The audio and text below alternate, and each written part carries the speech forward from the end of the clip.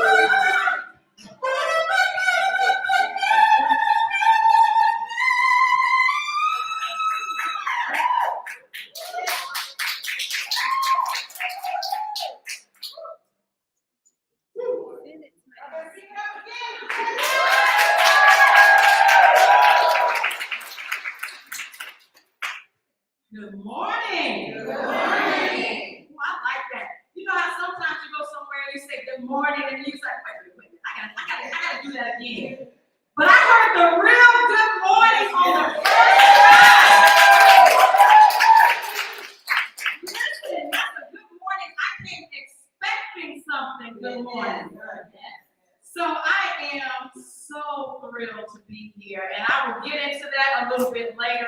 So thrilled to be here today with you guys. And again, like I said, I came expecting something. I was talking to my son early this morning, and he said, Mom, go do it. Go give it to him. Go. And I said, I'm going to receive. How about that? I am going to receive. So we can be started the way that we need to. We want to get some nourishment in our body. Can we do that? But before we do that, let's go ahead and say grace over this food so we can get some food and get going. Gracious and Heavenly Father, we thank you for this day. We thank you for this opportunity. We thank you for the connections that will be made. We thank you for this time of fellowship.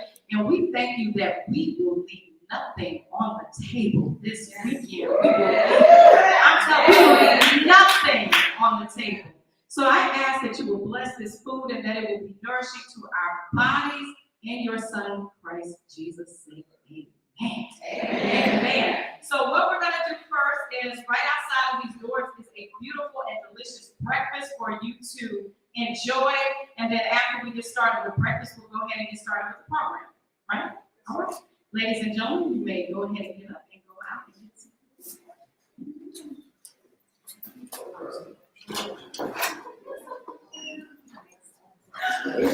Yeah, I'm streaming. I got to find. Yeah, do you have a YouTube channel? Oh, it's on the Marcus Wayne. What's that YouTube channel?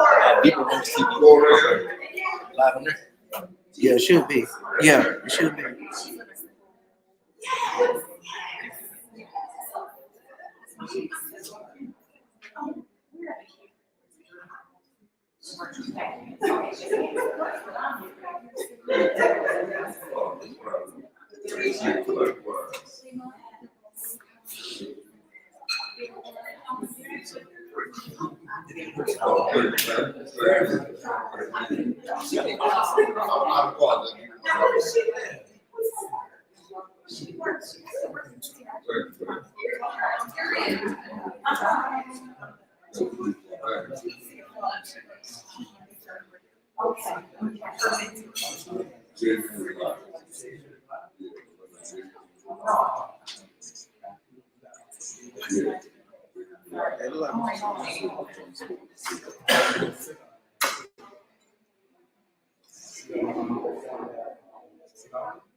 Which one? All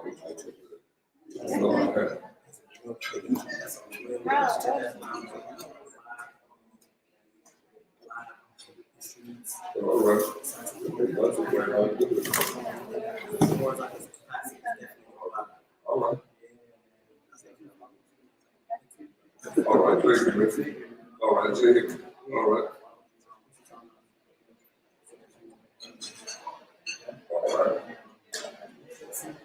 Oh yeah, I'm a family work tribute, May 26th and 27th. Yeah, it's Genuine Split. All right, it's on yeah.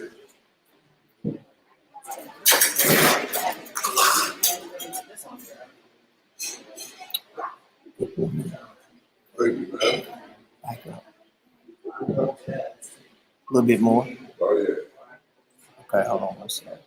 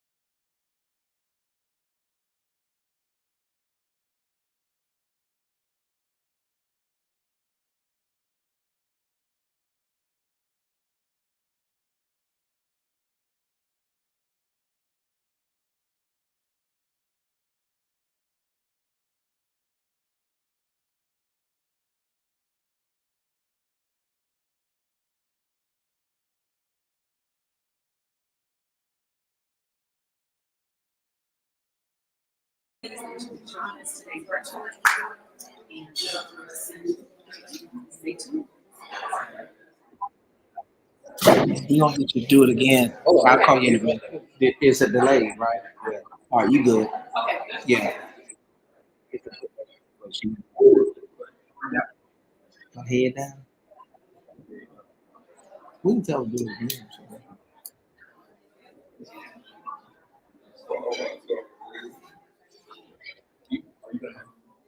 Recording on the line. You have that. Yes, it's being recorded right here. So we'll download From YouTube? from YouTube and Restrict.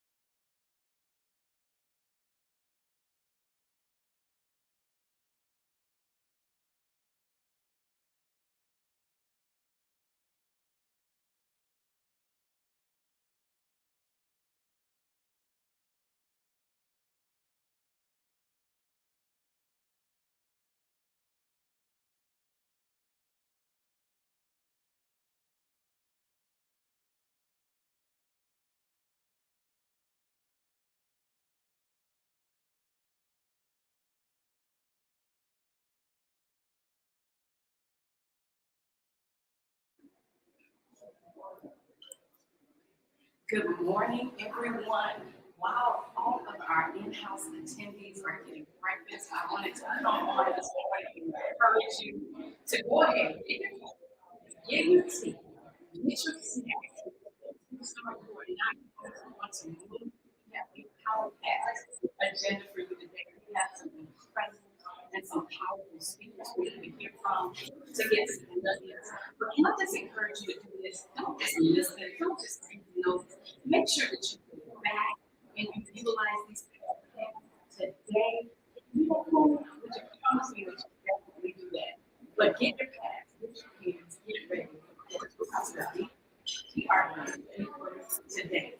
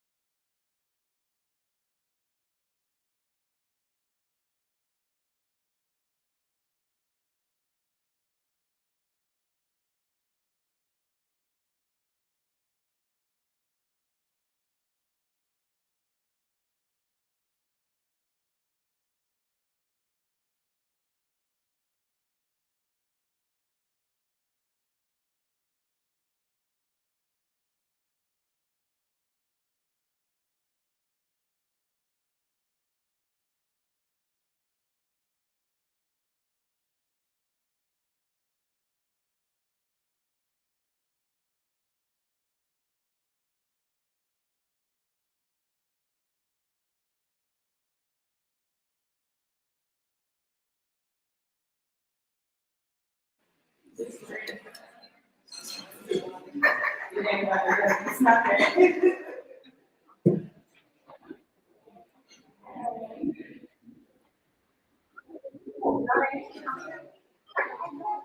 Hello, everyone. It's me, your girl. He's back for your life.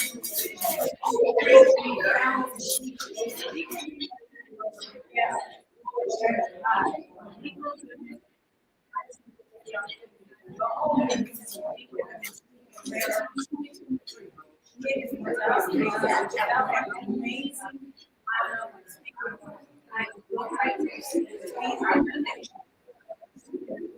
Trust in me to handle their story, to help you heal, lead, stories,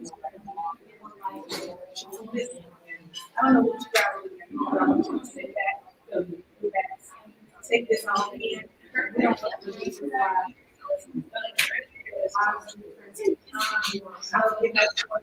Thank you so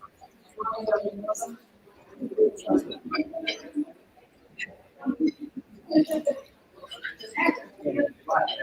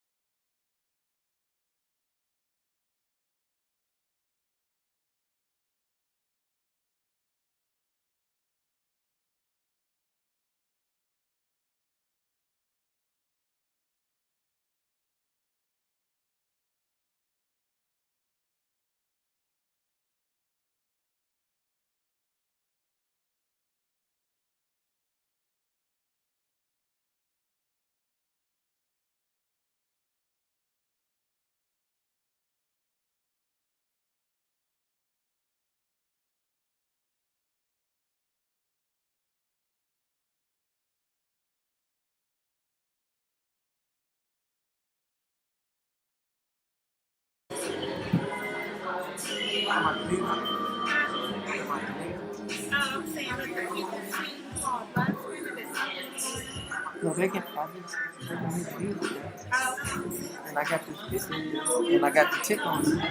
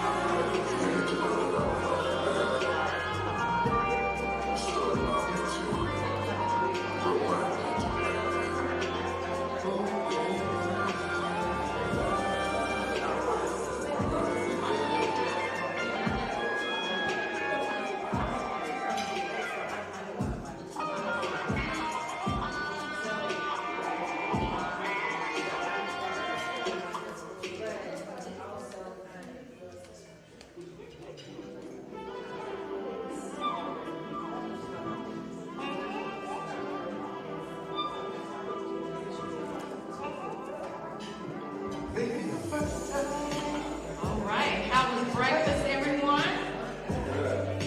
Now that we've fed our bodies, we can feed our minds, and we're going to go ahead and get started with the program. I realized when I came up the first time that I did not introduce myself, so if you'll give me a moment to do that. My name is Coria Burns. Some people call me CB on Praise 102.5. I am known as C. Burns, but I'm just Coria. That is me. I am a mother, and I consider myself to be a good friend. I have two friends that are here with me today, so I think I'm all right in that arena. By day, and I say by day, I I manage 4 radio stations here in Atlanta for Radio 1.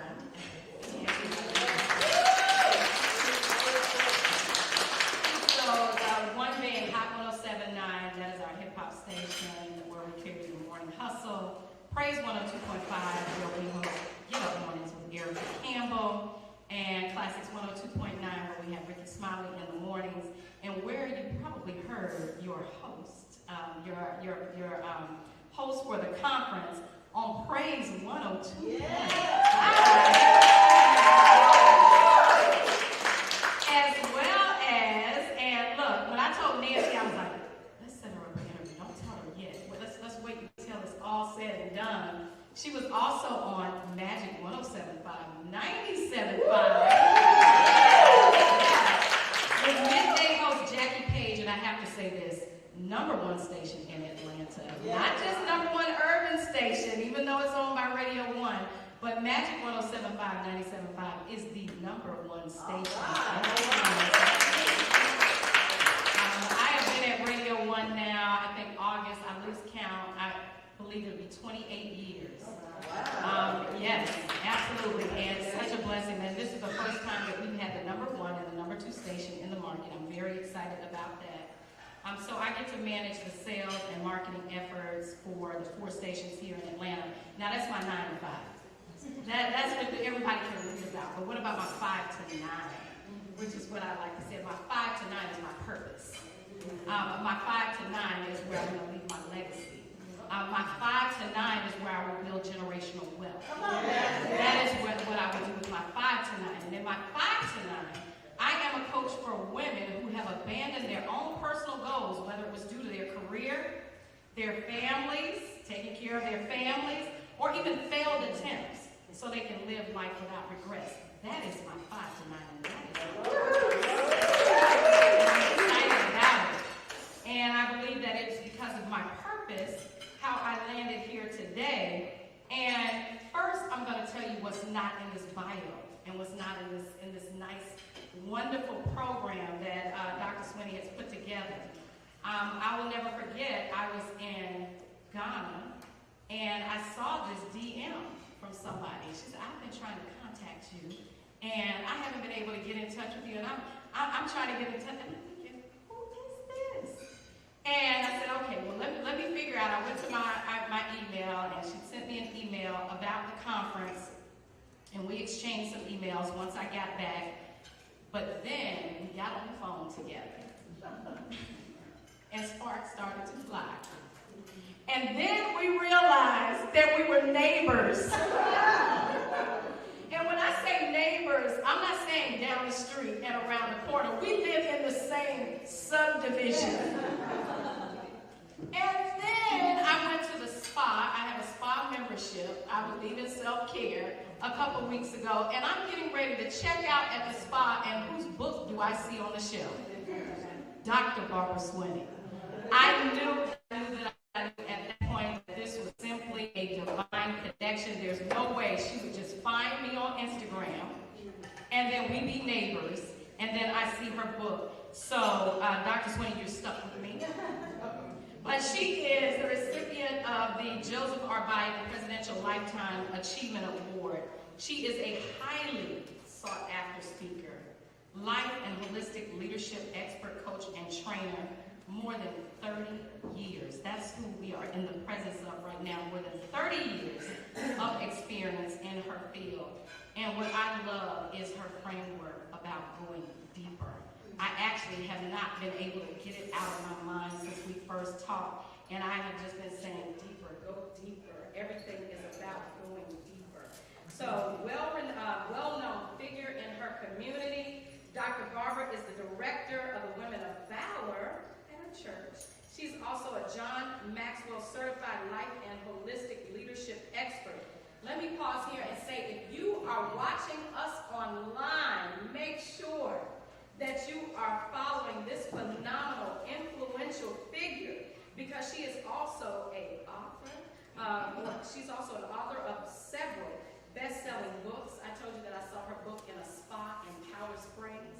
While I was at the spa, she has 6 steps to achieving perpetual success, and then 25 5 tips for living the deeper life. Dr. Barbara is a visionary who has been recognized for her leadership, commitment, and contributions to her community and even the next generation. I'm so blessed to be connected with her because her work has also been featured on prominent media platforms such as ABC, NBC, Fox, CBS, talk shows, radio segments, podcasts, magazines, and newspapers, including CEO Weekly, U.S. Reporter, and New York Wire, amongst others. Guys, Dr. Barbara is a thought leader, and dedicated to supporting personal and professional development and empowerment of women all around the world. She is an authority. Y'all, we are in the presence of an authority.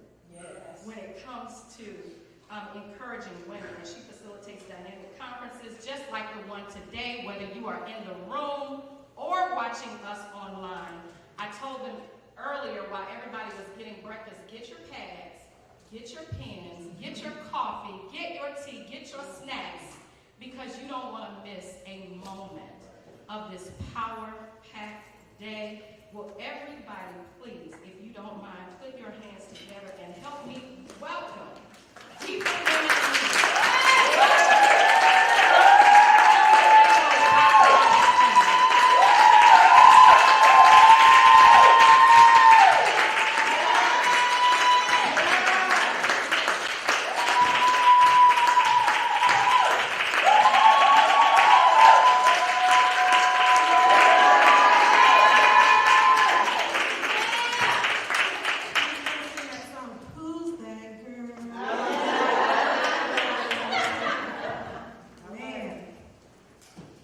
Thank you so much, Coria. That was amazing. Whew. Now, everybody who knows me knows that I'm a bit of a crybaby, but I'm going to try not to do that here. You know what a roller coaster ride it is to plan a conference. But when I land, I see why it's all worth it. Just seeing you here makes it all worth it.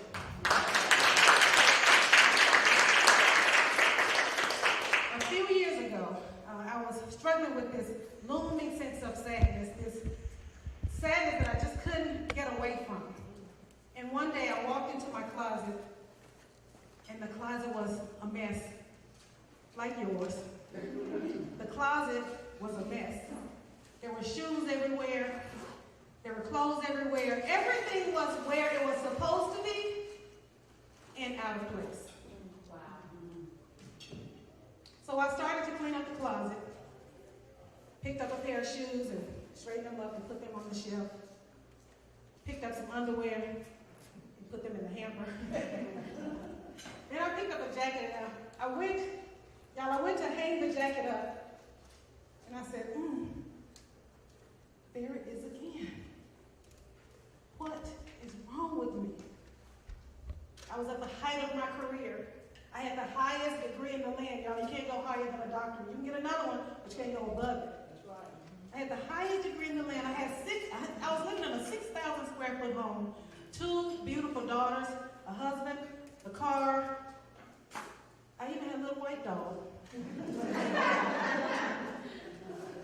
But something was missing. And before I left out of that closet, I found myself on the knees saying, God, please, give me my passion back. Y'all want to know what he said? Girl, get up and clean that closet. Because sometimes you don't get an answer right away, right? So what was to come? A year later, I found myself going through a divorce. I found myself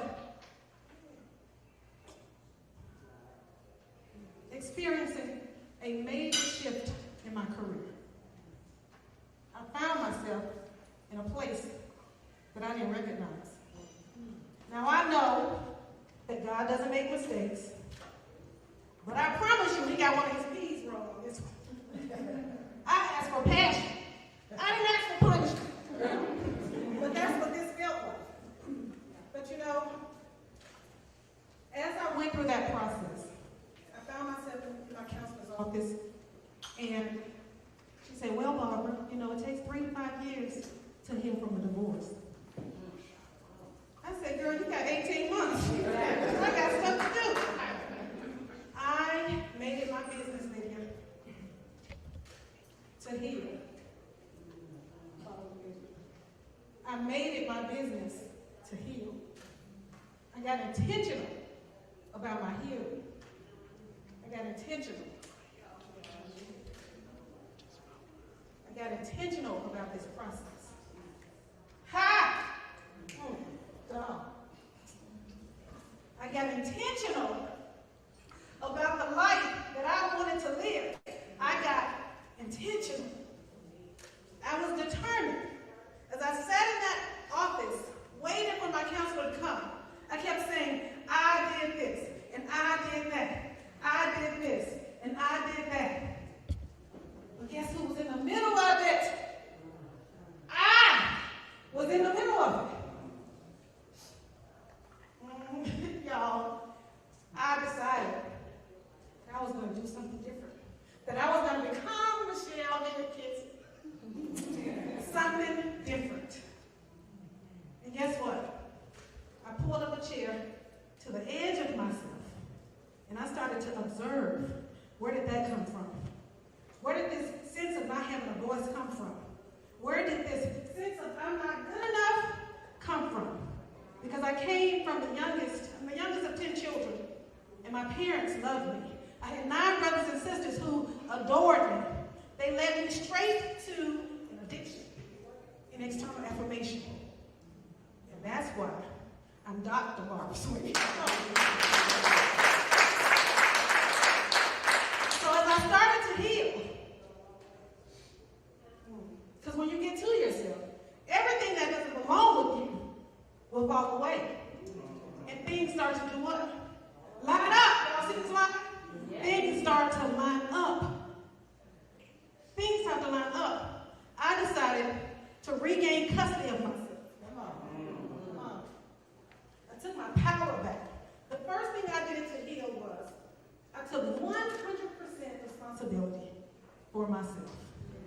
And when you take 100% responsibility for yourself, wherever that is, whether it's a bad marriage, whether it's a bad job, you're responsible. It might not be your fault, but it's certainly your responsibility. But as I got healed, things started to line up. I took agency over myself. I became a more effective leader of myself.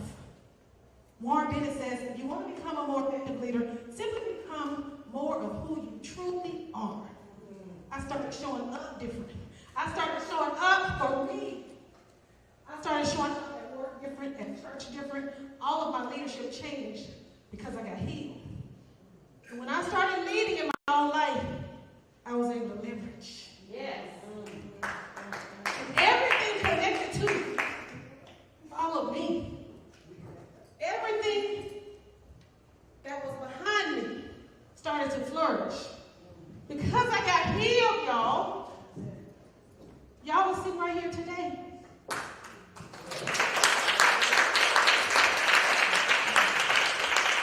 it was my job, my duty, my responsibility, my purpose to help everybody get to you so you can show up in leadership wearing only the clothes that you can wear. What Corey is wearing is beautiful, but I probably can't fit it. We have to become who we truly are. The closer you get to you, the less you reach for other people. And that's why it was important for you to be here today. It was important for you to be in the room today because we're 99.9% biologically the same. Everything else will make it up. Diana, that means if I need it, I can probably assume that you need it. Because we're all the same. We're one spirit, compartmentalized in different skin tones, different shapes and sizes. But we are one. So I want us to sit back today, relax, enjoy each other. Thank you so much for being in the room. Thank you so much. I gotta give a shout out to some, did you do that, Corey? Oh, I'm gonna let, okay. I'd like to give a special shout out to some people that have been extremely impactful in my life recently and along the way. Miss Diana Lynch. Yes.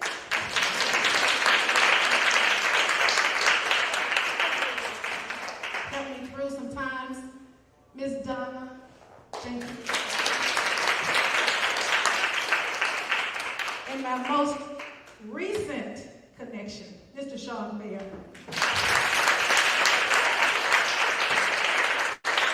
Sean Ferry is my coach, my mentor, my teacher, my big brother. Thank you so much. He's here from Michigan. He's the founder of the Leadership Experience Tour, which catapulted my brand. And that's why I'm able to stand here with a level of confidence that I probably didn't have 6 months ago. So if your coach doesn't have a coach, you probably should be looking for another coach.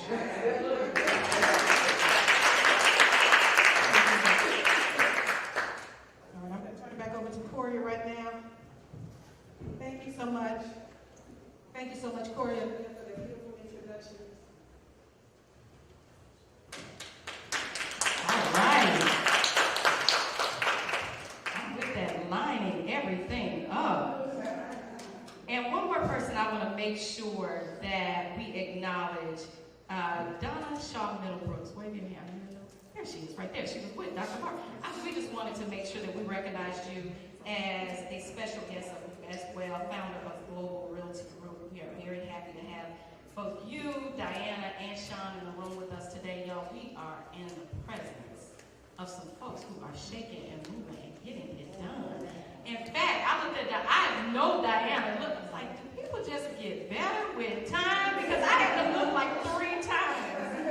But absolutely beautiful, and we are very blessed to have you in the room. I want to have you guys do something very quick. There's a notepad in each one of those bags. I want you to take it out. You'll see why in just a minute. There's a notepad, and on that very first page,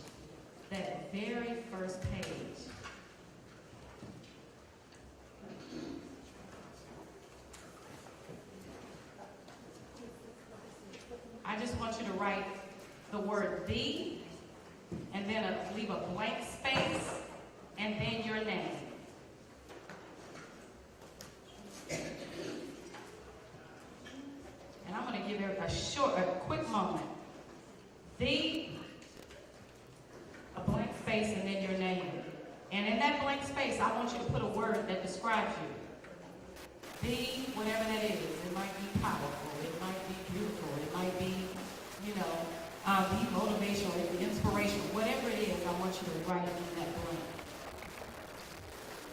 And then just give me a quick church wave when you got it done. So we know all hearts and minds are clear. Everybody got it done?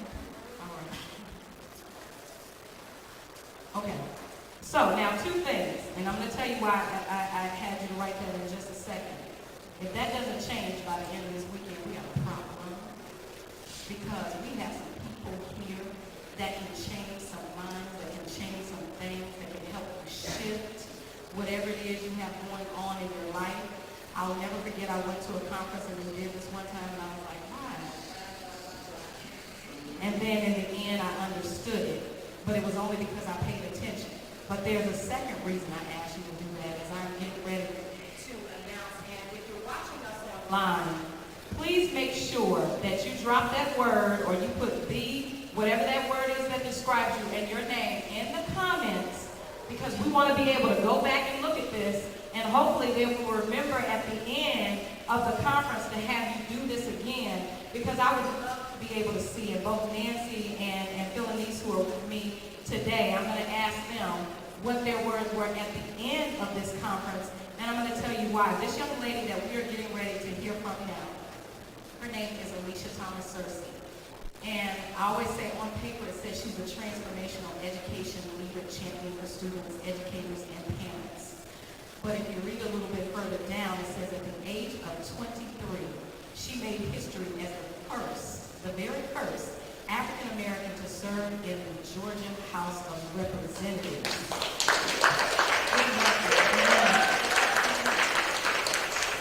Representing residents of Cobb County, the third largest county in Metro Atlanta. She holds a bachelor's degree from Spelman College. She is a member of Alpha Kappa Alpha Sorority Incorporated. She is a board member of the Joseph and Evelyn Lowry Center for Human Rights Institute and is vice chair of Gen House, an international organization that is building a school in Uganda. Wonderful. She is also an educator, leader, wife, mother, child advocate, and education thought leader. Strong belief in living a well-rounded life. That is what is on paper. You'll hear me say that a lot, and I hope that is what is on paper. But let me tell you what is not on paper and the impact that she made for me. We were on a Zoom about a week ago. A lot of ladies in this room, we were on a Zoom. And Dr. Barbara asked us to introduce ourselves. And when she did, she said, "Be fierce." Alicia. So, be fierce. And I've not forgotten that. The way you introduced yourself with passion, the way you introduced yourself with confidence, that is what I will never forget. Not what's on paper, but what you said about yourself. That's the reason I had you to write that word on paper. Because people can say wonderful things about you, but if you don't believe it for yourself, and I could have said just write a word, but I wanted you to write that word with your name behind it so you can remember it. And when you leave this place this weekend, hopefully a shift has occurred and that word means something even different, or there is a different word at the end of it. So I'm going to ask you all right now, and don't forget online to make sure you're dropping your word as well, for everybody to please put your hands together for Alicia Searcy as she comes forward. Amen.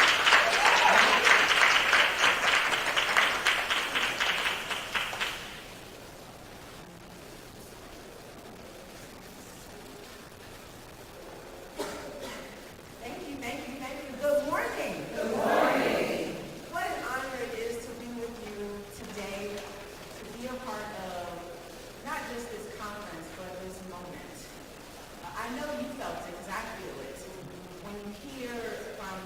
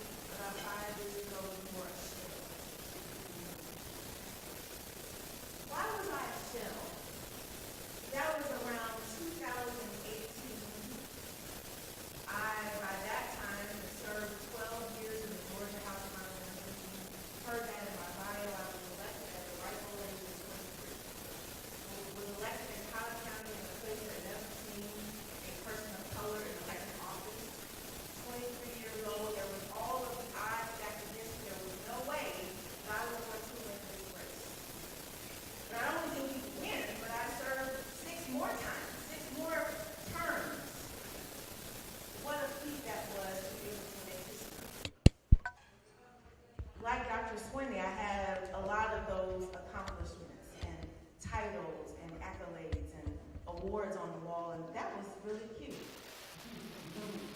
In 2015, I went back to school, went through a couple of superintendent training programs, and became a superintendent. Got some incredible results for our kids I'm very proud of.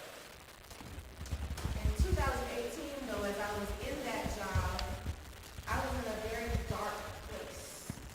I had all the titles: former state representative, superintendent. I could walk into any of my schools and they would hear those high heels coming down the hall and they were ready.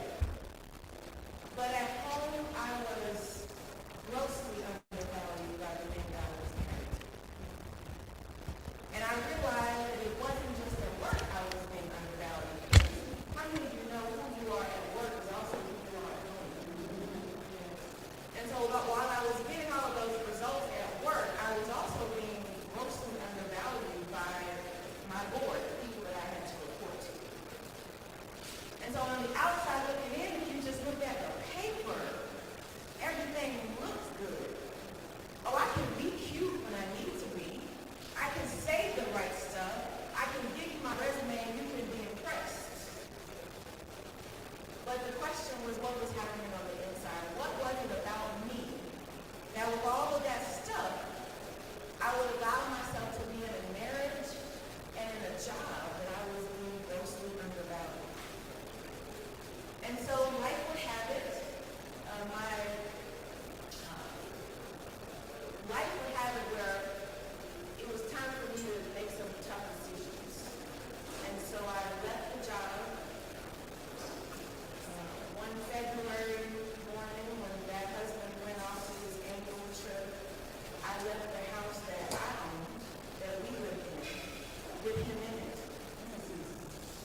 I took my daughter's furniture and a few other things and left everything in the house as I didn't want it. Because it was, as my therapist now calls it, it was the shadowing. Many of us have had experiences in our lives where we go through the shadowing, where it's like you lose everything that you thought helped to define what you thought was who you are, but it's really just what you are. So it was very challenging for me because I didn't have the superintendent title. I didn't have the wife title. I just had to look at this pretty face in the mirror and realize all I had was me. Until I realized that me is pretty damn good. And in fact, I didn't need the titles to define who or what I am. And so what I sum that all up to say is that I finally figured out that my life had to stop being about the doing and start being about the being. Who am I? What kind of mother am I going to be? What kind of person am I going to be? Friend, daughter?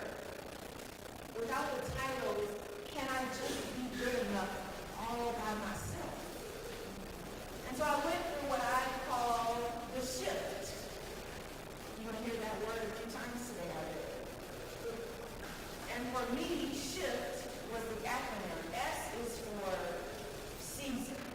So thank you for those who put on those pins. I got a couple of assignments for you as we go on. S is for season. It's the time that some of you are experiencing right now. Where you checked all the boxes, you did all the stuff they told you to do. Go to college, get your degree, get married, have a child or two, get a dog, the white picket fence, all that stuff that they told you to do. And that's nice. Except you woke up at 35 or 40 and you're like, well,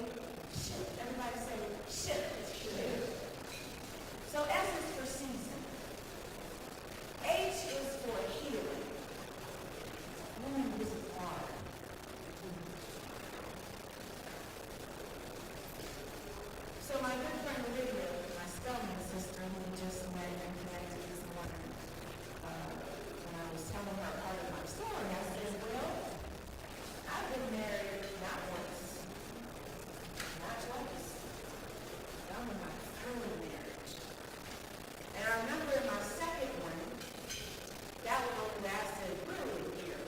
And the truth is, I remember Googling before the wedding how to call off your wedding. But we're so focused on what people are going to think and what they're going to say, and I got this nice dress, and oh, the hotel is great, and I don't want to be embarrassed, that we stay in stuff that we shouldn't stay in. And so after marriage number 2, realizing that it was over, I had to decide that it wasn't about what other people thought. It was about me and my happiness and what I wanted. But as I did that discovery, I had to think about what are the things I need to heal from that got me in this situation to begin with. Because regardless of what happened in those first 2 marriages, it wasn't their fault. It was me. I am the common denominator. I am the one who decided that this was the marriage that I wanted. And so I had to think back, what happened in my life that made me choose a husband who was abusive? It was what I saw. I saw my mother go through it. And even though I knew consciously it wasn't what I deserved, subconsciously, how many of you know what's in you will come out? And it comes out in different ways, but it's in you. And so H is for that healing. It's for what is the thing that's holding you back from what you know you need to do, but there's something in your mind that's telling you I'm not good enough, I can't have that healthy relationship. I can't have the job I really want. I can't go into the career that I really want to do because I'm not good enough, or I don't have the skills, or all the things you tell yourself you cannot do because you think you are not worthy. Who told you you weren't worthy? Where did that come from? What's happening in our soul, in our spirit, in our history, in that relationship, whatever has happened that we need to heal from?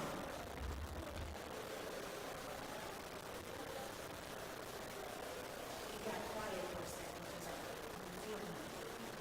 I was thinking about the thing. So I have a quick assignment for you to do. I want you to think about that thing, that thought, that belief, that experience that's holding you back from the thing that you truly want for your life. I want you to think about that for just a moment. And then after you get it in your head, I want you to write it down on that same pad that we took out a few minutes ago. What's the one belief, and there may be more, but just think of one. What's that belief that's making you think that you can't do something? What's that experience? What's that belief that's holding you back? I want you to write it down. And then I want you to take 1 minute. I want you to share it with the people at your table. I know you don't know some of them from campaign. This is a safe space. This is a place where you ought to be able to be fully naked. Because if you don't open yourself and become vulnerable and transparent, you won't get what it is you have come here to get. So I need you to openly say whatever that thing is, that belief that's holding you back. Go.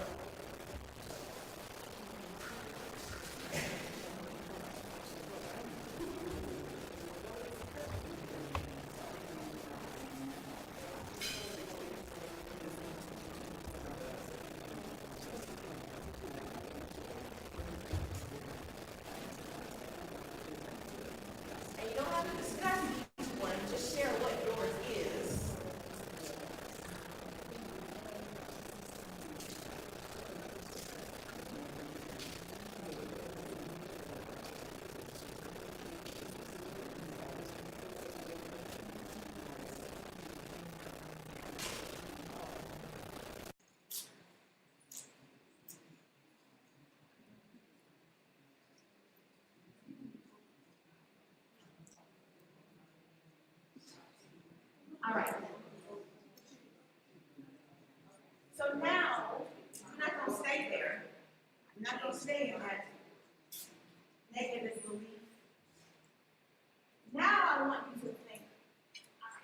opposite of that thought and that belief?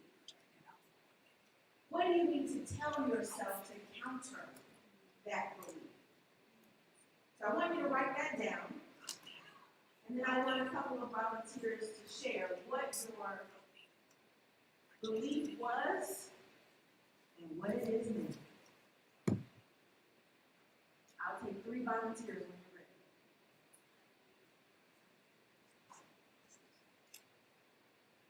What's the thing that you were believing that's keeping you back? And what's the thing that you are now going to tell yourself to remove that barrier?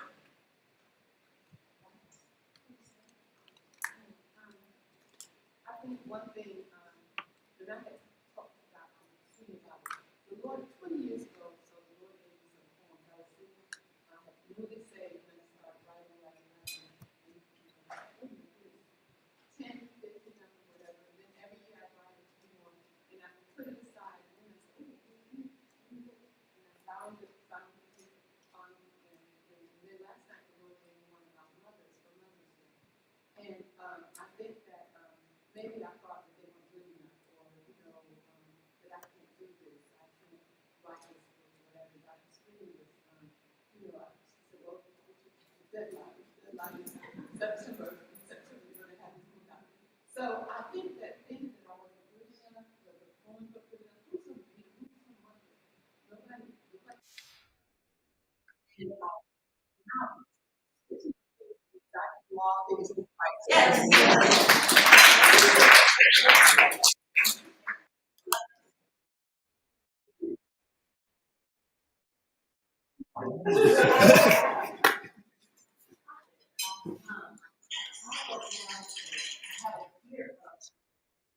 I have a business, and I don't operate a business by word of mouth. I fear putting it out and putting together a website.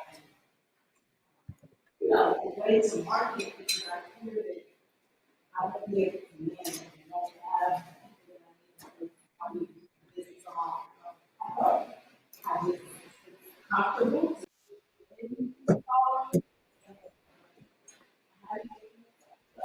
But now, all the money. So,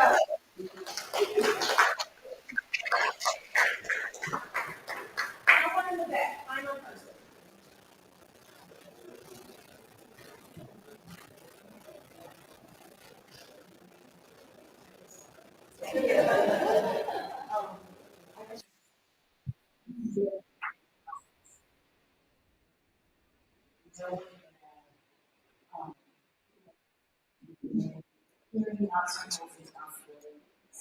And so the concept and address would be something no one can do that.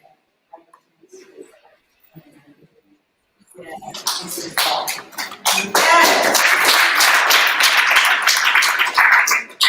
Thank you, all 3 of you, for sharing. It takes a lot of guts for all of us, right, to acknowledge what the thing is, the belief that's holding us back.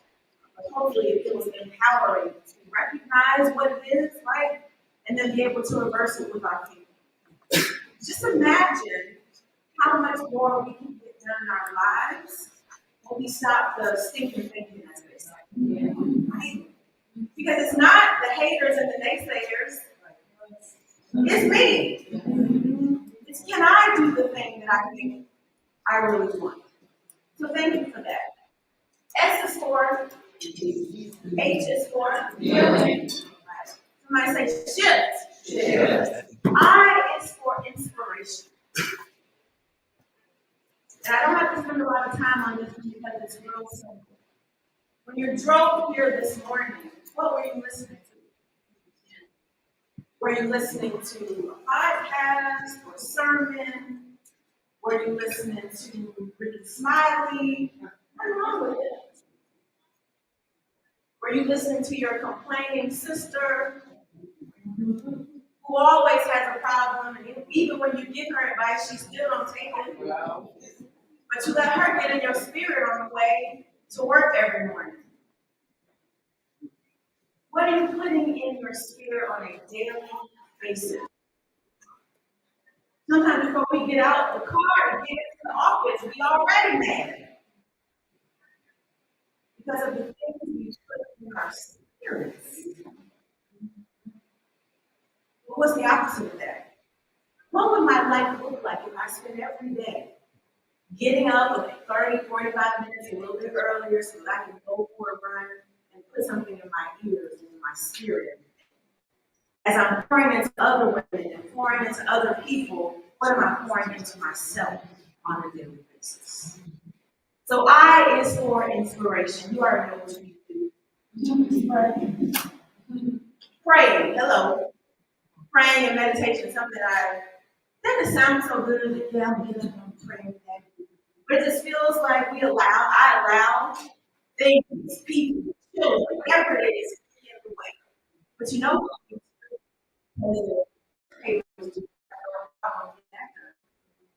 Right? So we gotta remember the things that we need, right? The foundation of who we are and how we become the thing, the person, the being that we want. What are the things that we need to do to get us there? So S is for H is for I is for inspiration. F is for leader. And we heard a little bit of it, right? I want to write my book of poetry, but I'm afraid that I want to expand my business, but I'm afraid that I just might expand my business.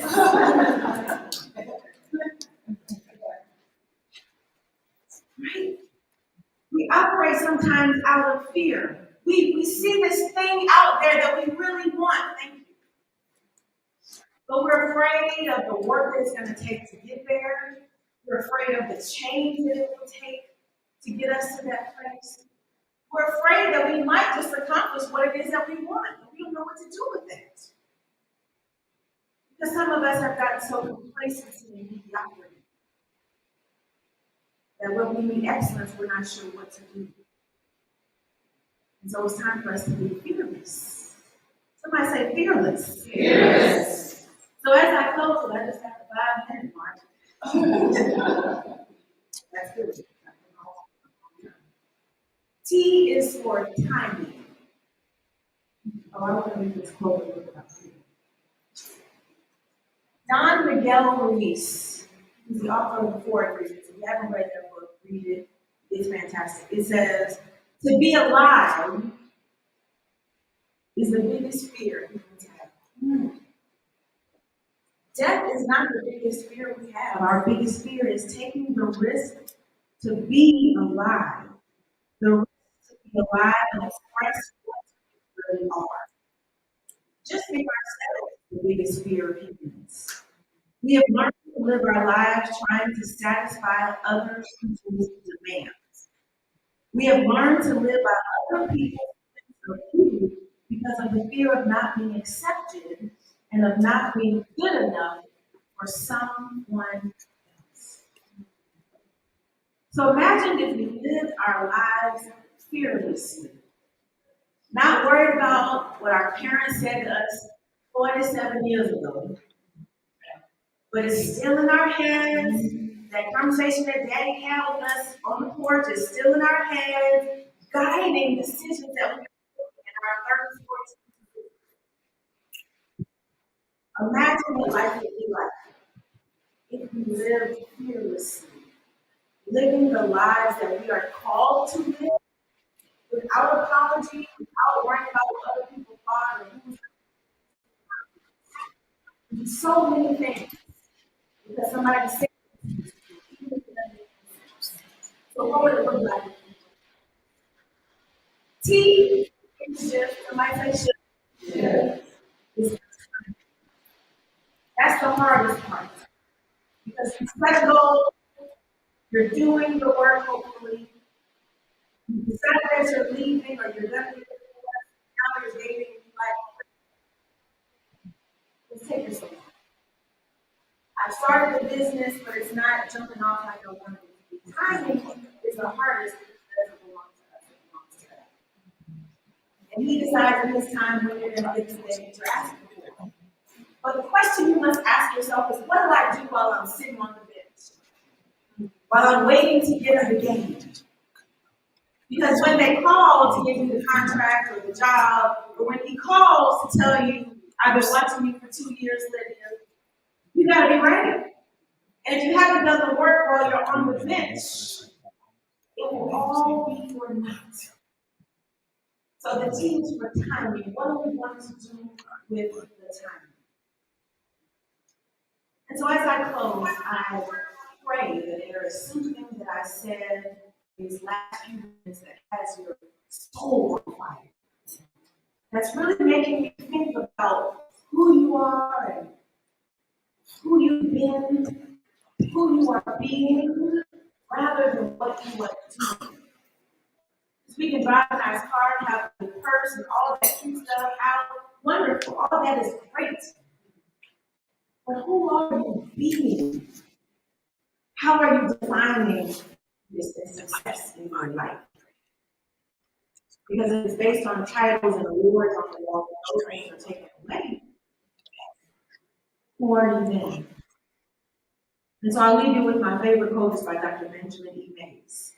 It says that every person is born into this world to do something distinctive and something unique. And if he or she doesn't do it, it will never be done. It's been hard going through the challenges that I've gone through. But what you don't see on the paper is the low moments, the tears. I'm grateful for all of those experiences because I wouldn't be standing here. And so I just want to remind you that you too were born to do something. That's going to impact the lives of hundreds, thousands, millions of people, or just the 5 people in your house. But if you don't do it, it will never be done. Thank you.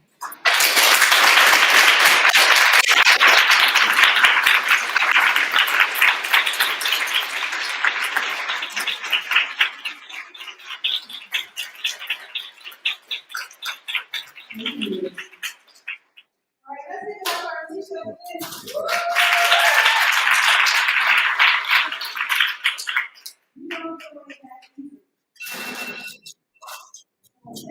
Zig Ziglar says, before you can do a thing, you must be a thing. That means that singers sing, writers write, organizers organize, leaders lead. So we're going to talk about these limiting beliefs for just a second. I'm going to sit Alicia on this seat right here. I'm going to pause for a commercial break. Hello, everybody. I'm Dr. Barbara Sweeney, your life and holistic leadership coach and coach trainer, founder and CEO of the Deeper Leader Institute for Personal and Professional Development, and the founder of this conference. You are now about to witness live and in person deeper conversations with Dr. Barbara Sweeney, our new podcast that we recently launched in February, and Ms. Alicia is the first guest live.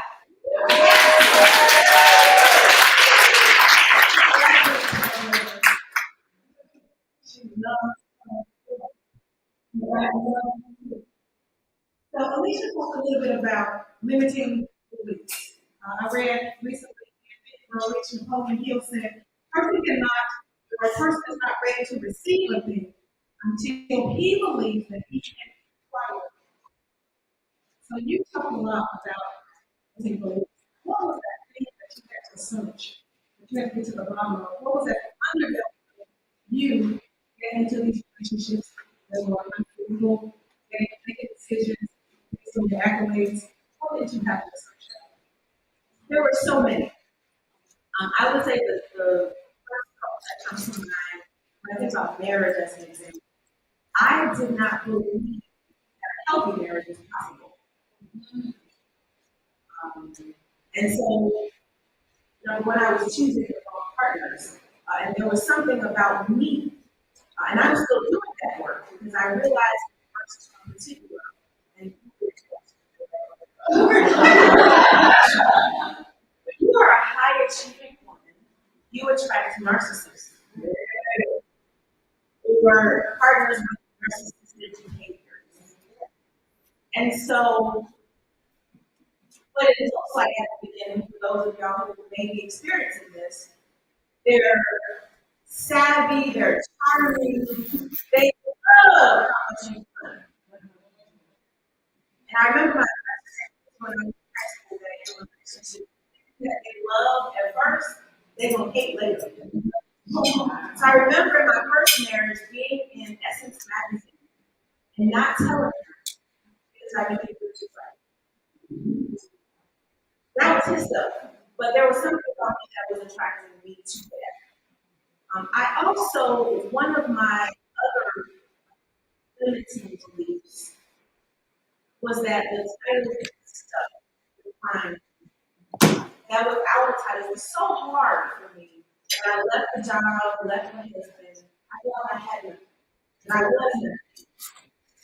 That people that I know say to me, what are you doing next? What's next for you? And I despise that question for asking that.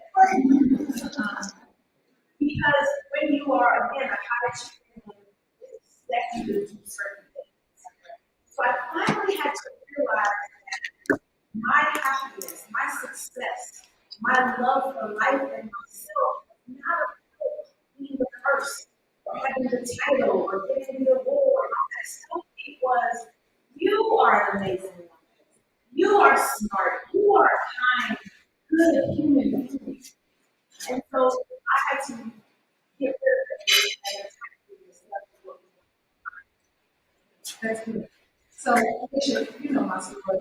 We had 3 hour lunches and all of that. So I was there for 20 minutes. And a lot of things had to develop in the I'm negative at first. I would ask myself, what are you doing for all this? And it turns out that those 20 years were an investment. I had to grow in my character. I had to grow into her. What did you have to grow into?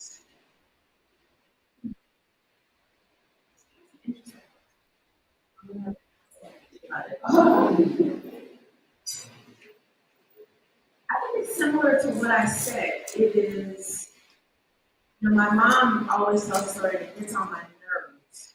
That when I was born, she said, we're going to have challenges in your life, but it's all going to be for a reason. And so I think I had to grow into that.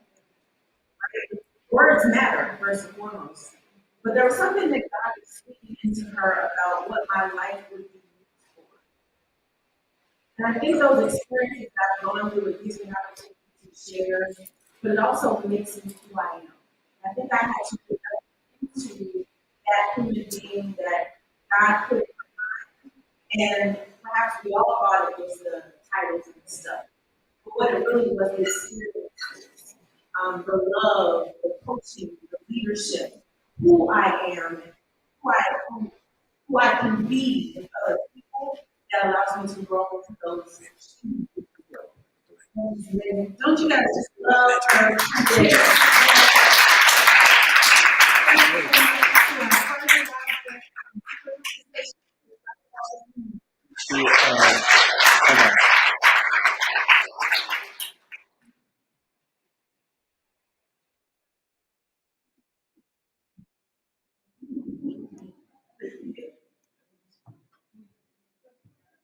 All right, y'all give it up for Alicia Searching one more time.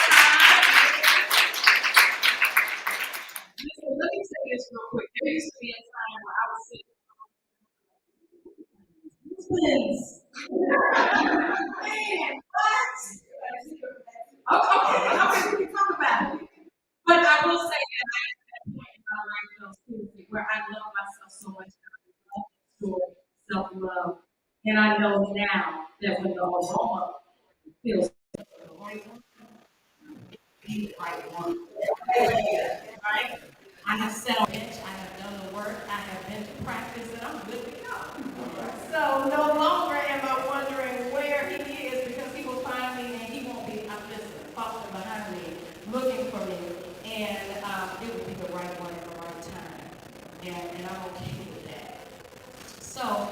it is now time for us to welcome our very next speaker. And this young lady is a wife, a mom, a businesswoman, a certified motivational speaker. She is also a published author, talent acquisition professional, and leadership development coach. But it's her personal experiences. Like I said, I always like to talk about what's not on the paper. And I believe that it is her personal experiences that inspired her to start Safe Space Property Management, which is a 501c organization, nonprofit organization that provides supporting services to survivors and domestic violence.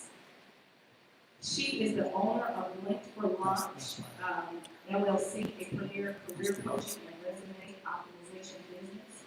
She's recently authored a brand new book, which I saw the setup out there with her. Securing the BAG, Big Audacious Goals is what BAG stands for, to provide practical tips and a workbook for professionals looking to elevate their next career background in various HR functions and social work disciplines that establish a framework for her expertise. Now, let me tell you this because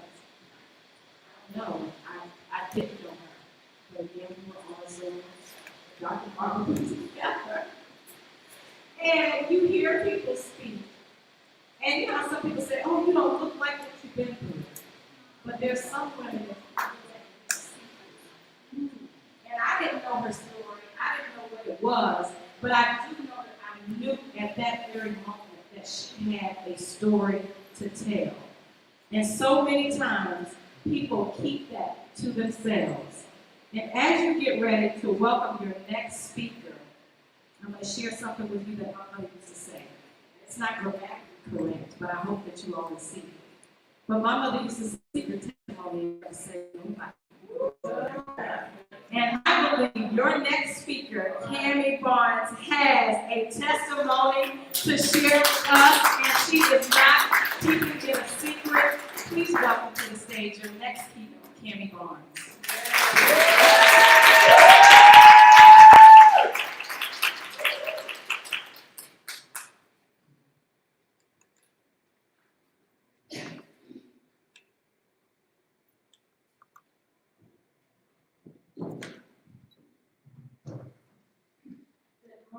Good morning, or shall we say afternoon? Are we in the afternoon yet? Yes. All right, ladies, so welcome to Deeper Women Speak. I am so grateful to be here with you all today. You all are my sisters. Speaking that, I'm claiming it, is real. I want to develop that type of relationship with you all. I want to speak to you as if you are my sister, because that's what I feel in my heart. And that's important for all of us to establish a sisterhood because we need each other. Dr. T said in a conversation last night that we need each other. And I truly, truly believe that. We all have something of value that we can add to each other. So yes, I'm speaking to you as my sisters. And I just want to be transparent that, you know, we have our presentations today. And you're going to hear some similar things in a lot of the presentations, even though we didn't know ahead of time what each person was speaking about. And that's just confirmation and alignment that we are all here when we need it, talking about what we needed to talk about, because there's somebody here who needs something from each one of us. So I'm just so grateful for that. But my presentation today is called Securing PPAG. Now, we've all heard the term securing the bag, and that, of course, is chasing money and financial gain, but for our purposes, BAG, BAG is an acronym. So that's Big Audacious Goals, because we know as goal getters that being in alignment, chasing your purpose, chasing fulfillment, chasing elevation, elevating your life, working on those things that are going to improve your life in multiple ways. If you're in alignment and actively doing those things, guess what?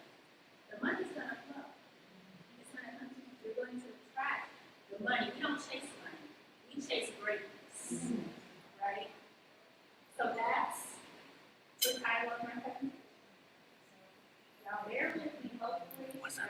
works with the clicker. What's her name? All right, so today's objective, so not just for my session, but I want to challenge you all to focus on some of these objectives throughout the entire conference. As I mentioned, you're going to get so much from each one of the speakers today. But number one is that sisterhood piece. So I'm going to challenge you at some point today or tomorrow or both, find somebody to connect with. More than one person. Exchange contact information. I participated in this conference with Dr. Barber last year, and I have lasting connections that I still communicate with. We're working and collaborating on different things. And so that's why those connections are so important for us. So sisterhood is number one. Number two, having the audacity to be bold in your goal setting. Don't play it small. And I'm talking to you. The one who's recording. Yep, I'm talking to you. Having the audacity to be bold. Alicia talked about being fearless. And that's key. You have to believe that you are capable of achieving these great things. You have to have that belief first. So be bold. Have the audacity to set those bold and big goals.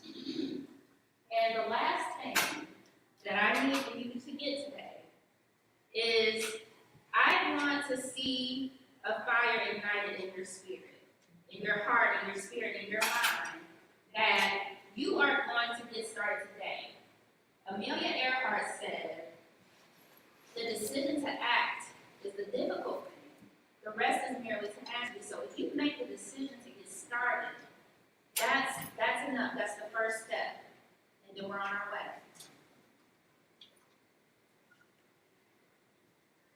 So here's some additional information about me, and I think back on something else that Alicia said is that we aren't our titles.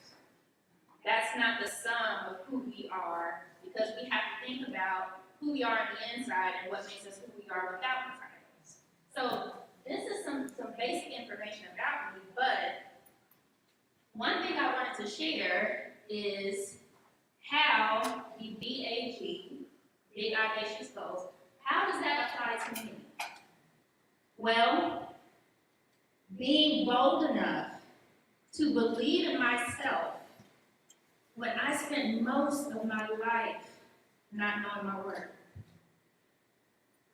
Having the audacity to break free from labels and boxes that might have otherwise kept me stagnant. Audacious. I was a second-generation teen mom. I grew up as a child being subjected to multiple types of abuse. I was told I would never be anything. I was called every name you can think of. And yet, I still managed to graduate from one of the top performing high schools in the country. Audacious. By the age of 22, I had 2 children.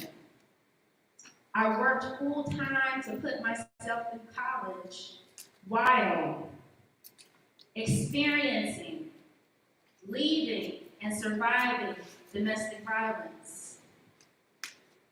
And in that same time period, I also experienced being raped twice by 2 different people.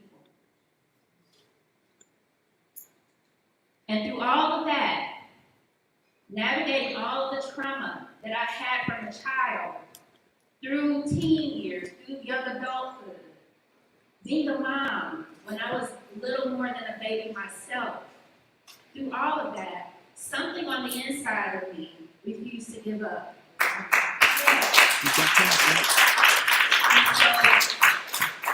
Somehow, I won't say something. I know. That's right. It was God who carried me. And it was that identifying who I am through Him and through His eyes. That's what made all the difference. When we see ourselves the way that God sees us, there's no person who can come to you and say you're something else. That's like me walking up to you and calling you somebody else's name. You're not going to answer to it because you know that's not who you are. Right? If we see ourselves the way that God sees us, that's enough. It's all encompassing. He's on the throne. We are his children. And so that's how the audaciousness pertains to me in terms of goals. And so here I stand before you several years later. I've rebuilt my life from the ground up, remarried in a healthy, happy marriage. I have 2 thriving businesses. One of them is a 501c3 nonprofit organization called Safe Space Property Management, also known as Safe Space ATL. But the idea for Safe Space was planted in my spirit when I was in that situation. When I was in that situation with my daughters, who are here with me today, seeing this version of me up here empowering, that right there is priceless. But when I see the families that I work with, so some of the services that we provide support services to domestic violence survivors and their children. So we provide emergency short-term shelter, support group meetings, we have a voice mentorship program, we also do career coaching, furniture, household item donations. So all of those things, when these families come to us for help, do you know who I see when I look at them? I see myself in their eyes. In their children's eyes, I see my children. And I laugh and joke with them all the time whenever they come on board with us, whenever they're in services with us. Those are my babies too, because that's how I feel in my heart. And so being bold enough to take that step, that was tough. I will say that was tough because sometimes when God puts something on your heart, you shy away from it. You try to be disobedient, you don't want to do it. You try to put it off. So I did that for years. And so the time frame did allow me to rebuild my life and get myself in a position to do it. But eventually, if you run for too long, God will start to poke you. And he'll poke you and poke you until you have to just say, okay, God, okay. So that's what I did. So that's when I started Safe Space. And my other business is Link for Launch. And though it sounds like 2 separate businesses, you'll see that if you're in alignment with your purpose, it all ties in. Because career coaching and having the background that I do in the resources, it ties in because that's a service that I provide to families that I help. And I made the decision to leave a salaried HR position because I was undervalued, underpaid, unappreciated. And that decision to leave that role and go freelance, monetizing my skill set, more than doubled my income. So that's what I mean when I say being bold. Being bold, and it was scary, it really was. When I typed in my resignation later, I was nervous about sending it, and I'm like, I don't know. And I just hit send. And it was done. And I prayed, told God what I needed. God will give you a vision, but he'll also give you a vision. He won't give you a vision and not give you what you need in order to walk and do the things that he's called you to do. So I have a visualization exercise for us today. And it's going to be geared towards what success looks like for you. Now, for this visualization exercise, I need one volunteer who's going to come up and hang out with me just for a few minutes. One volunteer.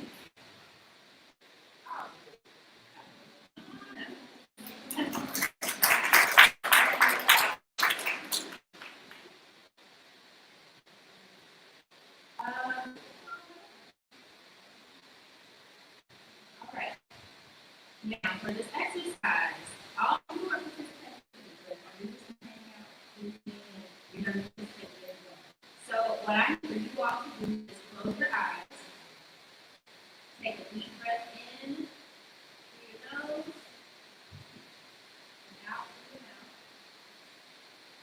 I want you to visualize yourself 10 years from now.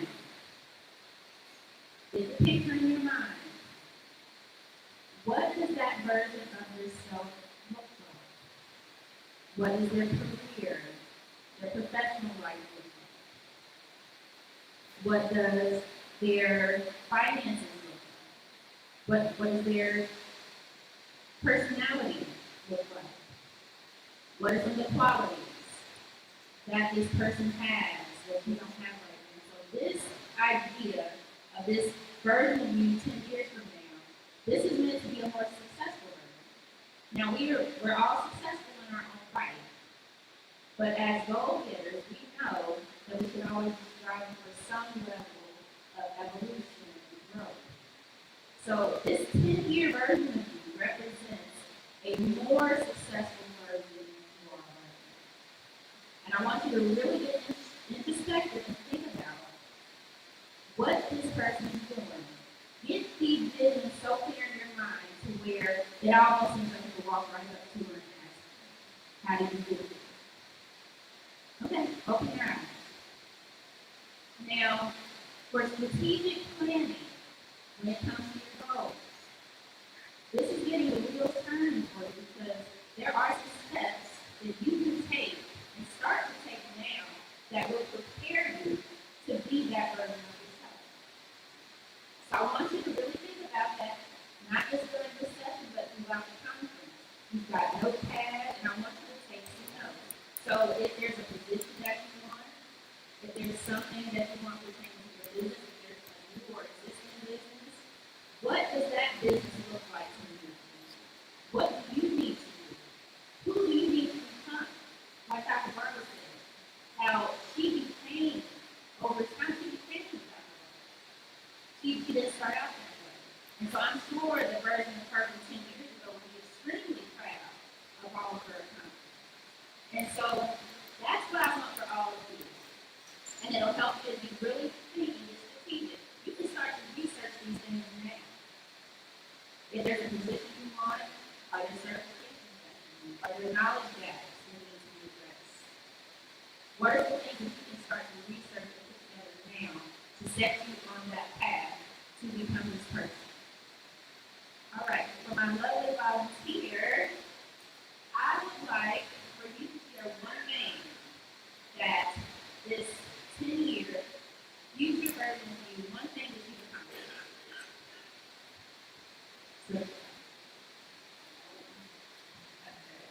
I love that because when we're goal setting, we need to be conscious to not just be setting professional goals. Come at it from a holistic perspective. So personal goals as well, relationship goals as well. And I mentioned the qualities and characteristics that this person might have. Maybe right now we have a procrastination, and that's something that we need to overcome and work on. So really get real with yourself and think about the things that you need to work on in order for you to become that version of yourself.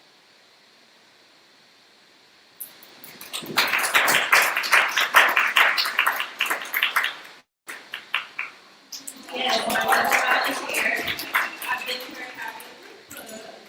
Thank you so much.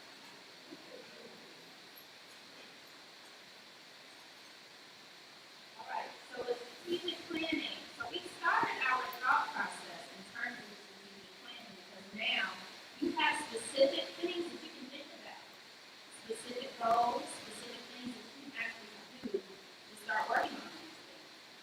So the big three for me, three just happens to be my favorite number. It's easy. So what I recommend doing is 3 goals, short term, 3 goals that are long term. And so in terms of long term goals, you can think about it, you can do maybe the 10-year or 5-year. For short term, you can do 1 year. You can even drill that down to really hold yourself accountable and you can do daily goals, weekly, monthly goals, especially if you're working on building a business. That's a great way to keep yourself accountable. And get creative and be flexible in your about your strategy because, you know, if you start down one path and hit a roadblock, you don't just stop, right? You shift, you pivot, go a different direction. There's more than one way to get from point A to point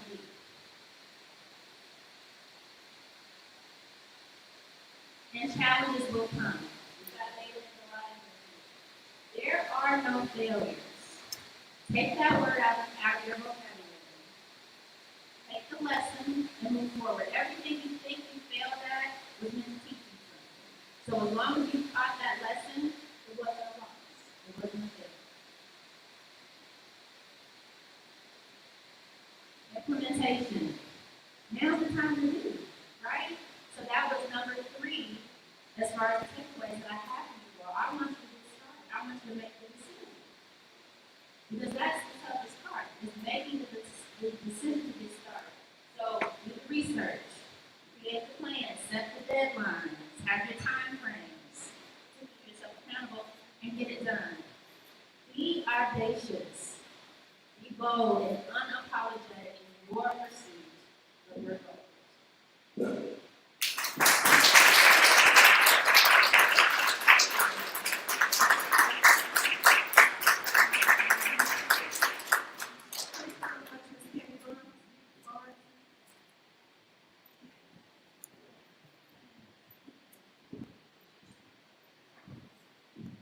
Did y'all love what Kenny had to say? Kenny, like Corey said, you don't look like what you did. You don't like what you did. Somebody in the audience might have a question. We're past the healing now. Now we're leveraging our stories and strategies for life and leadership. How did you get started with the nonprofit? So the first thing, and I mentioned that the idea, the dream for Safe Space was born in that time when I was in a situation. I recognized through my own experiences that people who aren't in that situation can tend to think that there is help available and all you have to do is just leave and all you have to do is just call a shelter. But they don't realize that most of the time when people call shelters, there's no benefit. And there simply are not enough resources available for these families. And so that was enough of a nudge for me to want to get involved. So when you had us close our eyes and look at ourselves 2 years from now, I had a little bit of fear running down my legs. But what do you do? What I saw, sometimes your vision See, is now so that just made me much- excited. Yeah. Your That vision just is scared so me. That much made me excited. bigger than you. It's like, do I have the capacity to reach it? So how do you overcome that hurdle? I think it was Alicia, the previous speaker, who said, sometimes you're afraid of the success. How do you get the young back to you? I would say, if it's in alignment with what God has for you, and just really getting to the point of accepting that, okay, God, I know if I don't do what you tell me to do, I know we're gonna keep hoping. And that's not a good feeling. You know, we talked about that last night.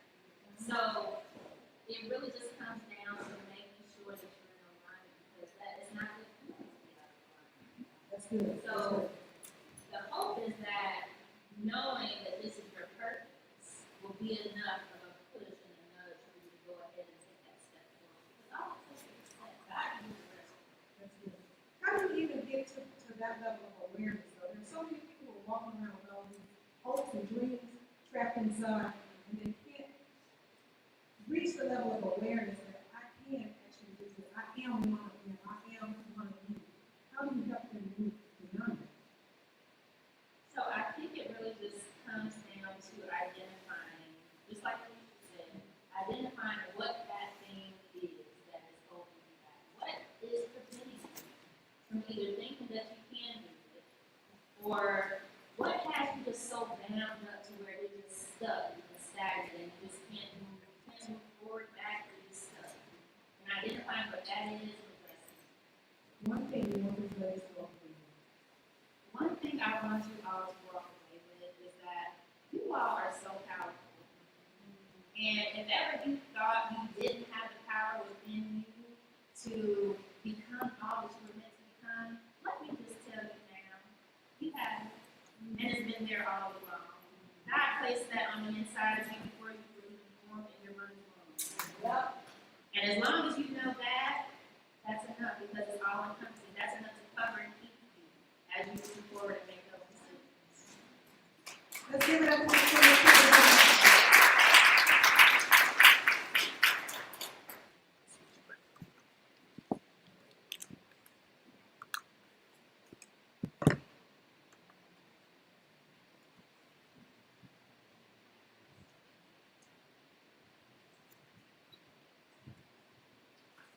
I guess we could have left Dr. Barber up here, but it wouldn't be right.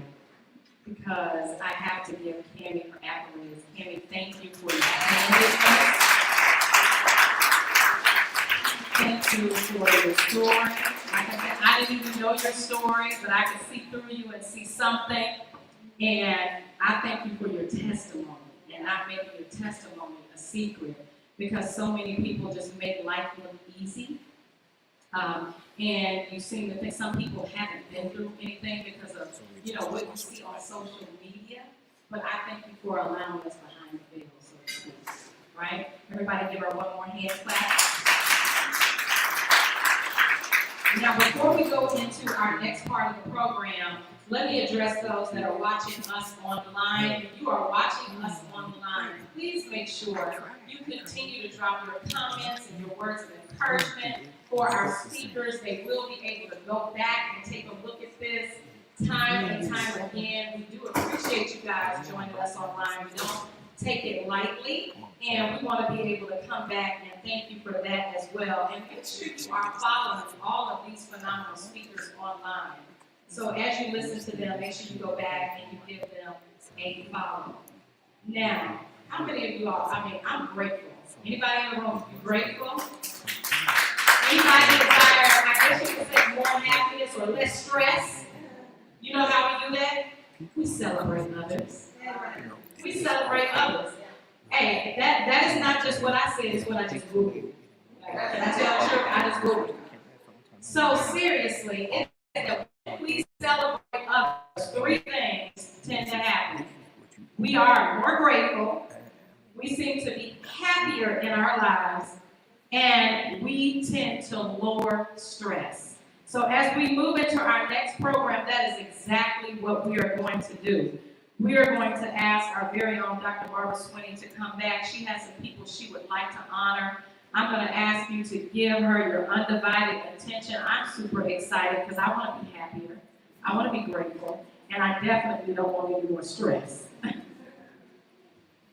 Thank you so much, Corey. This next segment is uniquely important and special. This is our first year giving awards. This is our first year, the first year that we'll be giving out our Global Leadership Award and our Global Impact Award. And the first recipient of the Global Leadership Award is Miss Diana, y'all are sitting there working together. Miss Diana Lynch.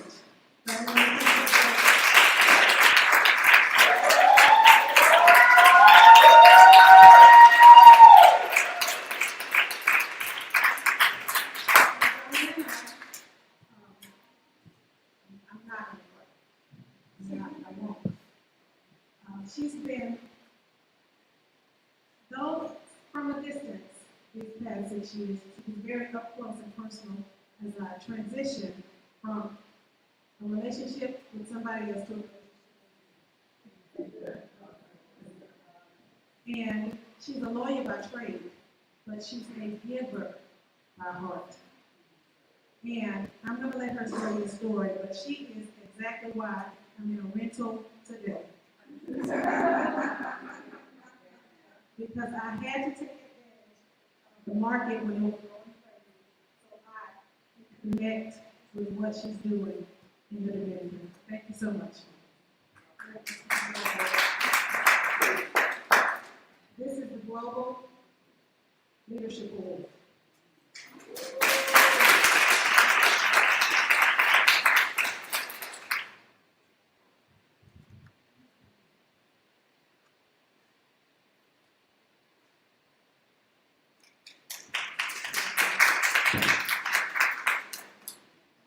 Well,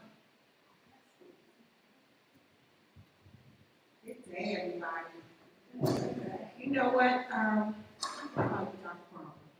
I've been calling by your last name. Half of our relationship, we met professionally, and we became friends. So I'm going to call you Dr. Brown.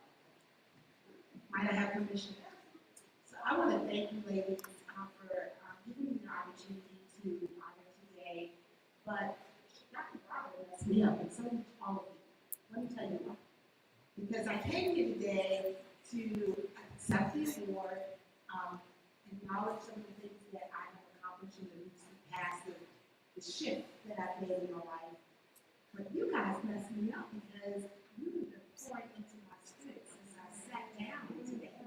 And it doesn't matter what level that you achieve, the experiences, the challenges, all the things that you experience at every level, we are so connected. I'm hearing shift. Write it down. I'm going to have to stay all day, okay? Because you are pouring into my spirit. I am so blessed and honored to be here. And never think of yourself as someone who can only receive. Because all of us have something to give to someone else at every level. And I never been light of it. I thank you. I have done that in my career. I started out, let me give you a little bit of my background. I was in New York. Came up in a very urban environment to a single mom, youngest of 5. And I think that over the years, one of the things I wanted to do more than anything is to create a new reality for my family. And now y'all got me crying. I'm one of those. And so I worked very hard. I felt like academically I was a scholar. I could excel there. I could achieve things. I could make a way for my family. And that was my whole motivation, right? I just needed to make them up enough. We couldn't own anything in New York, which we brought from the brownstone. We lived in many decades. But my mom always said, own real estate. We can invest in so many different things. However, historically, real estate generally doesn't lose value. It appreciates, right? And so I set out to do that very young, at a very young age. I went to law school, completing that, becoming a JAG in the Navy, and getting out. It was just out of this trajectory I had to succeed. I had so much pressure. And you might feel that, their family, you are the first of this, you have to do that, and you have to achieve there. And I came here today to tell you about this project. But I am so inspired by you women because you poured into me just in the time that I've been here. And I'm telling you how. I'm a little girl. And I've heard it said many times. I got a project coming up in Atlanta downtown, and they called it the unicorn in the real estate digest in Atlanta, signature Atlanta. Because I'm an African American female in the development space. Now, law, you give me law, I've done it for 3 decades. I've been a super lawyer, I've done mergers, acquisitions, I can do that with my eyes closed, right? But you get in a field that you've never been in, and you do not, all the things that you've accomplished in life, not. Like you are just incompetent, right? And you try to overcompensate. You work all day, you work all night trying to achieve something because you have to convince yourself you're supposed to be there. And God's already told you you're supposed to be there because you're there, right? But you feel like if you outwork the next person, if you can outthink the next person, if you can out-talk the next person, you can overcome your own insecurities about being the first one to do this. Because if I'm doing it, nobody else has, it's because I'm not supposed to be doing it. That's what we think, right? So I want to, for all of you, and I've heard the ladies that have come on the stage today, and I'm going to stick around. They told you how they overcome. And while I am the only African American CEO of an international in the Dominican Republic. I am still becoming. I'm not there. I'm not there. So for those of you who have gotten there, I commend you. Come talk to me. Let's figure this out together because I'm just becoming. And if you ever decide that life's a destination, I will pray for you. And I will hope that you will change your mindset. Life's not a destination, it's a journey. And if you stop moving, you will never get to all the places that God has in store for you. So be that unicorn, own it boldly. You're the first, you're the only one that looks like you in the room, whether it be because of your sex, your race, your nationality, your background, where you came from Boulevard Projects in Brooklyn, New York, Working Avenue.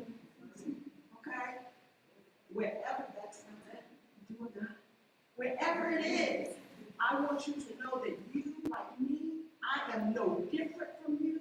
You can be the only person in the room. And when I've gone to conferences and I've tried to teach people who look in this room, like women like you, who are at my age where we're pre-retirement and we've accumulated some wealth and we have some disposable income, we have equity in our homes and in our stock market that's taking it away from us. And I said, you need to invest in real estate, whether it be locally, with my realtor for life in this meeting, or if it's internationally. Because I remember all the stories about Kiowa Island, where from Charleston, where all of us owned that property and we gave it up and we leveraged it, and someone else acquired it, and now you can only visit. In fact, we're getting our launch at Martha's Vineyard this year because it was 2 weeks or a month or whenever it was, and we dream of a life that if we only own that, right? We can go and imagine a community of us and a community of collective mindsets, and we can only experience that on a limited basis. But my goal, my movement, my mission is that we understand that we have the ability from the assets that we have now, from the assets not only financial, but from crowdfunding. Because we were able to take down over 600 acres, going on to almost 2,000 acres now of property, a golf resort, spa, amphitheater, over 1,200 units. And we were able to do that because we had a vision and we had a reputation for excellence. Because you can't run over people and expect them to do anything for you when you need them, right? So you gotta always understand where your home base is, right? But we were able to get people like you and I who have accumulated a small amount of disposable income, and together, collectively, we have taken down this project, and we're the only African American resort on historic land that was originally settled by emancipated Americans, and we're going to bring this to the market. So when you go travel, when you want to see your Martha's Vineyard, guess what? Go to Vineyard in the Caribbean. Alma de Samaná. Remember it. Alma de Samaná, meaning the soul of Samaná.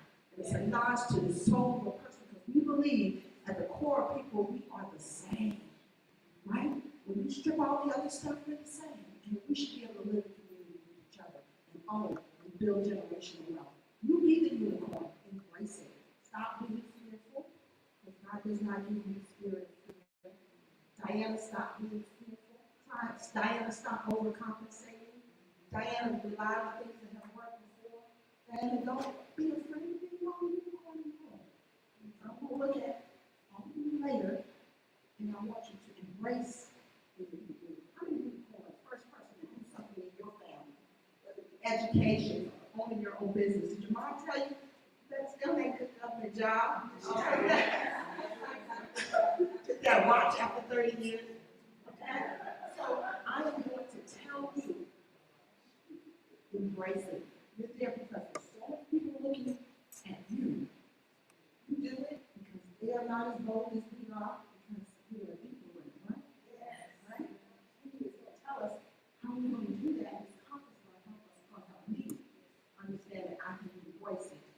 And if you want to embrace it, learn in your own space that you can be the only one you can do. Okay? And I thank you for this honor. I am humbled, I am blessed, and I am on a journey, and I'm still becoming.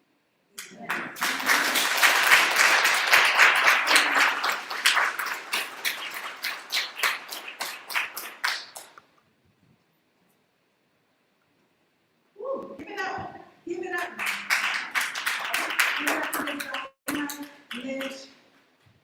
Amazing, amazing, amazing, and man, amazing people in her circle. And it is so awesome. The people in her circle are the people in my circle. All right. I love it. So this next award is the Global Impact Award. And it goes to Miss Donna Shaw Middlebrooks.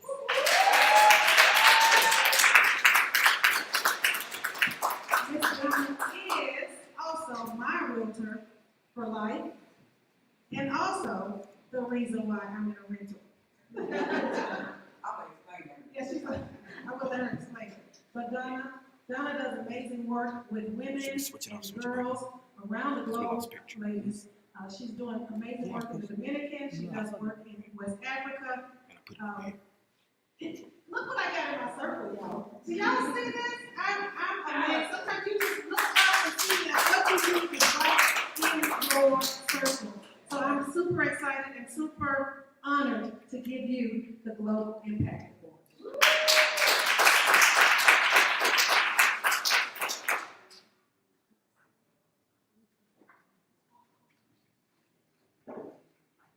Now this is the first.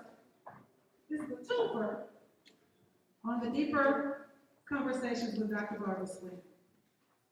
I have the two of them up here because they have a story together as it relates to the property in the Dominican or the project in the Dominican. I'm going to grab the other mic in just a minute and let you talk. Can you tell us how all of this came about? As you were talking, you were saying, we're going to Martha's Vineyard, and why do we have to keep coming to somebody else's property to enjoy? Can you just give us that background? I'm gonna purposely take the mic because I think my portion of the story helps set the context. It was about 5 years ago. This is a lifetime friend of mine, and we were in the DR for Hawaii, and we were sitting on the beach, just really applauding each other like we should. We were like, man, I'm so proud of you. 30+ years as an attorney. Another friend is in accounting. Investment bankers, and so on and so forth, and just lifting each other up because all of us had either gone to college together or just became each other's circle through life. And we were sitting there, and we were on this beautiful resort that she and her husband had reserved. It was amazing rivers, buckets of service, golf carts, made up. She didn't call and say, "Y'all need buckets," because they got great safety. So we were like, what? I have them out of something. We were like, oh, okay. So we're out of space for this one.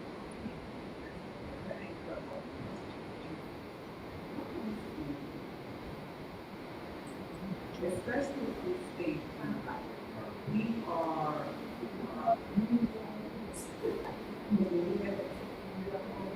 years, I'm just sitting in the Mediterranean on beach to beach ball, chilling and enjoying my best life. That's what my 10 years is. Yeah, that's my business.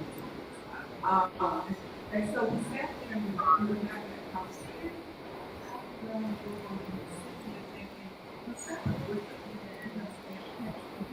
That wasn't just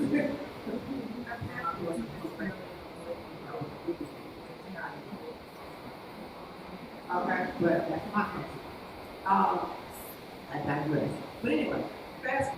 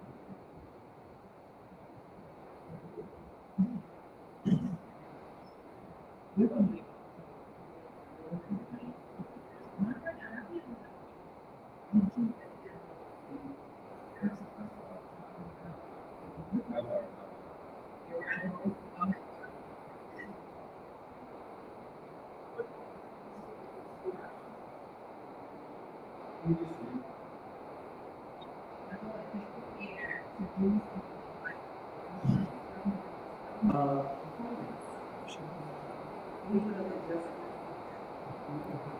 And that's where it started. The journey began right there on that beach. We were at least at our feet. Why? Why can't we own this thing? Why do we keep spending our money? And so that's how we got here. And then fast forward a little bit more, we'll give y'all some more than that statement with some context of why Dr. Barbara is now in a rental. Because our bills are coming through much of you, right? And so we walked that walk. We placed her in a what we always put her in a temporary home, right? She really gonna be something bigger and better, but when this project came along, I started sharing it in my circle. She embraced it. And she said, I need to see it. And this little girl here was like, I need to see it. She made her first international trip, her first step on her passport last summer. We got to stay in a villa with a butler and a chef. And she said, this how we travel. I said, yeah, baby, this how we travel. She said, I had to tell my friends. But at that point, not only did Barbara get the dream, but she started legacy. Because Johnny and they came back and they said, we need to say something. Because the market was hot. And she audaciously stepped out and said, I need my equity in my home. I said, yes, you do. So let's put together a strategy. And we did. And she's temporarily in a rental because it made sense to get her equity out of her home in the market last year to then be able to invest in the DR to build wealth and legacy in her family. That's just a teaser, y'all. I got a whole session this afternoon.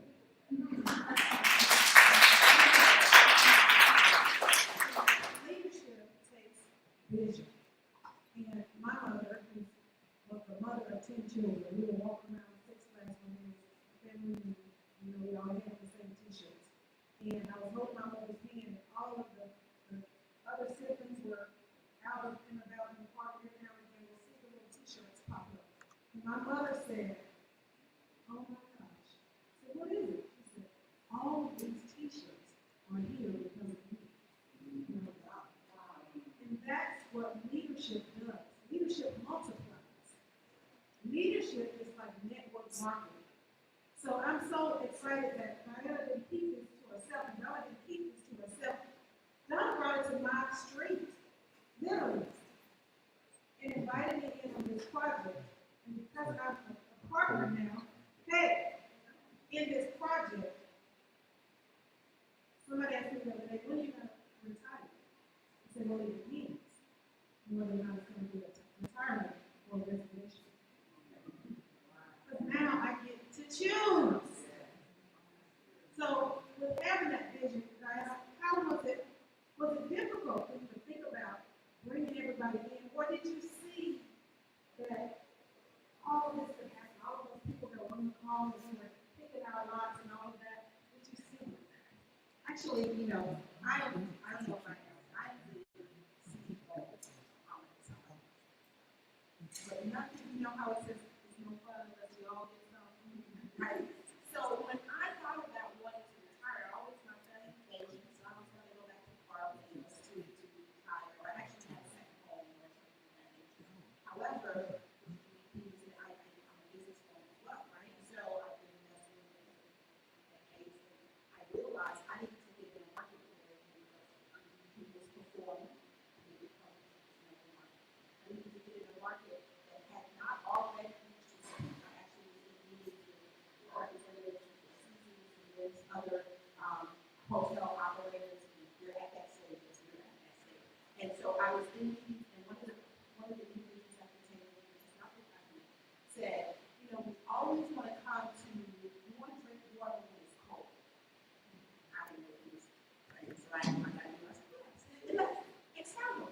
And he said, because we don't see the vision until it goes through. And so what we were able to do is go to Samana. I know many people know about the Dominican Republic, but they know about Punta Cana, Sulu, or Plata. Samana has been preserved. So I'm definitely going to access it in some boat. It's where they say that it's African Still true. generational wealth and also It's not us as African American owners. And it is more than we see out of our lives. And it's waterfalls and it's rivers. And we have sold out our initial offering on our hillside farmers lot. We have 62 villages that are now in eco villages. We have this world-class team, who created all around the world, the power of community, all that, because we know when we come to the table, we have to come with excellence. Because we are our worst critics, right? So we have brought the best. Not get in on the volunteer because the market is going to be much next year. We're invited to the African American slaves, the African American slaves, and settlers on our family. They want to live straight up American, and we want to be on our first, so we can live different generations. That's amazing. That's amazing.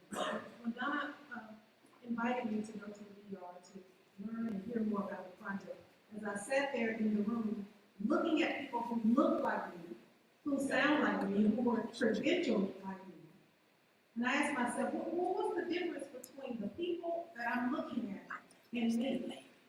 It was their bold action.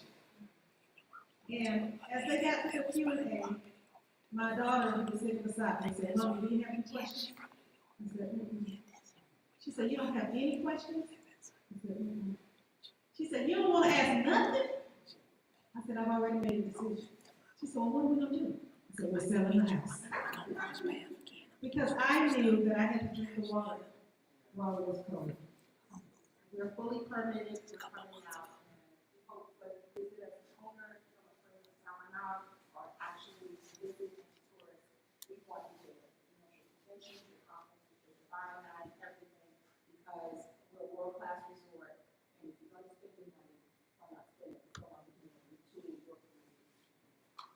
Absolutely. And I can tell you all, I have a whole session on global investing later this afternoon. I hope you will come back and join me because I'll be able to give you full details on the project. I have storyboards that will be up in this room so you'll be able to see the project.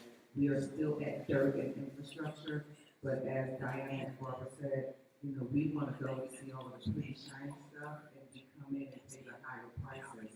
When you get in at infrastructure and dirt level, you're purchasing on the vision and the dream that will be realized. Our master plan has been well received throughout the DR and throughout the Caribbean. It has been permitted and the government has welcomed us and signed off on everything. So we are, roads are being developed, our infrastructure is going in, even on our phase 1 project. So I hope you will come back and learn how to be able to build legacy.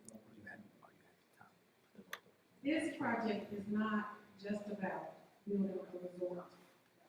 When I was on the visit, we went to graduations. They have implanted themselves in the community. They're impacting the community. They're creating jobs. They're helping them create wealth for themselves. They are two partners in the relationship, in the project. So it is definitely a mission piece. We have free education for those that are there, that we have, being extended for the sports team, vision, and it's a holistic approach. We want you to have authentic experiences. And we're going to tell you what all the things that are in the stories that are in the t-shirt. We're going to bring you in a foundation, the Oshkosh operator, these are the best. So just go and treat yourself and receive. If you have one, that's it? Okay. Let's put that on a trip. Now we can visit one year for us. Ownership. Let's give it up for Brian on this.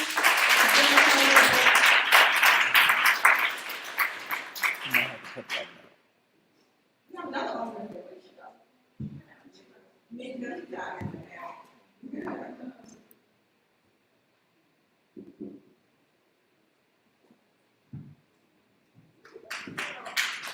Ladies, please come back forward.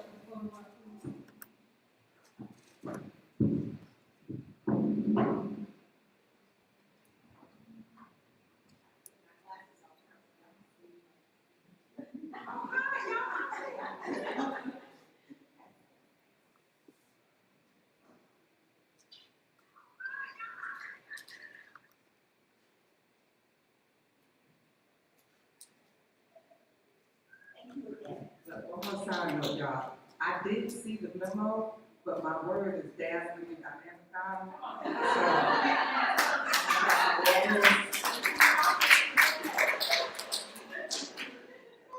Thank you, God.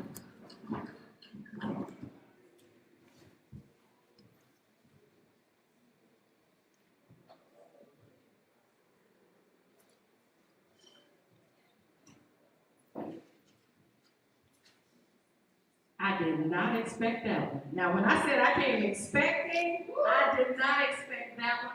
Ladies, thank you so much for that.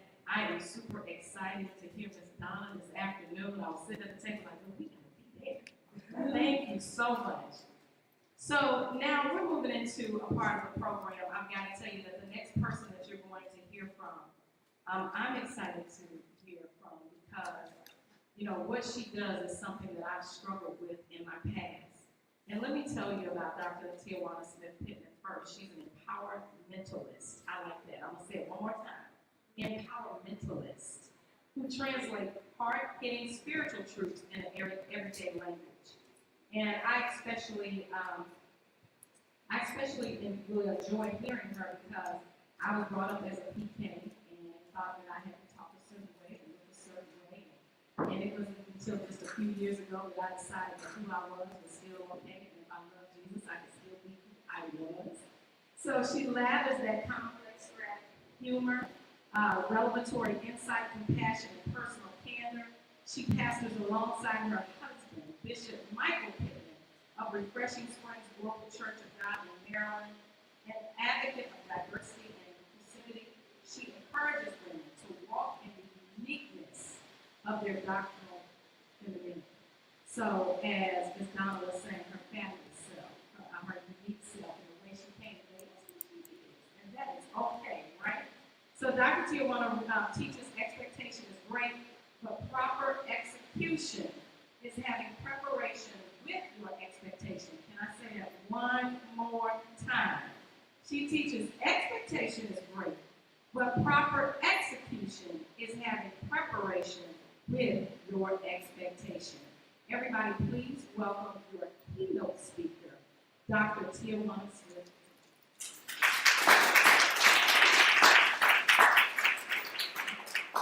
I thought she was standing at the door, but that is okay. If you are watching us online, like I said, make sure that you are following our speakers as we follow along in the program.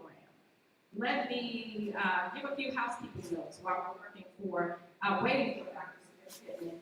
The restrooms are right outside of this door to the left and then to the left. So if you need to take a break, we can absolutely do that. Again, if you are following us online, we have made it to the part of our program where we are receiving our keynote speakers. With that being said, as we are waiting on our next keynote, I'll give you guys a quick testimony of as it relates to the young lady who was here just a few minutes ago. And she was talking about leaving a legacy. And some of you all who know, a few people in the room know that my son right now is attending school in Rome. And I get a little emotional because that's a long ways away. He's in Italy right now. When my son was 9 years old, we were sitting at the table. And let me tell you, I'm just a girl from Memphis, Tennessee. I was born in Washington, D.C., grew up in Memphis, Tennessee, born in the North, raised in the South, best of both worlds. And y'all, at vacation for me, I was growing up with my cousins. I don't know about y'all, but most of the time, cousins are your best friends, right? So growing up, a vacation for me was going to Arkansas to see my cousins. And I will never forget sitting at the table with my son when he was 9 years old, and I'm talking about legacy. I'm going somewhere with this. And I asked him what had been learned that day at school. And he said that he had learned, or he had been studying, the Treaty of Paris. And I said, well, that's nice. And he said, Mom, why don't we go there? Y'all, and at the time, again, going back to what I said, vacations were going to see your cousins. And I had been to a few Caribbean islands and thought, you know, I had done something. Been to Cancun more than once. Right, and I had been to Miami, and that was like out of town too, right? And my son said, Mom, let's go there. And I'm studying it anyway. I can study it, you know, in Paris. And at the time, I was married. He said, boy, you don't know nothing about Paris, right? But I started to put plans in motion to take my son to Paris. And since then, we've been able to visit several other countries, but it was only because I had to get out of my comfort zone. And it was only because I had to move beyond thinking that renting was the only thing that was in my future, or owning a home. And I always say, you don't own a home unless it's paid off, right? Going past that and listening to these women talk about what real legacy is, what real generational wealth is. If we're not all inspired, like I said before, we're doing something wrong. And as my son right now attends school in another far away, I know it's because of the steps and the boldness that I was able to take that he did that. He says it all the time, it's your fault that I'm here. Don't cry, because it's your fault that I'm here, right? Well, I want to stand before you today and I say, if I don't take anything else away from this conference, I pray right now that I am in a position to be as bold as Diana and Donna have been in this project that they have in Dominican Republic. I'm not sure that a lot of people understand what we're sitting in the midst of and the opportunities that we have. You open, my eyes have been opened sitting in your presence today, and I'm absolutely grateful for it. And I just wanted to share that quick testimony because I wrote down some things as you guys were talking. Are we ready for Dr. Pittman? Okay, we're going to bring up our next speaker. We're going to come up and introduce our next. She's here. All right. So I have already told many about Dr. Tijuana already. So what we're going to do is allow our next keynote to go ahead and come to the stage. I want you guys to welcome her, but as we're sitting right now, and I would say that I don't want to drive this too much, but I do want to drive this.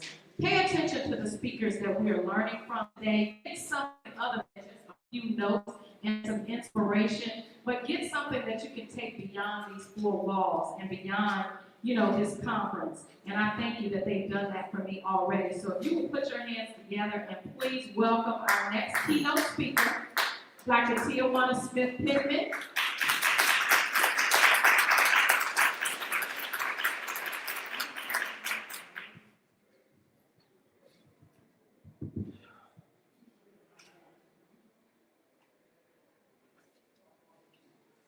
Go on, somebody, and lift up your hands and give God a praise. Go on, somebody. Lift up your hands and lift up your hands and give God some praise on today. He's worthy to be praised. Anybody want to stand on their feet? Anybody want to give him honor on today? Anybody want to magnify his holy and righteous name? He is mighty God, everlasting Father, Prince of Peace. Come on, somebody. 30 seconds. I'm only asking for 30 seconds. We can give God some praise. Thank you for living God. Thank you for you didn't lose our mind. Come on, somebody. Hallelujah. Glory to God. I know. We expect people to come here and look a certain way. We expect people to act a certain way. But we just got a message entitled Be the Unicorn.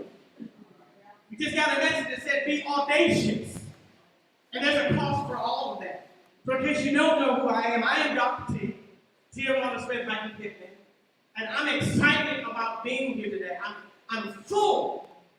And so there is no spirit. It's all by the Spirit on today. I have been ministered to, not just from the women that have come to the stage, but even in the ladies' room, in the elevators. Come on, somebody, getting some water, walking, because when you begin to think about deeper women speak, really in essence what that's saying is that deep calls deep. Come on, somebody. And when you think about deep calling deep, there has to be a cause for it. Because everybody can't be deep. Everybody can't be deep. And when you come to that place of truth, more often than not, you're going to find that the ones that thought that they were deep, that thought you were deep too, that could be deep with you alone, won't show up at all. Come on, somebody. I am the award-winning author of Uniquely Flawed, Empowered to Empower. Now, I know what you're probably saying is, well, I ain't flawed. Au contraire. Au contraire, that we might know and understand. More oftentimes than not, when we think of flaw, that's ground rolling type of words. You tell somebody that they're flawed, or you insinuate that they're less than, immediately there is a shift. But uniquely flawed was birthed out of a place that many of you might not understand. And that's not out of intelligence. It comes from a place of not only feeling and sensing that maybe I wasn't enough. It comes from a place of recognizing that not only did you make me feel like I wasn't enough, you made me feel like there wasn't a place for me. And I remember the Lord saying to me one time, he said, do you remember some of the games that you used to play when you were a kid? I said, yeah, I remember some of them.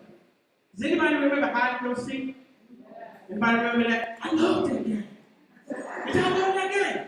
I love that game. I had two little ponytails, bust it down the middle. I had that spit, bust it down the middle. Had the two little ponytails, and we would play hide and go seek. And I enjoyed doing that. But at some juncture, I began to notice that everybody else got to run and hide so that they could be sought after. You had to go and seek them. But I began to notice that they began to take me to places and leave me there. And no one came to seek me. And I didn't understand that as a child. But as I got older and began to go through the things that I was going through for purpose and for destiny, I recognized that that was a form of spiritual rejection. I want to hide you because I don't know what to do with you. Because you don't conform to what I think you should conform to. And even in being a child and coming into adulthood, there were times that grown folk played hide and go seek. Y'all not saying nothing. Y'all got some friends you play hide and go seek with. I'm going to be with you today because you good, you got some cold. But I'm not going to be with you today because Bobby done left you and you ain't got nobody, so you can't hang with the squad no more. Come on here, somebody. When you think about being uniquely flawed, oftentimes we think about it from the perspective of a personality defect. And if you don't think that you have a personality defect, keep on living. It was that personality defect that I realized it wasn't for them to define me in the first place. You see, your objectives do not define the worthiness or the worth of my uniqueness. And when you begin to understand that, you'll move into a space where you'll recognize that the crucible conflicts are to mature you. Not for where you are, but for where you're going. And as women, sometimes we're too comfortable with where we are. We like our friends to be a certain way. We like to go to a certain restaurant.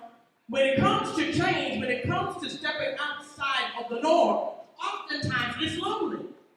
And we don't want to be alone. Because to be alone means that I've been rejected. To be alone means that I don't conform. To be alone means that I don't fit in. But did you ever stop to think that maybe you were created to fit in?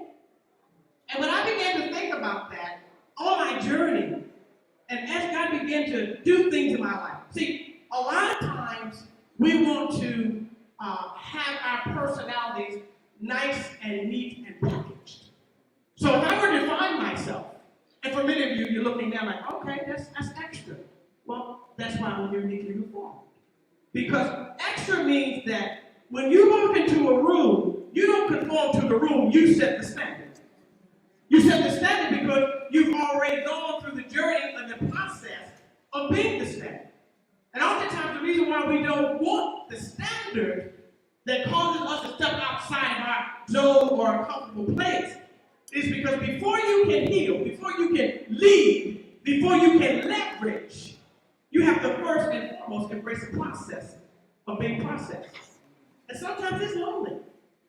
And it's costly. Y'all quiet up in here. Go ahead, y'all hear me? Y'all quiet up in here. I'm on the screen all the time. When we look at ourselves sometimes, and sometimes when we walk in the room and we look at women, we size them up. Come on, say amen. Put your church finger up. That make you feel better. Sometimes it's the walking in the room that God had you looking different because there's something He wants to do in the room. We all want to aspire to do something great. That's what Ralph Waldo Emerson said, and I love that quote. He said, we all desire for someone to inspire us to be what we know we could be. And oftentimes, our circle or our group or our squad is very rare. It's a very rare thing, at least it was in my life,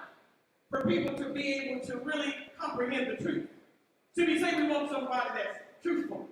We want a friend that can be for real, but how can you be for real when you don't know how to be for real with your own self? Y'all not saying nothing. Y'all quiet up in here. And so, on my journey, even as a young girl, a little girl, coming into those places, I was that cross between edgy and regal. Nobody understood that. Nobody using those kind of words. Come on here. I had grandparents from the South, and so when you're talking about edgy and real, they couldn't comprehend that. They didn't know what to do with me, but they knew that there was something different. And that different cost me a lot of things. And it's not so much that it cost me something that maybe it didn't cost you. Because we can do the victim mentality in a minute. Oh yeah, we can. And we sometimes wear that badge of honor, like a badge of honor, that thing that has happened to me. But if it doesn't empower somebody else, you're not saying nothing. It is always meant to empower someone else. And sometimes we have to not look like what folks think we look like or who we really are in order not only to become the transforming agent, the change agent for myself, but for somebody else. And it's possible. So you need to be flawed. Where does that come from? Where did that come from?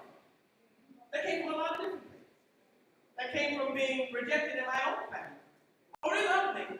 They just didn't know what to do with me.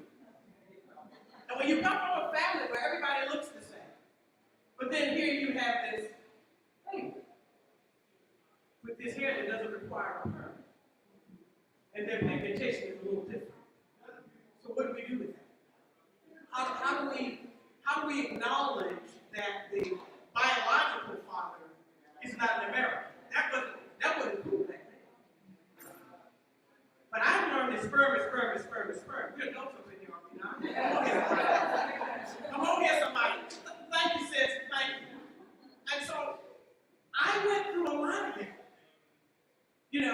And growing up wanting to succeed and growing up and wanting to do some of what the other kids were doing or to be accepted, I didn't so much want to be accepted by the teacher. I simply wanted to be accepted by my family. Can you imagine going to your grandfather's homegoing service and you're in the limousine and you feed her? Come on here. You feed her and you're just sitting back there and everybody's talking. And someone turns around with no clue and says, well, who's you?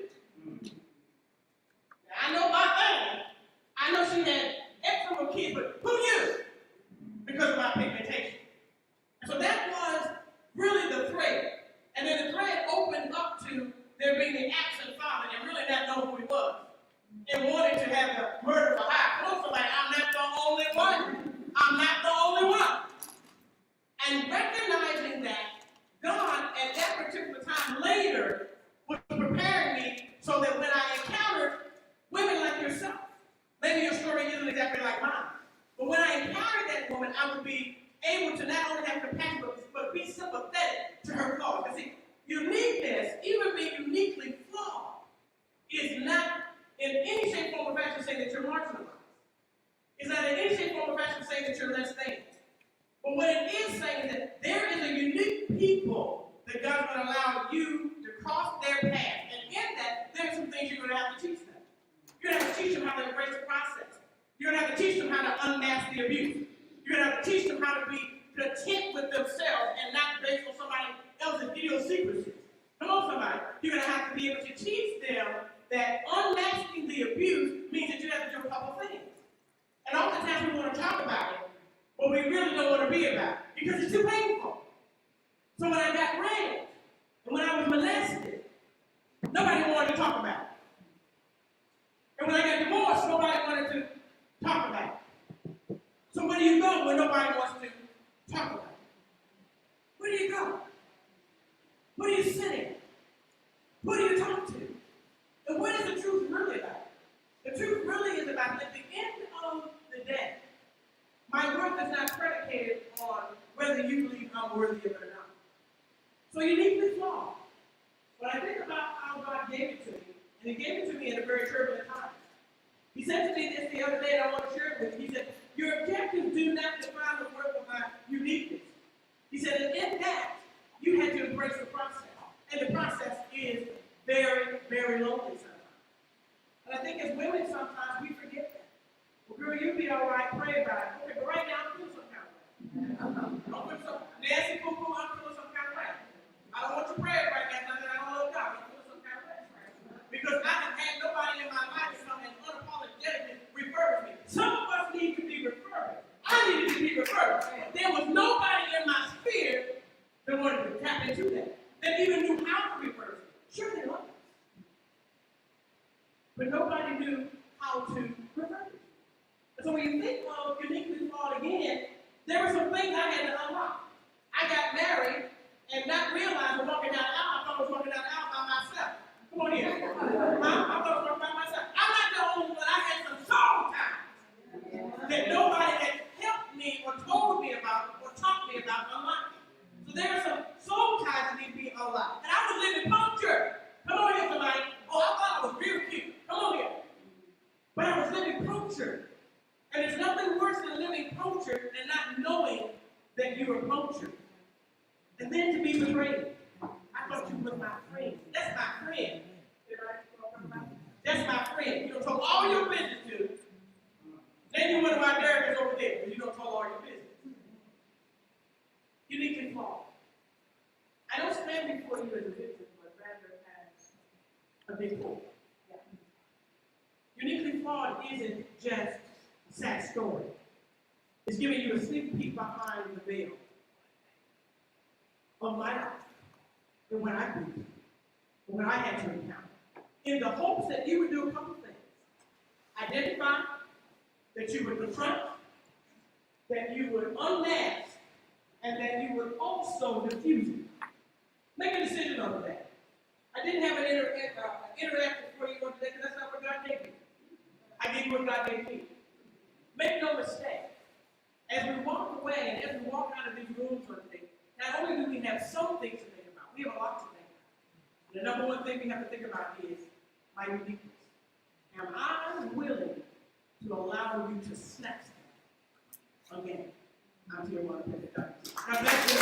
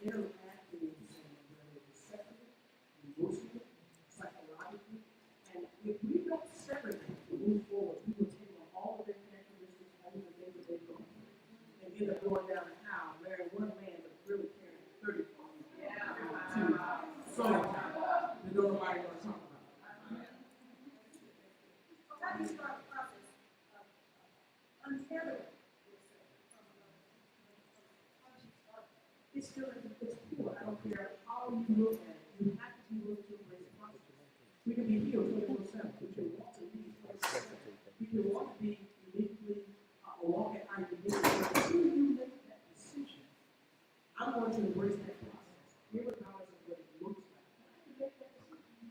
And that decision is not only positive, it's ugly.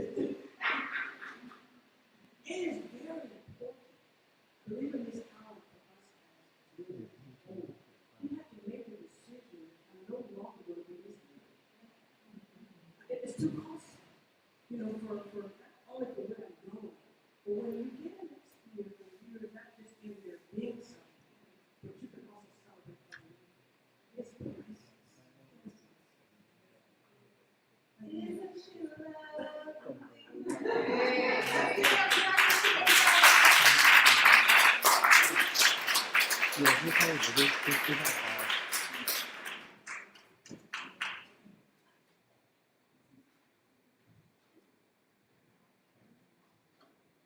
That's fine. I can record it. Okay. Just keep All right. Listen, she said, don't just inspire, but empower. I will not forget that one. And, you know, it's funny, we need to talk because we just had a meeting when you were there at the radio station. You said, you know what? We need a show called Righteous and Ratchet. I said, they said, yeah, Righteous and Ratchet. Listen, hey. But I enjoyed Dr. Tia Smith Pittman, like I said, for more reasons than one. And that was because I just really feel the realness in everything that you said. And I appreciate that because we feel like we have to act a certain way, speak a certain way. And then when we love the Lord, we can still be ourselves. And I appreciate that. Now, let's talk about this next speaker. I'm going to tell you what's on paper first, because that is why I'm here. But your next speaker is a member of Forbes Coaching Council. I didn't even know that existed until I read his bio. And one of the most sought-after corporate leadership and management consultants for major corporations in the United States, Canada, and Europe. Trained over 300,000 leaders in the U.S. and abroad. I love it. His comprehensive and first-hand experience in the corporate world allow him to become an efficient trainer for companies and individuals. And he has delivered promising, world-class, and award-winning presentations. I love it. Using his gift of pouring to speakers all over the country through the Leadership Experience Tour. I hope he talks about it because I definitely want to hear about it. Sean is also the founder of the Leadership Experience Tour program, which is a highly exclusive club for speakers, and where the entrants must go through a very rigorous audition process. But Sean has also been featured on shows on ABC, NBC, and Fox News, a veteran motivational speaker who regularly gives invitations to speak on topics such as leadership, vision, sales, business development, productivity, time mastering, and coaching for conferences and events. That is what is on paper. Let me tell you what is not on paper about Mr. Sean Fair, who we are about to hear from. What is not on paper is that he has a handshake from the boss. If you did not meet him today, make sure, you know how the pastor sometimes stand at the door with everybody, and you make sure he stands by the door, and you get one of these handshakes before you leave. But the other thing, and I believe you may become another speaker about it, is that he is the coach of our conference host. Let's welcome our host one more time to give us even more of what is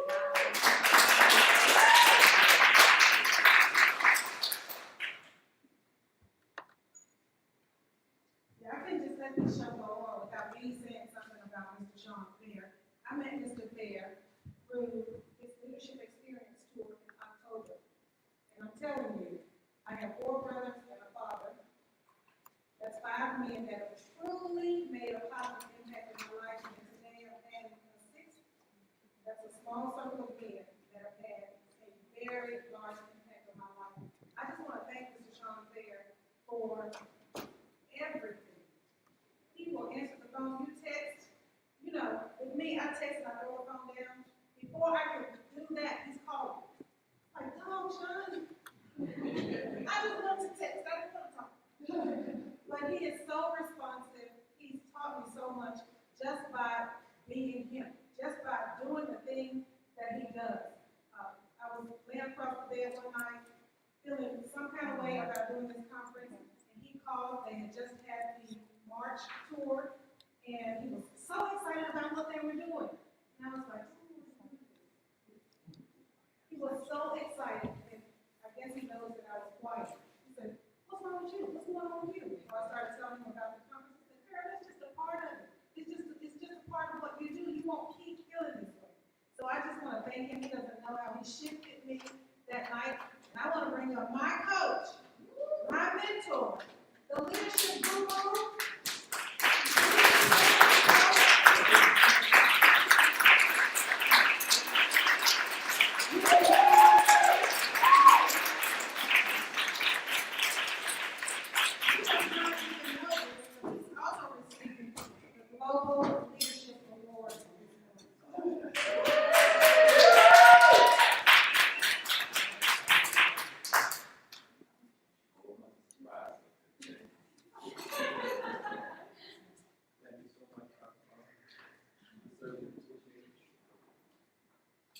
How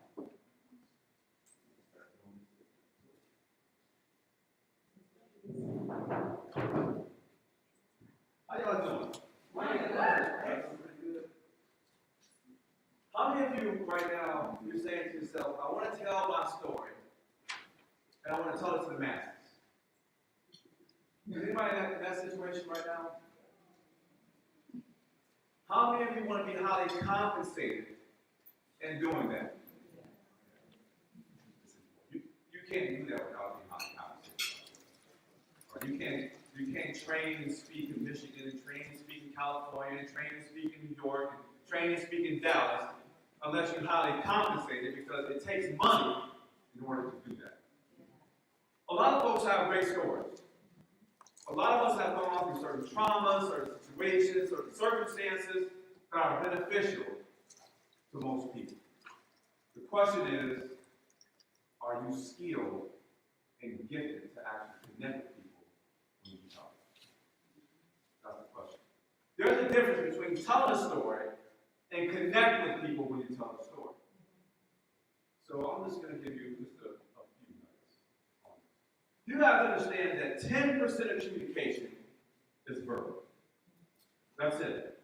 So whatever comes out of my mouth, that's only 10% of communication. 40% is pitch, tone, and rate of speed. And that's why sometimes I'm on stage, I'm talking really fast, like discussing engagement mechanism, and sometimes that's what happens. It tends to bring people in. 50% of communication is body language, it's facial expressions, hand gestures, it's eye contact. And all I'm trying to say to you is that 90% of communication is nonverbal. And speakers who master nonverbal communication skills are the best communicators in the world. As a matter of fact, your content can be god-awful. But the nonverbal communication skills are tight. People thought they heard the best presentation of all time. By the way, I'm not suggesting that you do something like that. I'm just using it as an example. There are three things that highly compensated speakers have in common. My speaking fees are $22,005 for an hour and 15-minute presentation with a 15-minute question and answer. And there are three things that I've mastered. One, I engage, I educate, and I entertain. Those are the three things that I do. And by the way, entertainment is probably the most critical out of the three. And there's no point in you getting on stage and telling a joke and no one laughs at it. It's got to be funny. In other words, you have to practice telling jokes because no one wants to hear an hour and 15-minute presentation of summaries. People should enjoy the presentation that's being delivered. Those are three things. Now, if you want to do this for the masses, speaking can't be the only thing that you do. There are four things that support those three things. Well, number one, you have to have a platform. How many of you right now you have a platform? In other words, there's something that you have that people want to be connected to and they're willing to pay money for. How many guys you have that? In other words, I can bring folks to me to pay me versus waiting for someone to call me and speak to their audience.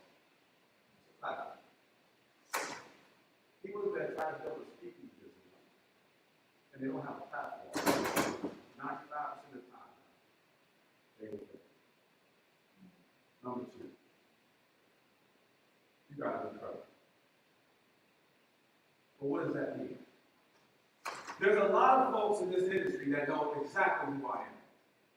And there's a lot of folks that have no clue as to who I am. But if you go to Google and you just put in my name, you will find out in 185 publications, and they all say that Sean Fair is a phenomenal speaker who delivers mental experience at every conference he goes to, and he has a platform that every speaker should go to at least 3 times. That's what you'll find out from me. News platforms say that about me. I'm credible. Number 3, you gotta have great footage. I'm sure that's one reason why some of you guys are here today. Having great footage is important because no one's going to pay you $5,000, $10,000, $15,000 for an hour and 15-minute presentation unless they see you on stage first. You have to have great footage. Do you guys understand that you can apply for paid speaking events every single day? You guys know that? I ain't going to tell you how to do it. I'm going to let Dr. Barbara share that with you. But if you don't have the footage, because that's what they're going to ask you for, you have no shot.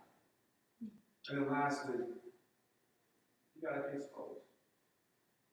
No matter how great you are, if you're not exposed, it doesn't really matter. Oh, the one thing I forgot to mention, and I probably should have said this first. But first of all, you got to have a gift. If you don't have a gift, we can stop talking about it. You know, that's cool. The question becomes, how do you know if you have the gift? You know that you have the gift that when you get up to speak, after you're done, people come up to you and say, man, that was a phenomenal job, that was a great presentation, you said something that changed my life, can you come coach me up and come speak at my next event? That's an indication that you have the gift. Not one time that you speak, but every time that you speak. That's an indication. The other thing that you have to do is, you got to train yourself. You guys know there's an undercurrent when you're not properly trained? Just to tell a story, just to get on stage and say, this is what I've gone through, this is how you got up, is not enough. You have to train yourself to tell the story the right way. There's an undercurrent where you're not properly trained. Fact. I'll tell you guys a quick story. Some years ago, between 2001 and 2005, I was hired into this company called the Mobile Solution. They're a wireless carrier. You guys remember back in the day, you were going to the mall and you would see all these kiosks, these wireless kiosks. You had all these young kids trying to pull you over to sell you a free phone. You guys remember that? We dominated that space. We had 385 locations across the country.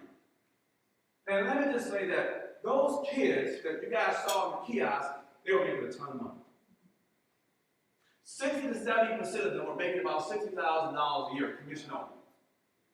And they were on average about 18 years of age. The guys that were running the store were managers.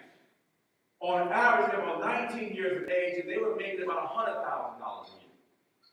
The guys that were overseeing 3 of the locations, on average about 20 years of age, were making about $250,000 a year. And the folks that were overseeing an entire market, which is about 13 to 15 locations, those individuals were about 21 years of age, and they were making about $300,000. But all I'm trying to say to you is there's a bunch of young folks making a lot of money. When they hired me in as the vice president of training, they hired me in for a couple reasons. But the main reason was, Sean, we want you to come in and bring some professionalism into this organization. Just to give you guys an example, the very first conference that I had, I brought in 300 of their regional sales directors, and we would go into this nice hotel like this one, and we would get kicked out in the first day because these guys are upstairs in their room on the balcony dropping beer bottles trying to hit folks as they was walking past. This is what I was dealing with. It was a bunch of young folks making a lot of money. So at the time, I had 2 graphic designers. I had 2 training coordinators. I had 125 trainers that was under my umbrella. I had 4 national trainers. Because of this new growth spurt, I had to hire a 5th national trainer. And I'll never forget it. His name was Mr. Phil Black. When I hired Phil, he was about 26 years of age, but he had leadership skills beyond belief. He was going to oversee about 7 of my marketplaces. So when Phil came on, I explained to him that we're supposed to have new hire training in week 1 in San Diego. So I said, Phil, because of my travel schedule and all the stuff that I got going on, I'm not going to be able to do it in week 1. We're going to do it in week 3. But in the meantime, I want you to go out to Seattle and work with Bob Ford. He's the market director out there. He's going to explain the lingo so that way when you come to training, you have a better understanding of the information I'm going to give you. Phil wasn't from the industry.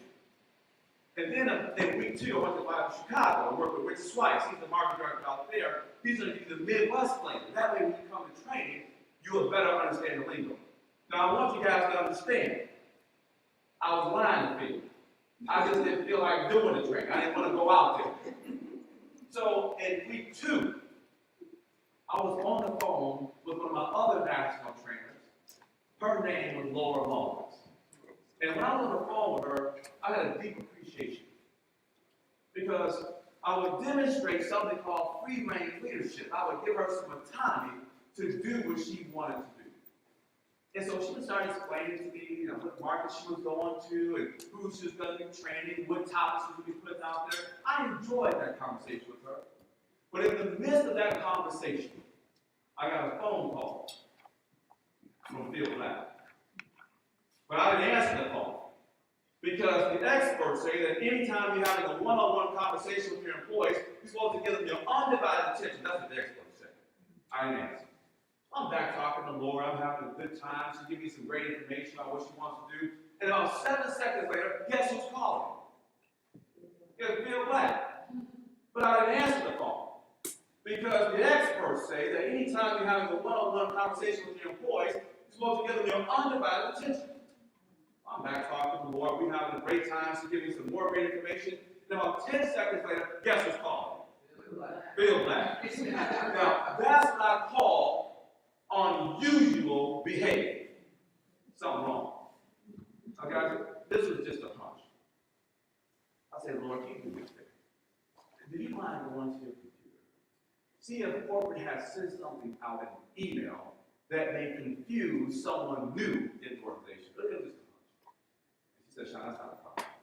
So she goes to her computer. She comes back to the phone and she's cracking up.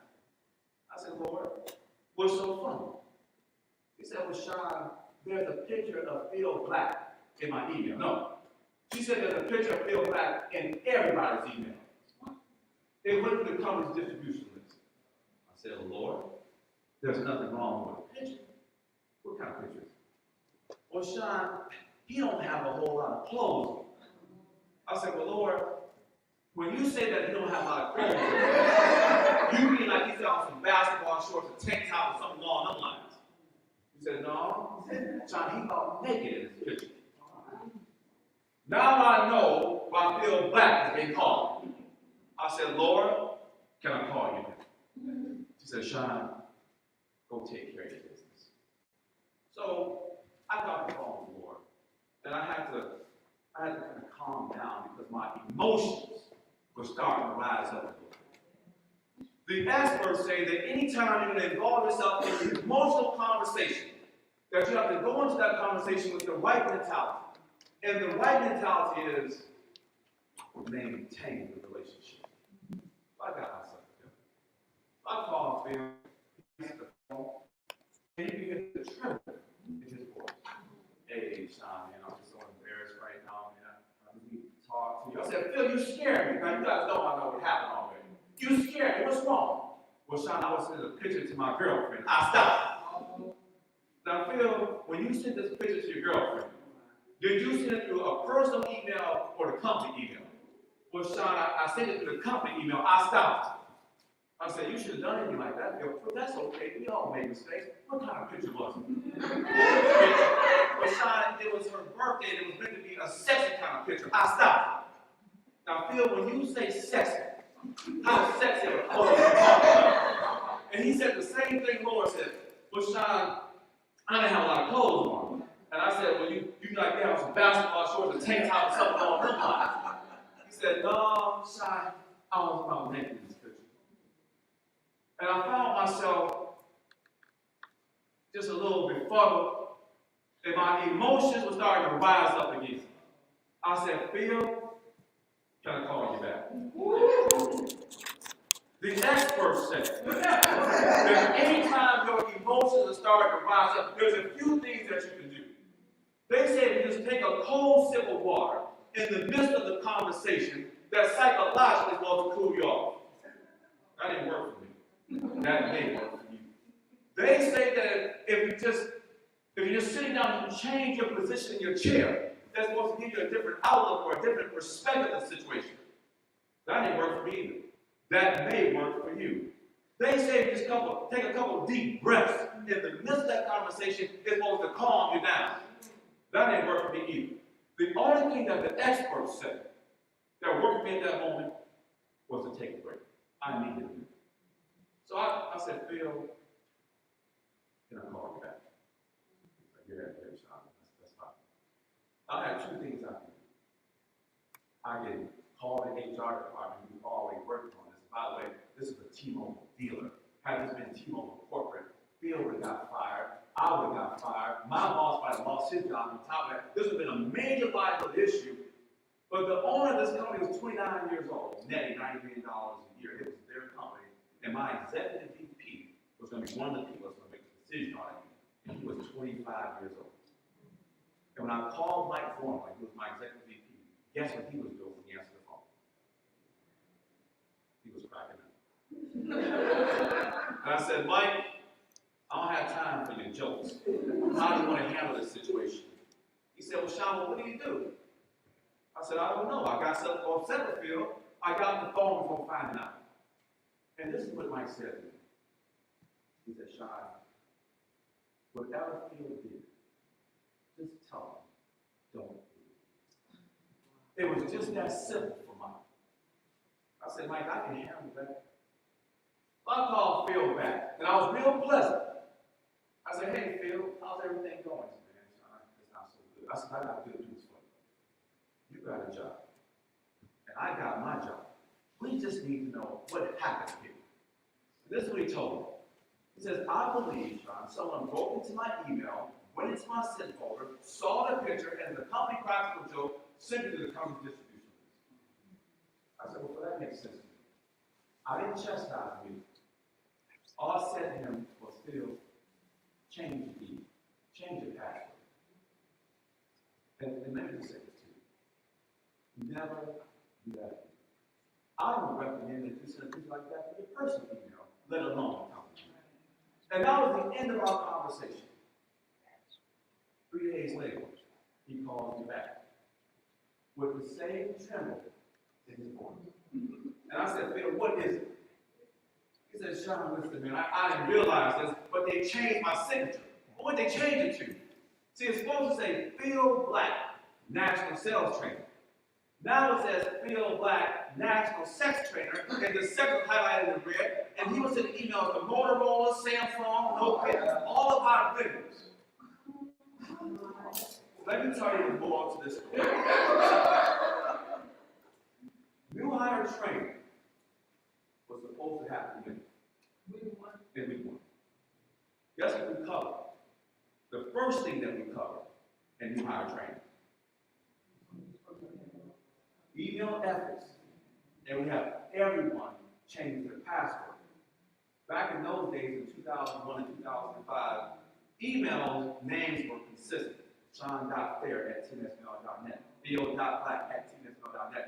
But everybody's password was 1, 2, 3, 4. You never change his password. And my whole point is simple. Is that you are not properly trained. Undercurrents start to rise up. And sometimes the undercurrents will happen right away, just like in the Phil Black story.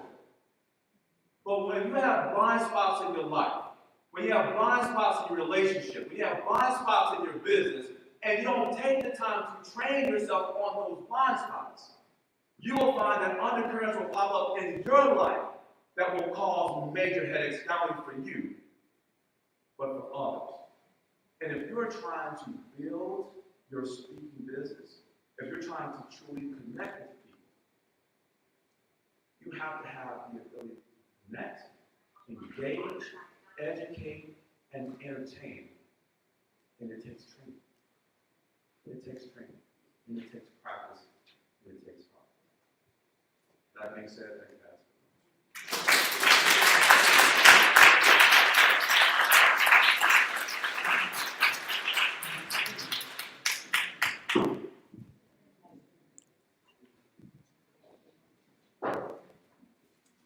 Give it up for Mr. Sean Fair. This is a historical moment in that this is the first male on Deeper Conversations.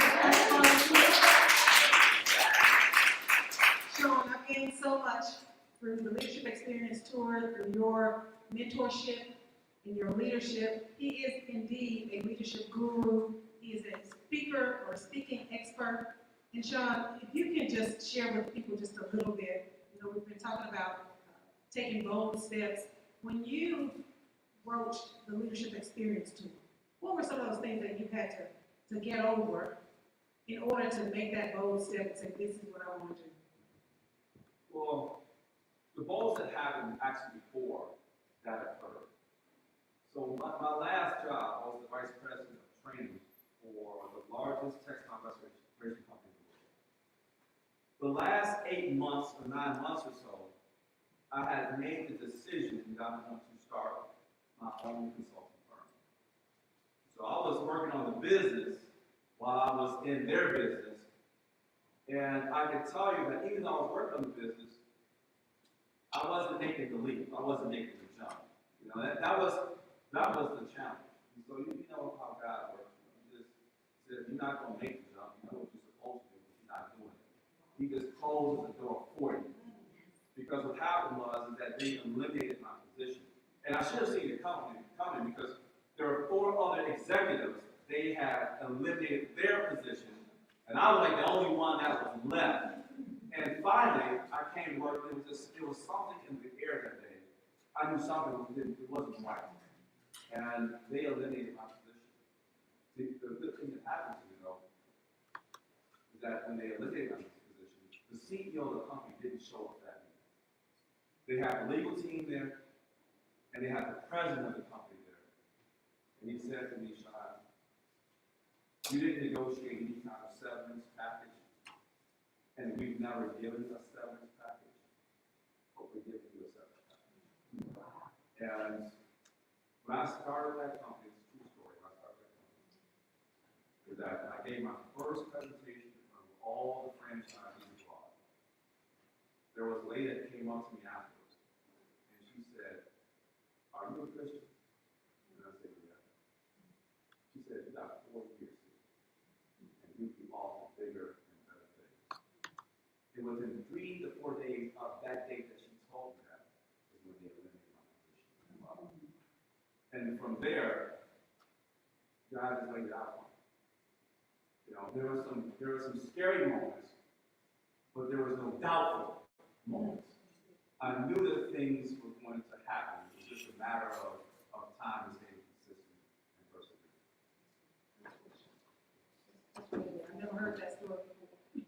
You know, the very purpose of leadership is to inspire others and to inspire action and to grow and develop other leaders. And Sean, that's definitely what you're doing through the Leadership Experience Tour. I know that it's your life's work, and I'm grateful for being able to be a part of that. I appreciate this association. So thank you so much for being here today. You came all the way from Michigan, guys, to be. Wow.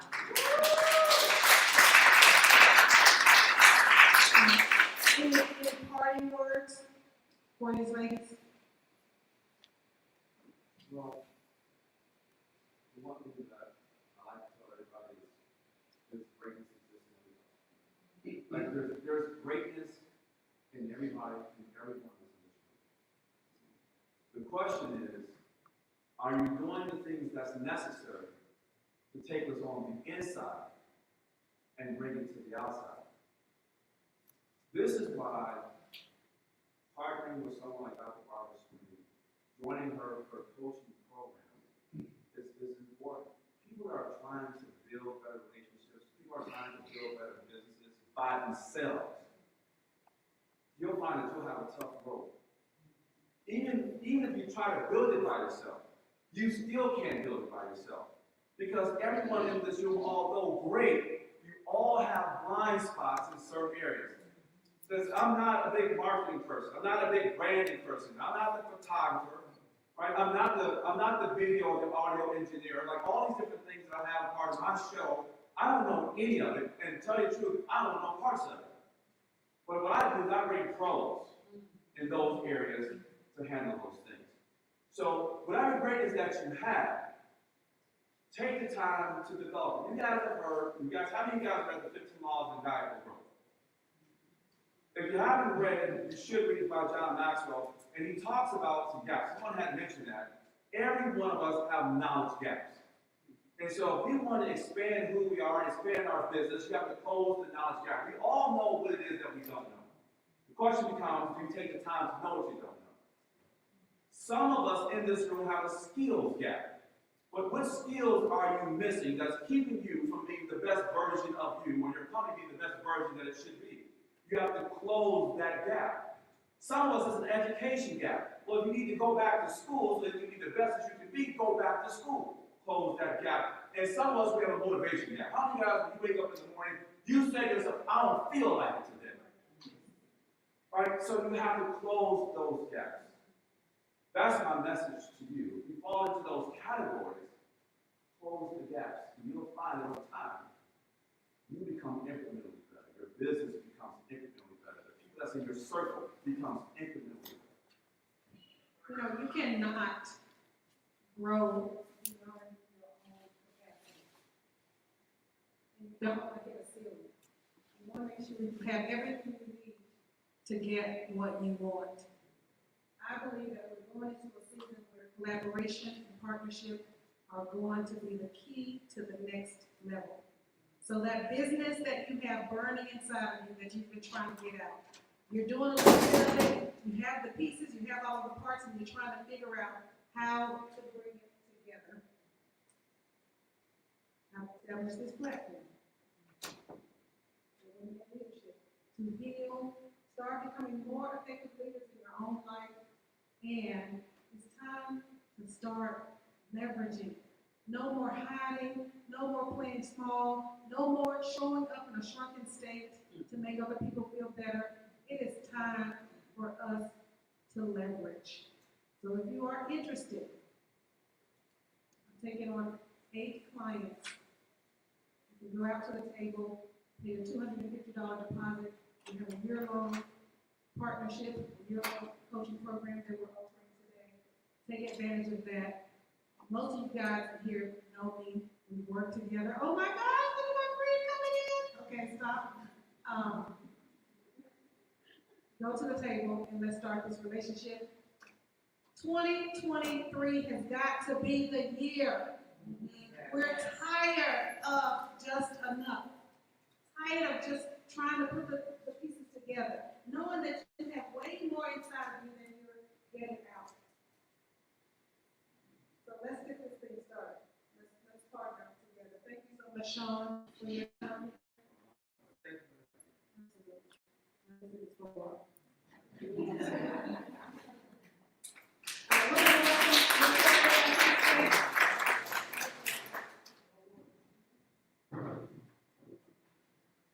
All right, as they are getting the photo up, I have some very important announcements before we move out of this room.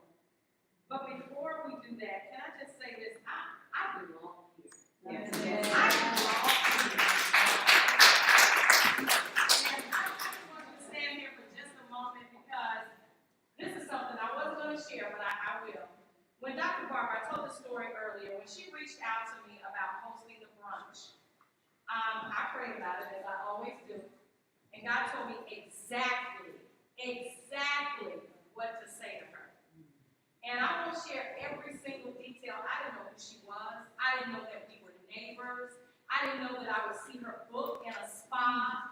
I didn't know that we would connect on the level that we did on our first conversation. But as I typed, and I need you to know this, as I typed, God said, tell her that this is what you'll do as it relates to the brunch. But the option that you want to have is to be able to connect with her. So we can either do this or we can do it this way. And I'm so glad that she chose option number 2, me not knowing who she was. And I am connected. I told you, good luck getting rid of me. Right? Good luck getting rid of me. And I'm ready to pay my deposit because I belong here. I belong here. So I'm telling you that I have 28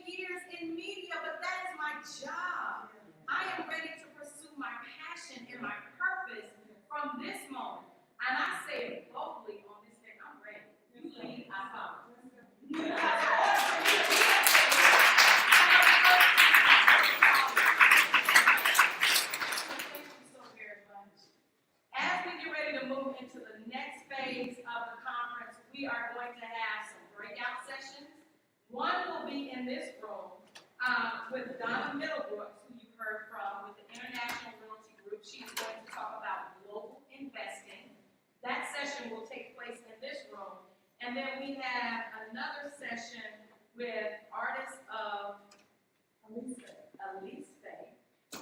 Bracelet Bar. She will be in the Mercer room. There she is, right back there.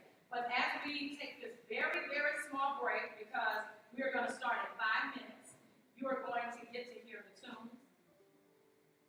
Okay, 10, we'll say 10 minutes, 15 minutes.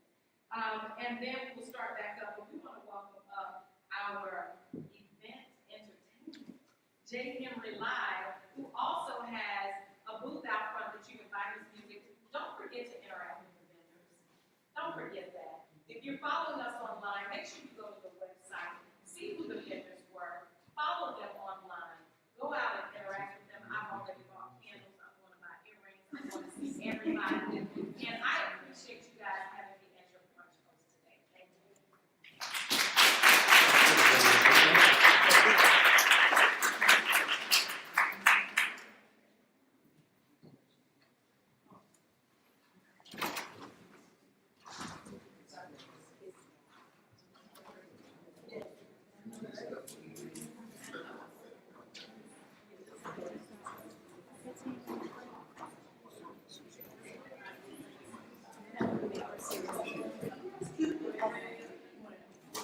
You want to switch these back? You don't put up this.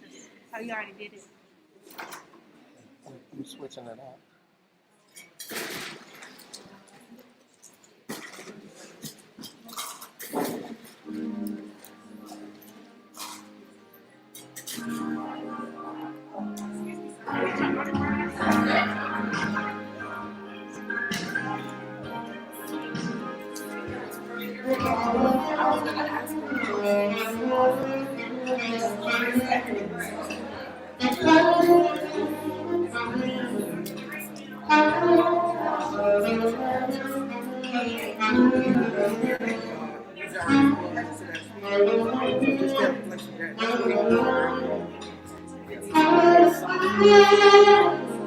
Just ask.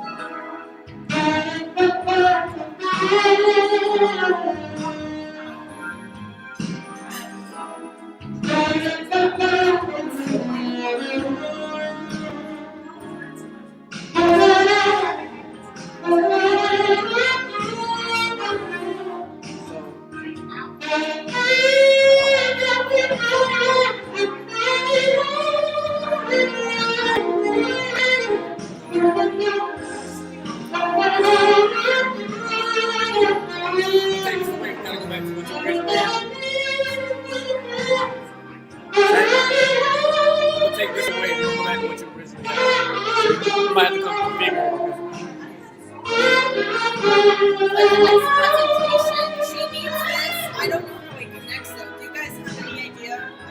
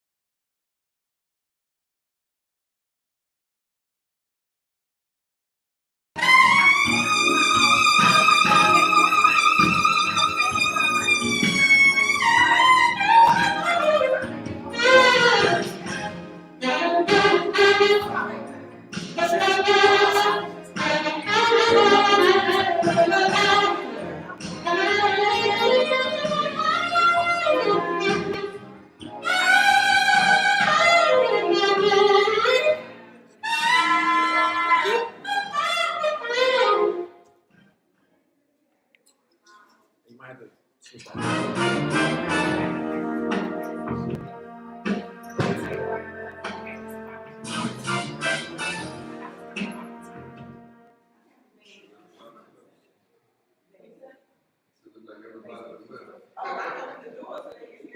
Oh, okay.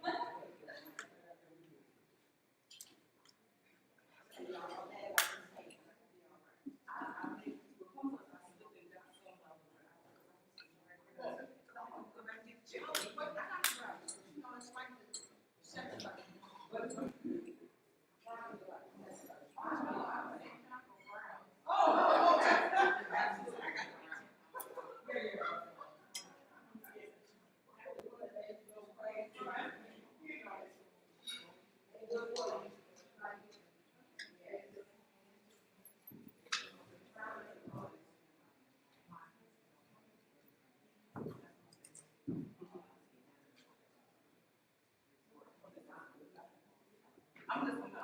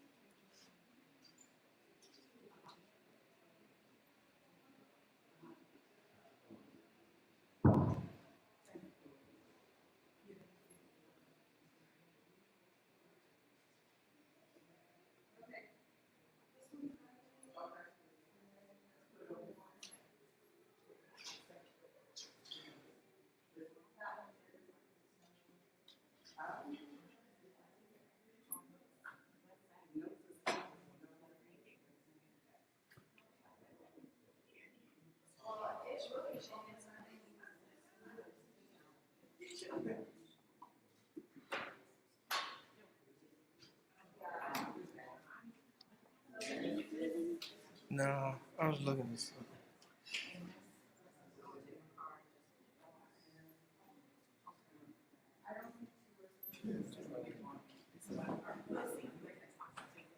No, I went. That's why I texted you.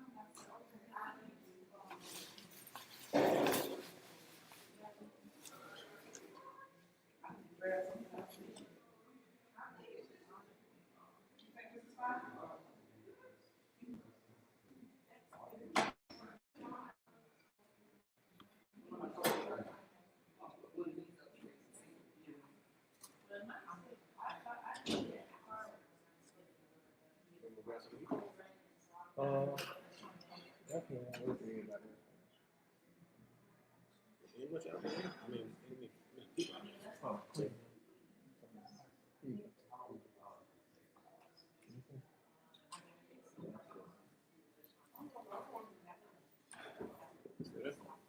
No, it's still in there. It's Is it my nose? yeah, it's in there. You shouldn't be able to breathe.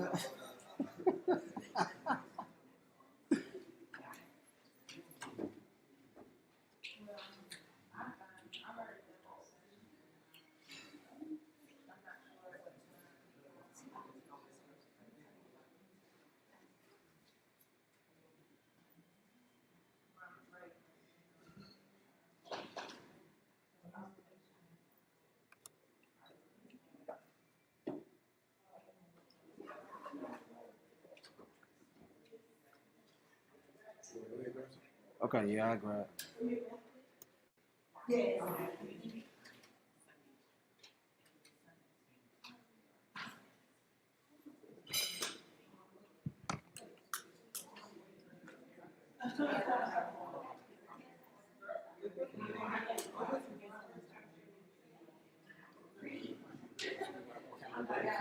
Interviews that we had. I just need that tripod you had. Since we used that one for the live, you got an extra?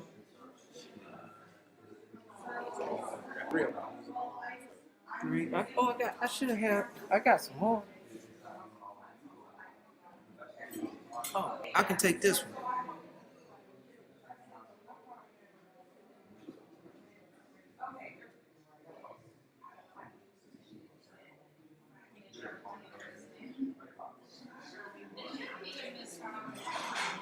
Tone, we're not doing it right now. So.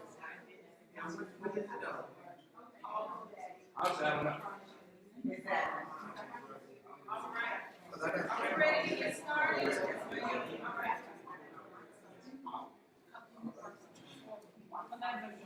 show me what room is? I can take the light off.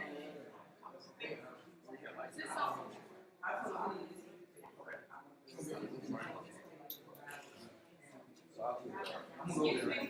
Can you make this one mine? Yeah. Thank you.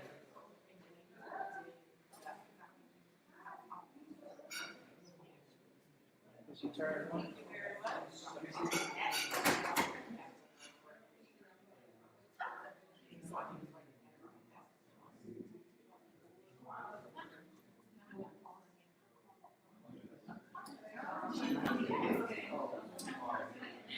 All right, everybody. Y'all ready to hear about global investing? So if I could get everybody's attention really quick before we welcome Ms. Donna Middlebrooks, I wanted to let you guys know that this session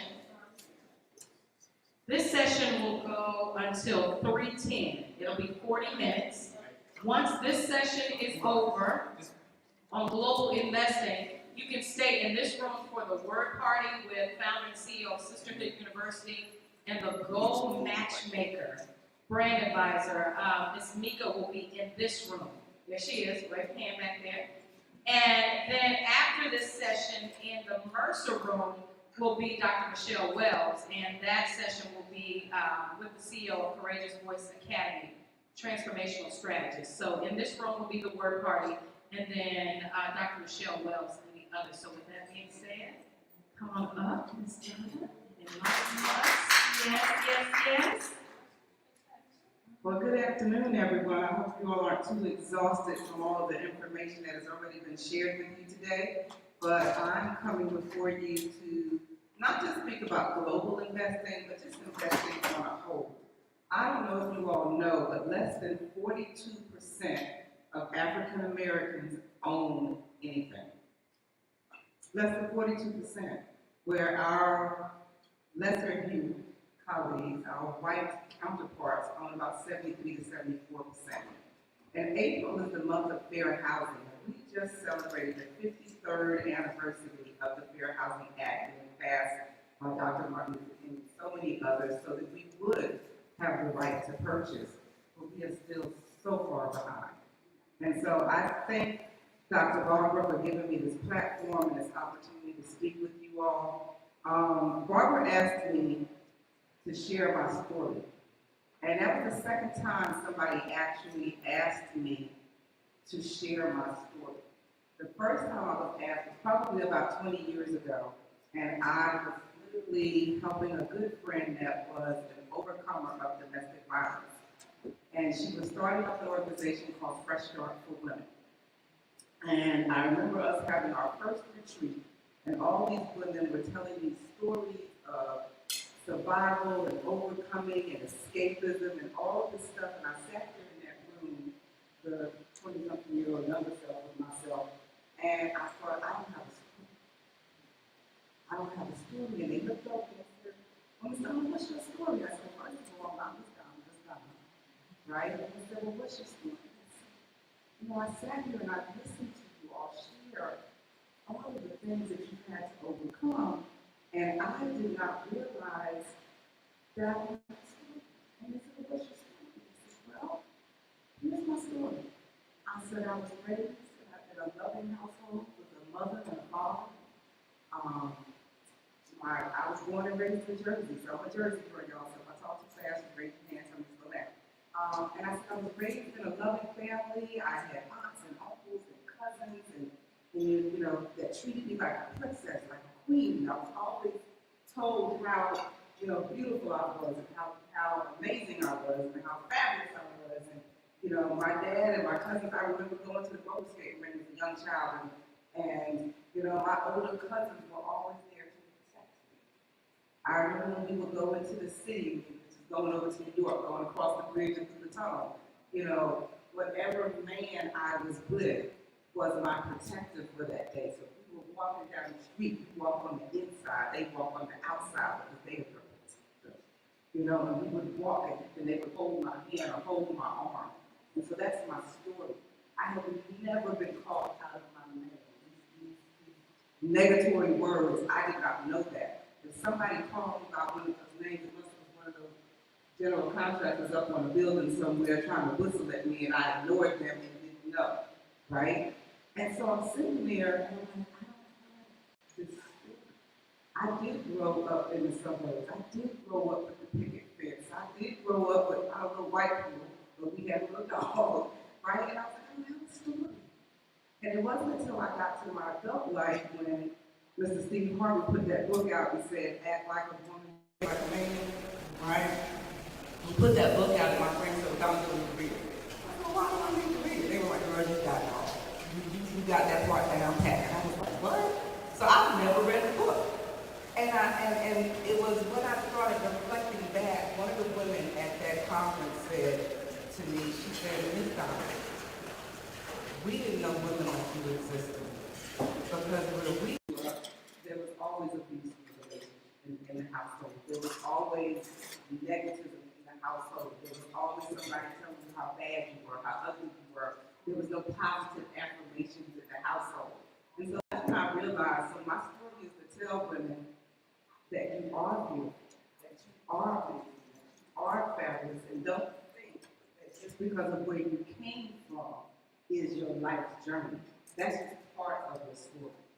And so I stand here before you because part of that journey, people ask me how I get into real estate. And I said, well, I've been in real estate since before the womb. Why? Because generationally in my family, we own real estate. 2 years ago, we lost my grandfather. He was 100. He wanted to make it to 100, so he made 139 days.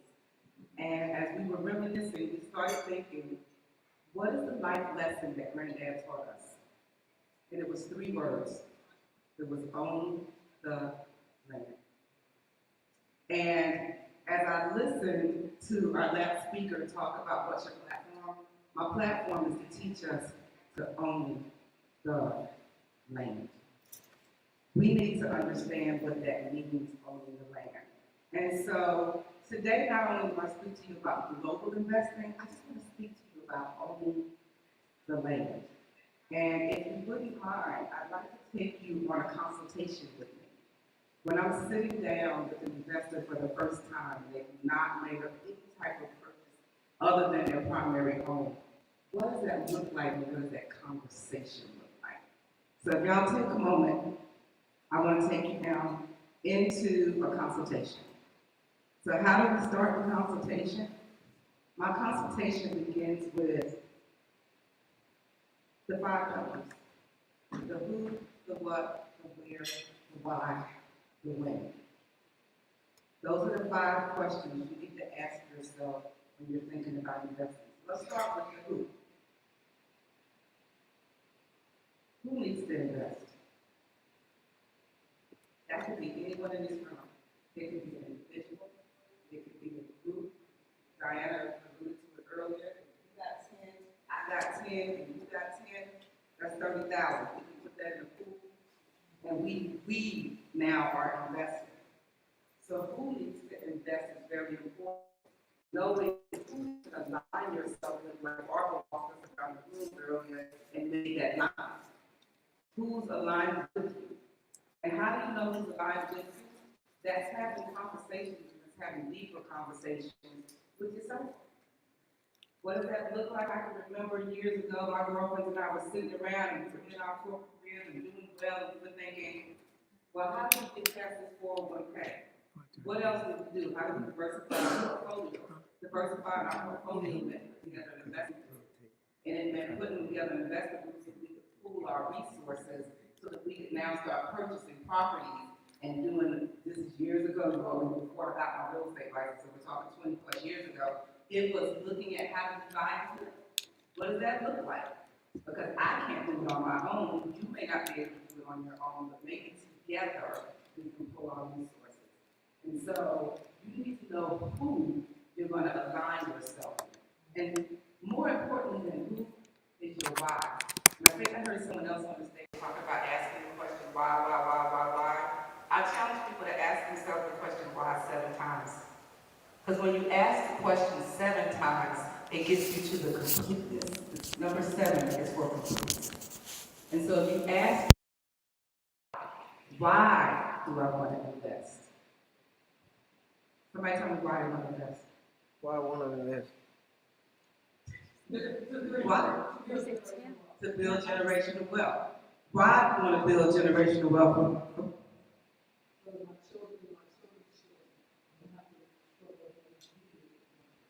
So if your children's children won't have to struggle, why would that make a difference? No, go ahead. This is number 3, go ahead. Why is that going to make a difference? If your children's now have generational wealth.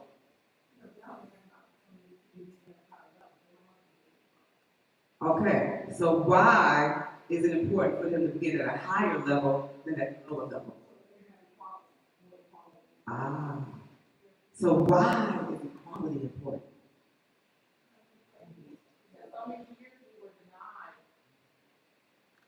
So it's leveling the playing field. Why do you need to level the playing field?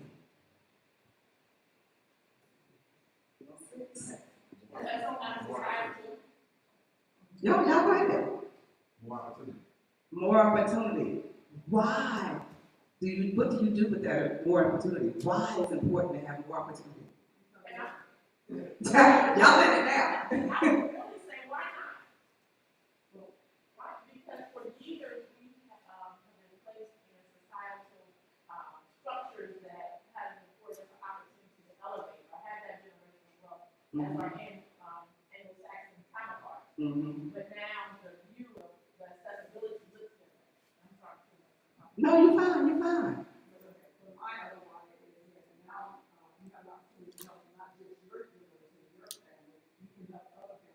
Yeah. So when people do better, they do more good. Yeah. Yeah. You want to say something else to that? I think also because if you have access to resources, then your children's children will have time and an opportunity to elevate themselves. A lot of times people do not access to capital, and there's certain things that we do have self-reliance. And we can pull from I go to my uncle and get something to start my business or to go to college, or I can leverage that asset. Maybe I'm not going to keep it forever, but I'm going to take that asset and apply it and let it appreciate. And then when my children go to college, I don't have to borrow anything. I can leverage that. Yeah. Not many things increase in value over time. But y'all see why I asked that question? I think you did deeper by saying why 7 times. Because you need to validate, why am I doing this? So when you wake up in the morning, you don't feel like searching for homes. You don't feel like getting in your vehicle and riding around. You don't feel like reaching out to your realtor. Knowing your why is what's going to motivate you to get up and move. It's very important. So we talked about the past and how it impacted us, right? We talked about the present and why I'm going to make a difference for that future, correct? So that's why the why is so important. If I could share my why, I told you my grandfather told us to own the land. And so for me, all I have to do is go back 3 generations to slavery. Because my family's from rural South Carolina, the low country is for me, the low country of South Carolina. And what I know is that my grandfather's father's father got his 40 acres of land. And that my grandfather always knew that they needed to expand on that. And so what I know is that my family actually had what they call the field garden and the go-to-market garden. And the field garden is what you shared with your family and how my grandparents and my great-grandparents fed their family. The go-to-market garden was what they would take to the market and sell. And I know y'all still see them folks with the pickup truck. I'm like, y'all like it. I won't buy my watermelon out of the store. I only buy it off the pickup truck straight off of some farmer's land. So I share that with you to say that generational came down, that generational wealth came down, that I can stand before you and say, we own thousands of acres in South Carolina because my grandfather, his brothers, their siblings, they actually acquired land. One thing my grandfather always said is, if it's our land, it's never going back to the white man. And if there was anybody in our community that could not pay their taxes, they would come see Mr. Cohen. And Mr. Cohen would go pay for their taxes. And then they would just come and pay him their taxes. But if they couldn't, then my grandfather acquired the land and kept the land. You see what I'm saying? Follow the land. Follow the land. On that said land in South Carolina now, we harvest trees. So there's many uses for your land, right? What does that look like? And so I'm now 4 generations down, and we have an estate. And in that estate, we have the properties from my grandfather and his uncle, his uncles, yes, and his brothers used to work the docks in Charleston, South Carolina. We're one of the few Black owners in Charleston, South Carolina that have multiple properties that literally we rent out to the Medical University of South Carolina students, that we rent out to the College of Charleston students, that we rent out to the Citadel students in downtown Charleston. If anybody's familiar with Charleston, y'all know where the old, what used to be the slave market is now the market. All of our properties are right there. So that's how generationally you make a difference in this room by deciding to start owning the land. That's why it's important to know your why. Once you know your why, you figure out who you're going to do it with, whether it's you and your family, your spouses, you and your siblings, you and your family, you and your friends. You know who you're going to be doing it with. Now you got to decide what's on mind. What are you doing about it? Most people think that the very first important decision you make as far as financially and buying real estate is your primary home. When I get a chance to buy that primary home, if you're making a difference. Statistically, when you buy a primary home, you are building sustainability in your family. There are statistics on the educational differences on children that actually grow up in a household that is stable in one environment as opposed to an apartment that they may be transitional and move around. There's statistics health-wise that you are in a healthier condition because you get to go out and ride your bike down your street. You live in one neighborhood. You're not concerned about where you're going. You all statistics that literally share how that family becomes more sustainable and lives longer, healthier, more productive lives. Typically go on to get their 4-year degrees in college.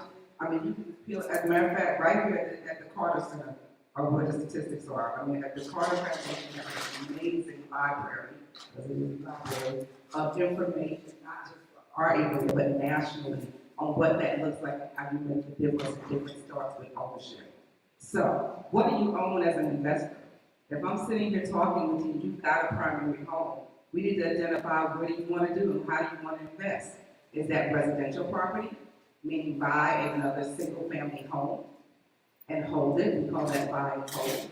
Is that buying commercial property? Told you about that land in South Carolina. We sat down and had a family meeting and we were trying to figure out how do we maximize that land in South Carolina. Storage units. So thinking outside of the box. Mobile homes, mobile home parks. What does that look like? So thinking outside of that box. What am I doing? Am I buying commercial? Am I buying multi-use space? Multi-use space is what you're seeing pop up all over Atlanta, where you see spaces, especially how they just converted the West Village area, and now you have retail space on the bottom, you got condos on the top, you got single families in the middle. So it's multi-use space. You have to decide where do you invest that. Is it warehouses? I come from a trucking business family. I didn't know this until my brother brought it up, and he said, we just need to be able to put parking lots on the land. I said, parking lots on the land? He said, yeah. He said, the trucks have to have some place to stop. Trucks need pit stops other than the truck stops. So sometimes there's not a truck stop close enough for them to stop, or because I come from a blue-collar family of mechanics and truckers, they just need to be able to get their truck fixed and washed. I was like, so we make money at that. How do we make money at that? Opening and expanding your mind, right? So what does that look like? Where do you invest? What are you investing in? Is it residential? Is it commercial? Multi-use? Is it retail? And I ask those questions of my investors because I want you to be passionate about what you're investing in. What does that look like for you? Because if you don't like it, if you don't love it, if it doesn't fit in your arena, you're not going to follow it up. You're not going to go do drive-bys.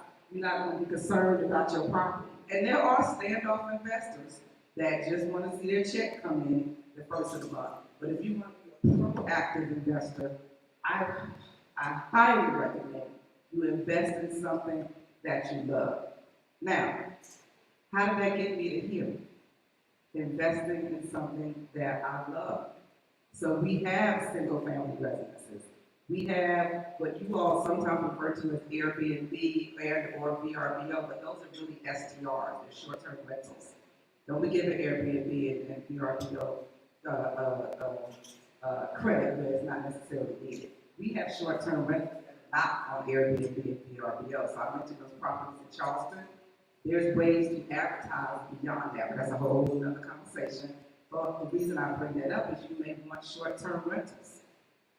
I can tell you recently, we just really converted our portfolio from being just single families to short-term rentals because the ROI is stronger.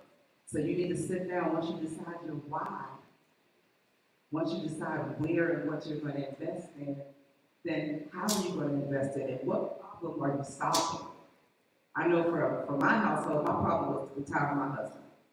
How do we replace his income? So when we're sitting down having that conversation, I know what his income is. I know that our investment portfolio needs to replace that income because our sister over here said, what do you want to look like in 10 years?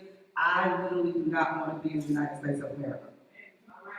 Okay? I want to be living at my villas around the world and coming back over here just to visit my nieces and godchildren and all that kind of stuff. Right? So knowing clearly what that looks like for you is important. So 2 years ago, when my good friend over here, Diana, said we're getting ready to buy some land in the Caribbean, we were all sitting there like, what? We've done this national thing, right? We've invested locally. Some of us have invested even nationally. I have friends with, property that is outside of what I call the one-take ratio. The one-take ratio means I can drive to it within 1 tank of gas. I like to see my stuff. Some people were investing outside. My good friend over there is from St. Louis, and so she actually invests in St. Louis. And y'all, this lady over here is my mentor. I heard somebody earlier say, Rapunzel Morris is the reason that I'm in real estate as a professional, not just as an investor. Because when I was taking my step out of corporate America, I went to her and I said, well, how are you doing this thing? She took a step out a couple of years before me. She literally, we sat down for lunch, and this is old school. She came with spreadsheets, and she said, let me show you how this works. And she literally was transparent enough to share with me how it was working for her. And I needed to say, because y'all know, I heard my brother say, them young folks was making, $100,000 and $200,000, and I was leaving this corporate career making that really nice 6 figures with bonuses. And I was like, look, this is 100% commission. How am I supposed to do this? And it was because of her wisdom, for her openness and her transparency to share that I can stand here 19 years later in the business and be able to say, I have been successful and I feel like I'm successful and I have grown. And coaching, when I couldn't afford coaching, she was my coach. She could totally jump off a bridge. I was like, girl, which one? Coaching is so important, you all. I mean, you need a coach. I have a coach. She and I share the same coach. The coaches have a coach. I'm telling you, if you're here today, you want a coach. But I digress, excuse me. So let's talk about how we get here and when is the right time for you. So it was a couple of years ago where we were looking at what do we do next? How do we diversify our portfolio? Where this project came up as just a brainstorm from us. I told you, sitting on the beach saying, good job, but why are we spending money at somebody else's resort? And they did the due diligence, and they came back and said, we got a project we think we can do. So let me share with you all a little bit about what that looks like. We came back, we sat down, and we said, well, if we just buy some land and invest, and we all are able to come and visit each other and have what we call our family reunion, which is the first week of June, we've got one coming up, and we can wave at each other from the balconies, we'll be happy. So what you have before you is here on to the right of me is our Tempah Salah project. Tempah Salah Park Hotel is in Las Cadenas, which is in the Samana Bay region, which Diana shared a little bit about earlier. It is 42 condos. It is 13 plus acres. We have 7 buildings with 6 units, 2 bedrooms, 2.5 baths, about 1,700 square feet each. We are literally, the land is cleared, infrastructure is going in, and we are laying foundations. Project 1 is off the ground, right? So we'll have an amphitheater, and even then, we were just like, we are doing the thing right now. We some Black Americans that came over here, we acquired the land, but that wasn't enough. So our illustrious, we call him our inspiration, Diana's counterpart, or COO, he's our visionary. So no, we go get some more land. No, y'all ain't right here, we good. He said, no, I can go find some more land. So he went about, I'd say 15, 20 miles, 30 minutes down the road, and found some land in what we now are in called Samana Bay. So what you see here are the pictures around of the Ama de Samana project. That project now, we started at 600 acres. We're up to 2,000 acres that is wholly owned by our partners. And let me share a little bit about that. We crowdsourced and crowdfunded amongst ourselves. So when Diana referenced the owners and the partners, and Barbara referenced the owners and the partners, all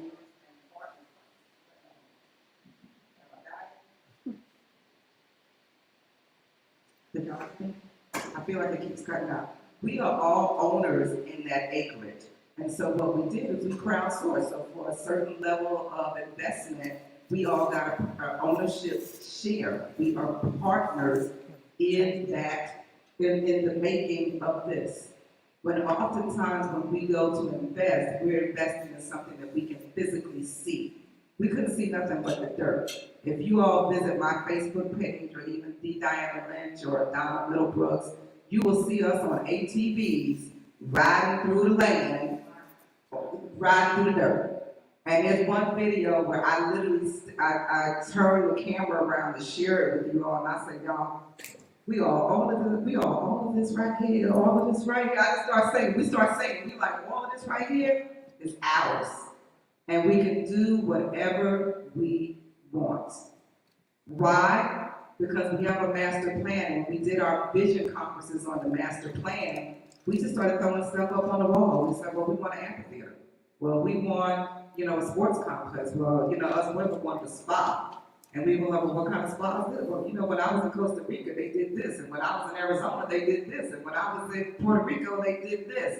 And so we literally just started throwing things up on the board to say, well, we have 600 acres to start with. We now have 2,000 working on 4,000 acres that we build on, and we will. So we're going to have an amphitheater. We're going to have, let me back up. We're going to have, where's my land picture? My land picture, that's the overview picture. We will have a villa that is going to start up, as Diana referenced earlier. We have our Founders Village, which is for those of us that are founding partners, which Mika back there with the hat on is one of the founding partners. So those will be our villa homes. We will be building the only 18-hole golf course on that side of the island. That came about because all of the spouses didn't have no place to golf for 3 hours, and they were like, well, why can't we build a golf course? And we went to dig it. Well, why can't we? Let's go figure it out. And so we now will have an 18-hole golf course. We will have luxury estate homes around that golf course.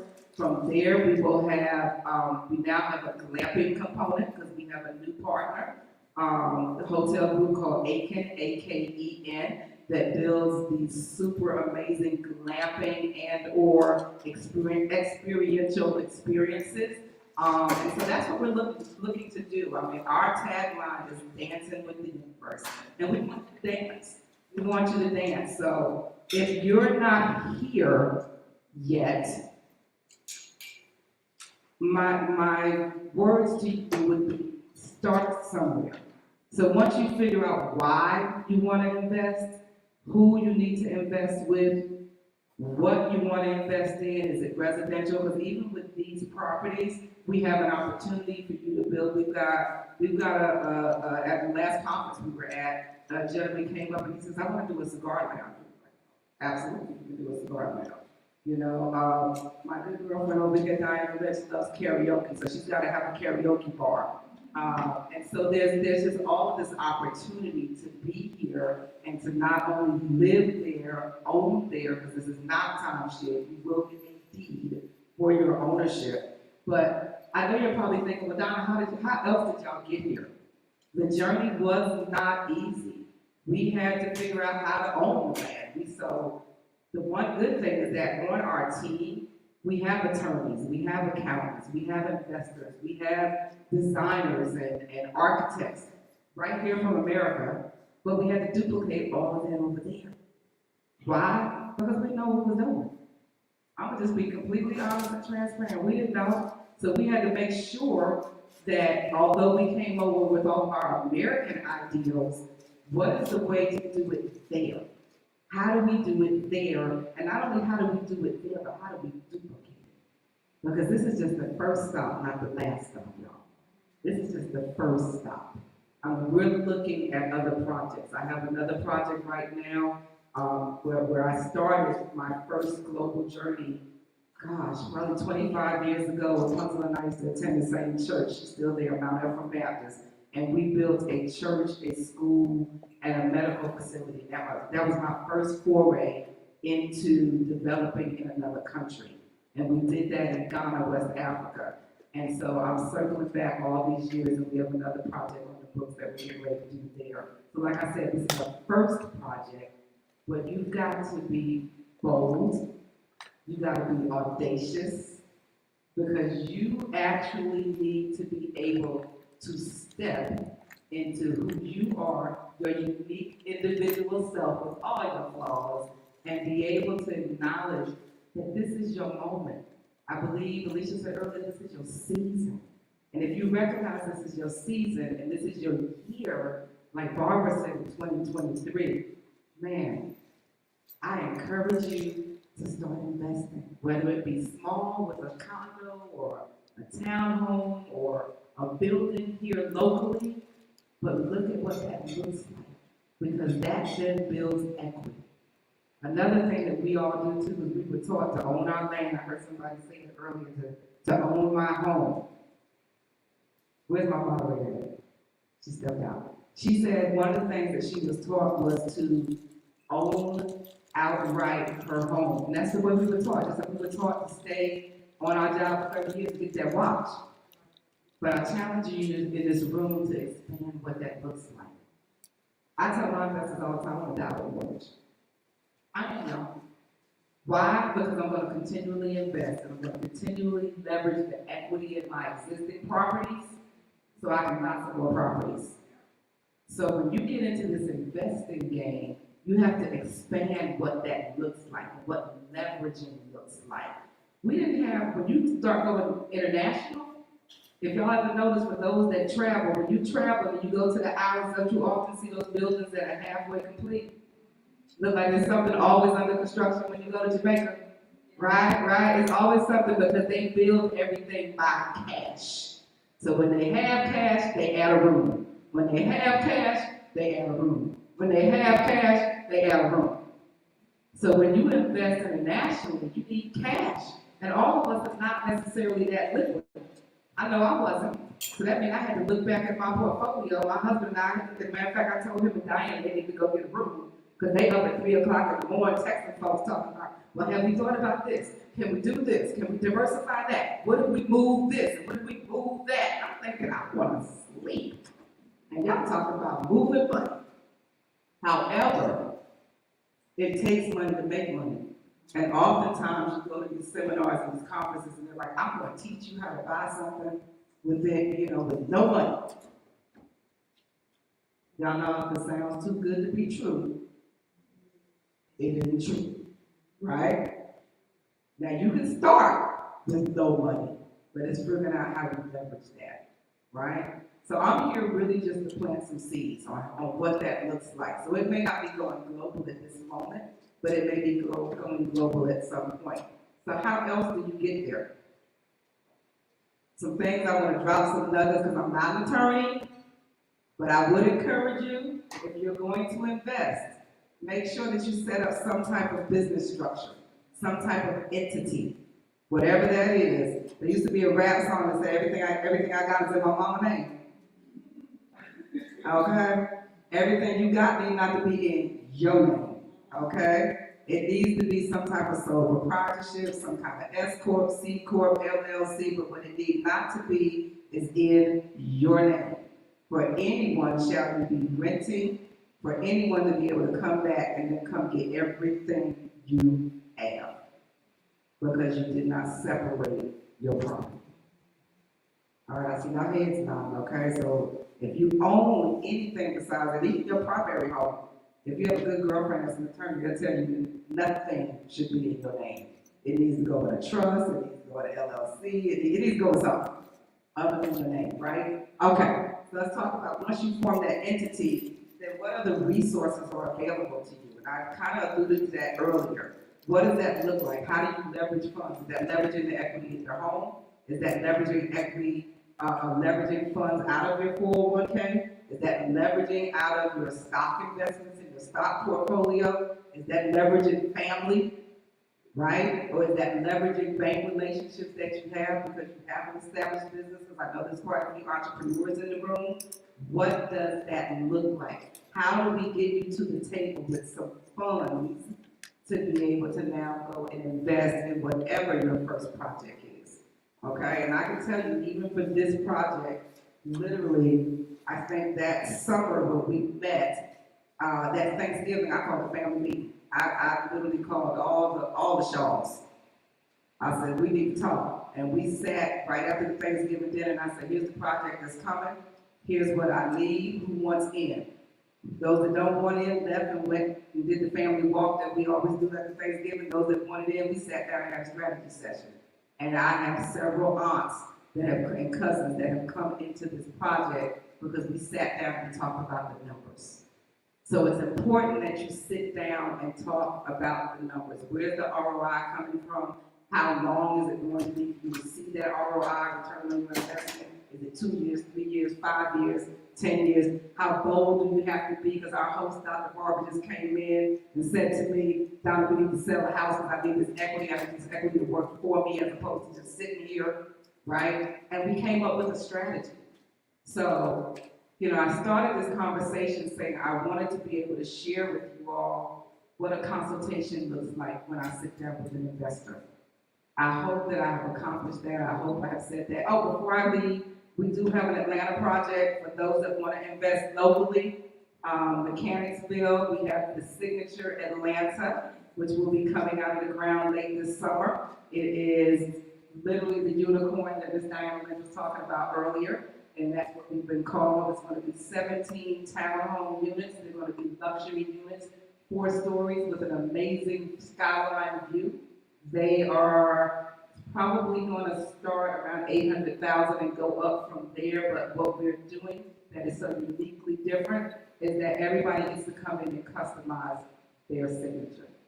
And so we've got 3 actual plans. We have an industrial plan, we have a modern plan, we have a farmhouse plan, but with that, you will have your design appointment and build your own uniquely different space for you.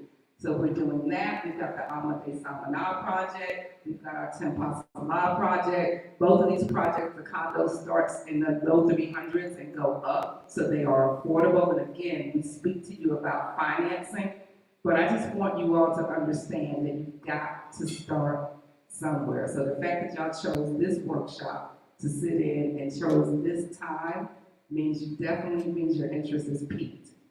I'm available to speak with you all. I think I have maybe a second or two for a couple of questions, if there's any questions about anything I shared today. Y'all got it? Y'all just gonna run up to me afterwards and be like, Don, I'm ready to invest. We're going at this. Yes. Are you able to give us an idea of what, for this local investment project here, what's a typical amount that an investor would need to come in with in order to be a part of the project? Okay, so again, ground up development, We are still in the process of identifying our builder and our partner developer. So there's an opportunity there that you can actually speak directly with Diana Lynch on. However, if you just want to purchase a unit, which we do have investors that are just purchasing individual units, then it becomes whatever price point that starts at 800, going from there, how you decide to personalize it. And the good thing with this project being in Atlanta, and this is again the first of many, that's why we call it the signature in Atlanta, because we're going to take it around. This project, oh, I didn't tell you, they come with elevators. They're going to have rooftop kitchens and outdoor space so you can enjoy that amazing skyline. But this becomes a financing conversation because it is stateside. So we can certainly have a conversation about finance. Any other questions? Ms. Lynch? The little shoes have commercial spaces on the bottom, so if I'm a business owner, Hint, hint, they're going to be multi-use spaces. And so on the lower level will absolutely be business spaces. We're building some of them where it can be like a one-person office if you have an insurance or a coaching business or something where you want to be able to meet clients. There will be commercial retail space on the first level, and then you will have access to your unit to go up. And some spaces will not have access to the units. They'll be freestanding. Anything else? All right, well, I thank you all for sharing your afternoon with me. I hope you will learn your why, you will learn your what, you will know when to do it, where to do it, how to do it. You can certainly feel free to reach out to me at any given time. I have goodie items to give out to you all with my contact information. You all, if I could just leave you with 3 words, my granddaddy told us, on the lane.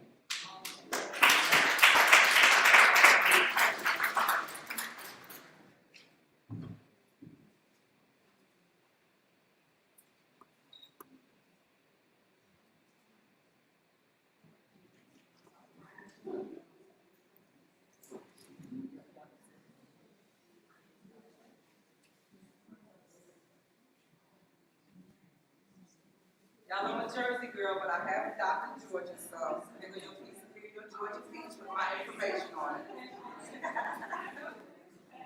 Thank you.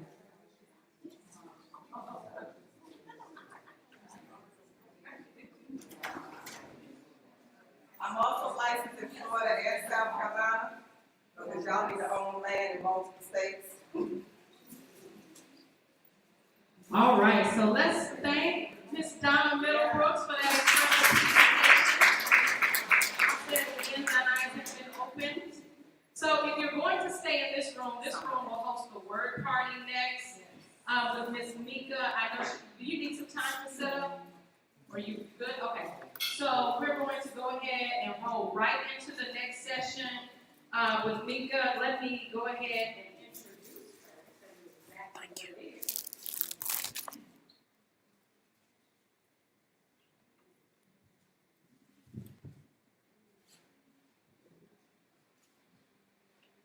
All right, Ms. Mika, founder and CEO of Sisterhood University. You notice I skipped the last name because I don't want to mess it up. People mess up my name all the time. I'm Korea, Karaya, all of that. But we'll say Ms. Mika, she is founder and CEO of Sisterhood University and the Gold Matchmaker Brand Advisor. So y'all give her a hand as she comes up.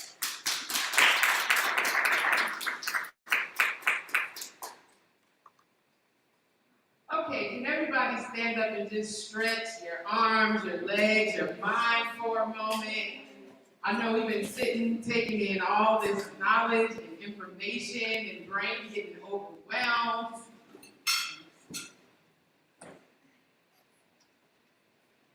So what I'm gonna do really quick is we're gonna go around the room and I just want you to say what you do. Okay, to stand up and say what you do. Let me give Donna some time.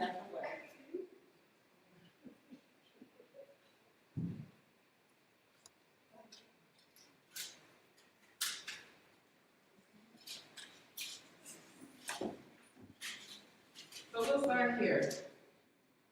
What do you do?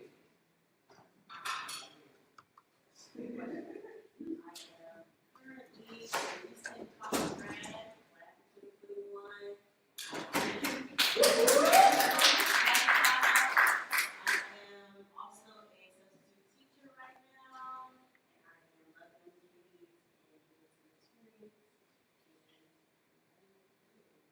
Also the executive assistant of.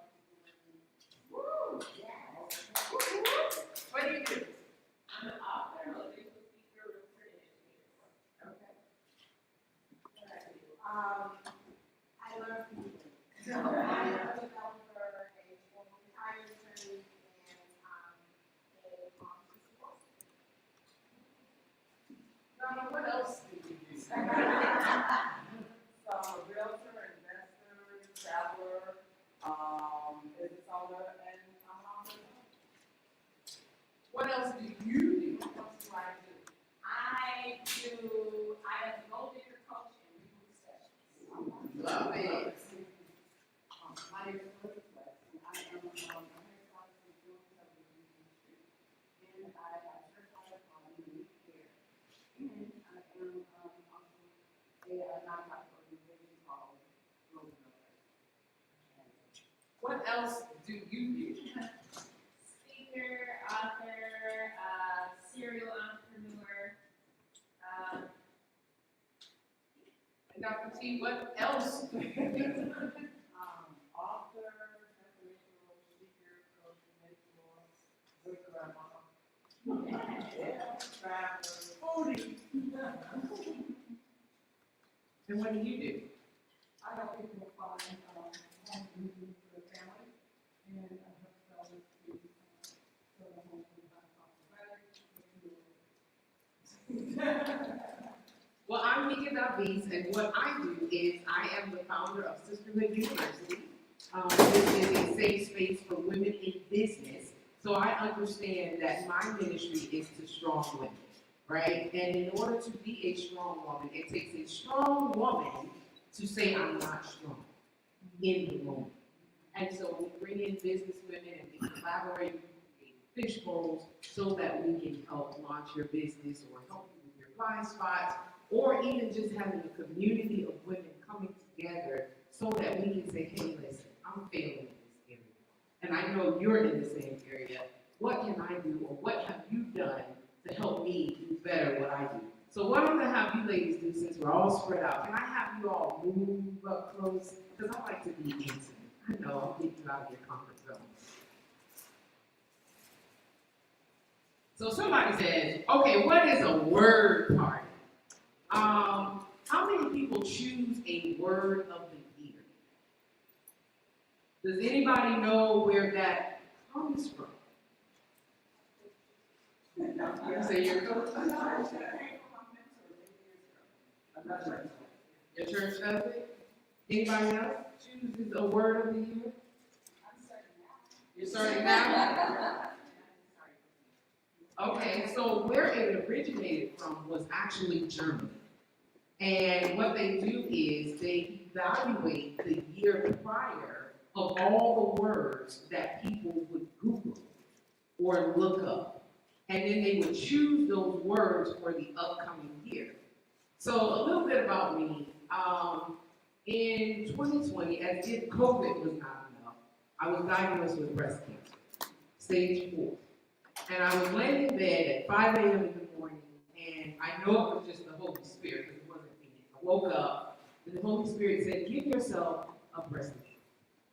And you know, the doctors always tell us to do that in the shower. It's like, well, what am I really looking for? And so when I began to give myself a breast exam, there was 2 large lumps that felt like it came out of nowhere.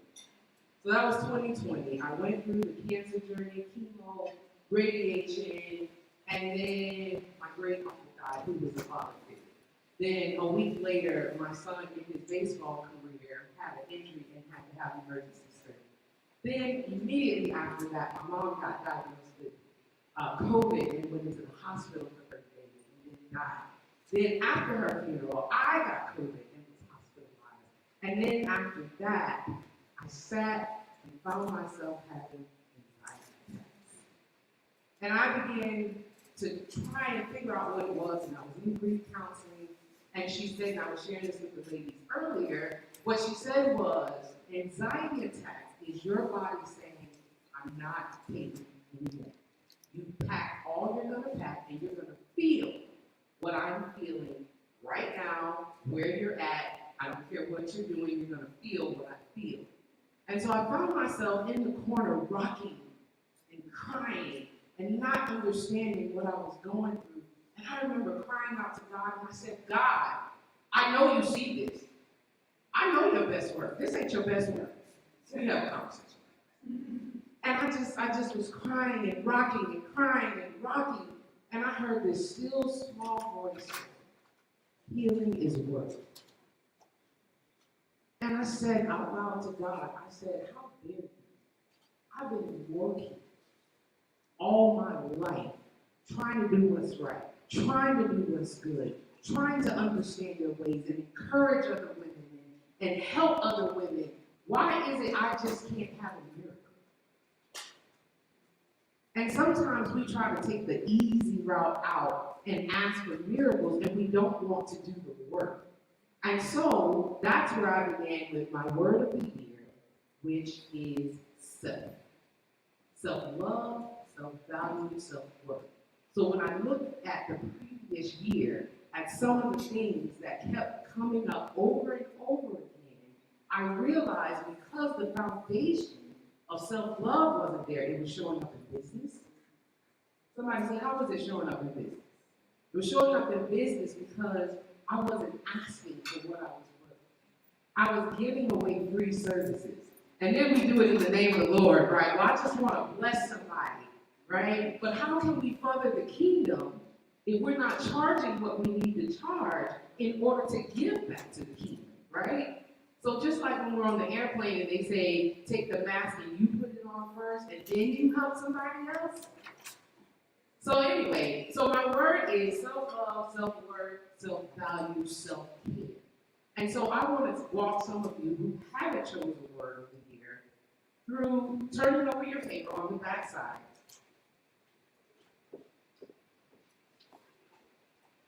And on one side, I want you to write down either the things that you do or the things you need to do. Just write down 3 things.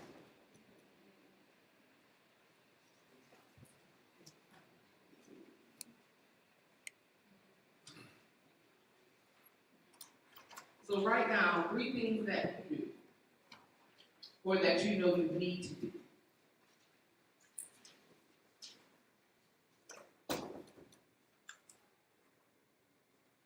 Is it in business? Is it as a mother?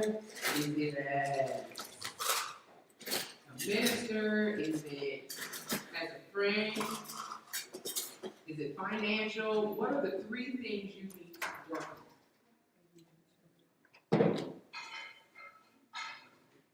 And I want you to draw a line down the middle. And on the right side of that, what is it that you need to do in order to accomplish that? So on the left side, write down what you need or what you need to work on. And on the right side, what is it that you need to do to accomplish what you wrote on the left side?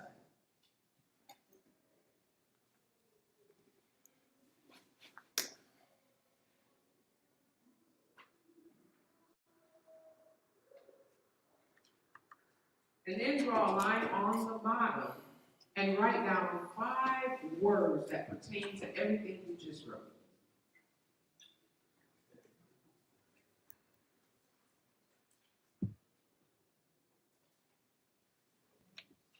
What 5 things pertain to what you just wrote above that?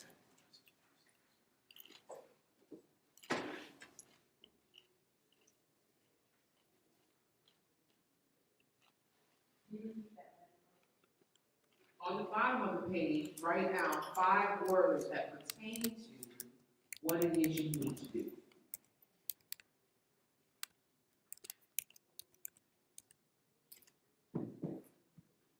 I did have a picture of what my board looked like.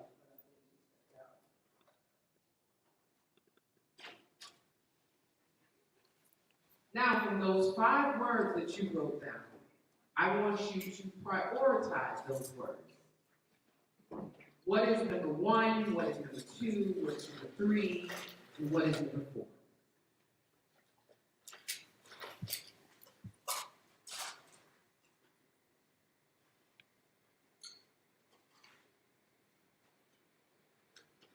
What word did you come up with, Diane? No, what's the number one word? Self-care. So that is your word for the rest of this year. So flip your paper over and write that at the top. Anybody else want to share their word? Organization. Anybody else? Discipline. Anybody else want to share their word? Somebody said accountable? No.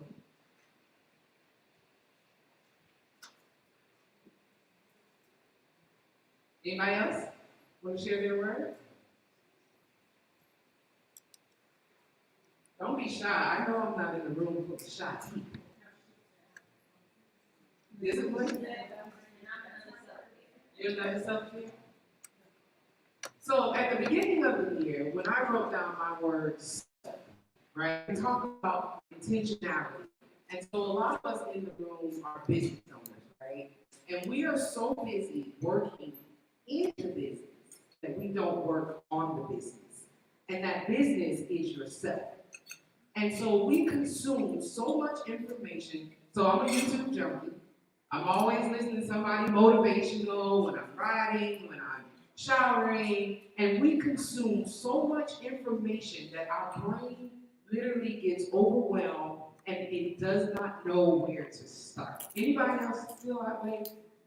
Like, I know what I need to do, but how do I start that? And so God literally gave me this process when I said I wanted to be intentional, right? So how do I be intentional? So what you're getting ready to do, what are some of the scriptures, right? So I began to fill out, what are the scriptures on self-love? And it's so easy now, we got Google. So I just Googled, what are some scriptures in regards to self-love? Then the second thing I did was, what are my action items, right? My action items. So my action items consist of affirmations, emotional goals, etc. Then you have, what are your affirmations? What affirmations are you going to say on a daily basis in regards to your work? Then your emotional goals. What are your emotional goals? Like one of mine is emotional intelligence. So I've been researching what is emotional intelligence, because if I don't have my emotions in control, I think Mr. Claire talked about emotions. And then what are the books, the movies, and videos that you are going to watch that pertains to your work? So I'm going to give you 5 minutes, maybe 7 minutes. Write down some affirmations that you need to say in regards to your work. Google some scriptures in regards to your work. What books, movies, and videos that you should be watching in regards to your work, and what action.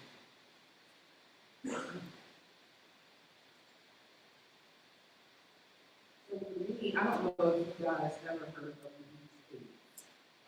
I absolutely love her. She is the guru of affirmation. And right now, I am going through her audiobook that talks about self-love.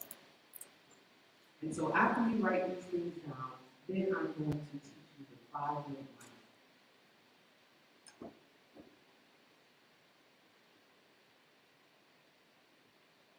So what are the scriptures? What are some of the actions you're going to take? Emotional goals. One of the things I started doing was mirror affirmation. I don't know if you've ever talked to yourself in the mirror. That is one of the hardest. And when I first did it, I could not say a word. I stood in front of the mirror, just telling myself, asking myself, what do you need? And that was the hardest thing to do, was mirror affirmation.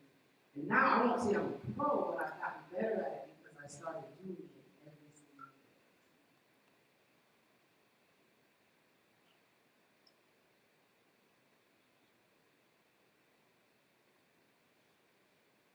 day. And so one of the main reasons I'm doing this is so that we can be intentional. Because oftentimes we feel like, how many people have felt like, I have so much to work on myself, you get overwhelmed, like, I need to be disciplined, I need to lose weight, I need to network more, I need to. And then we forget that growth is not a destination, it's a journey. And so let's stop overwhelming ourselves as women and just take one thing at a time. Whatever your word is that you wrote down.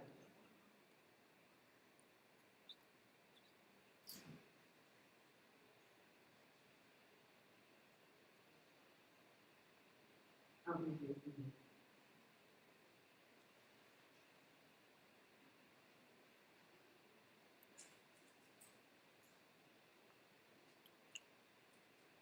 One of my scriptures is to love yourself with pride and love good. I don't even know that scripture exists.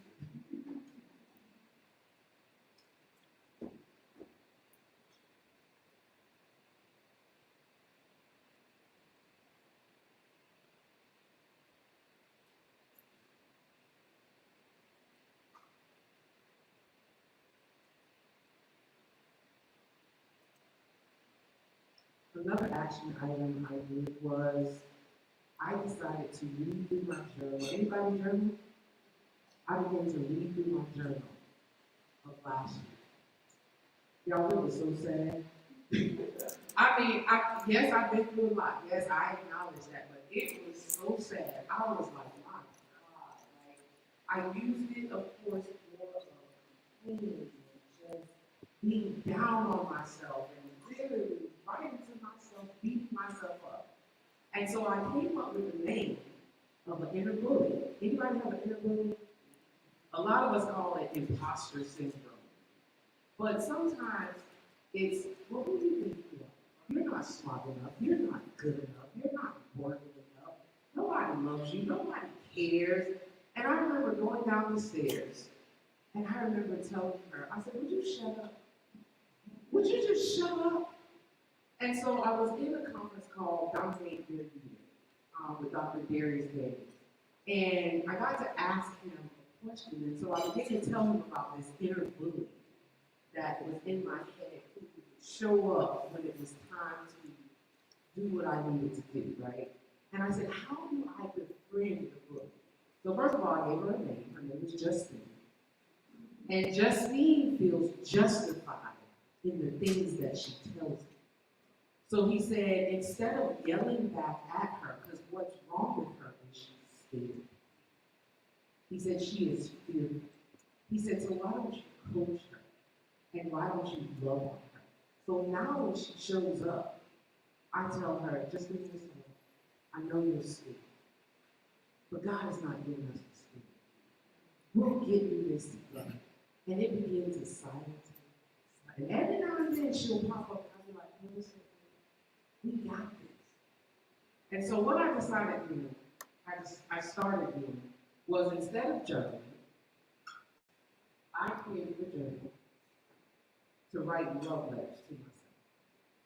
And so every morning when I get up, instead of just journaling and dropping down all of my thoughts, I write myself love letters.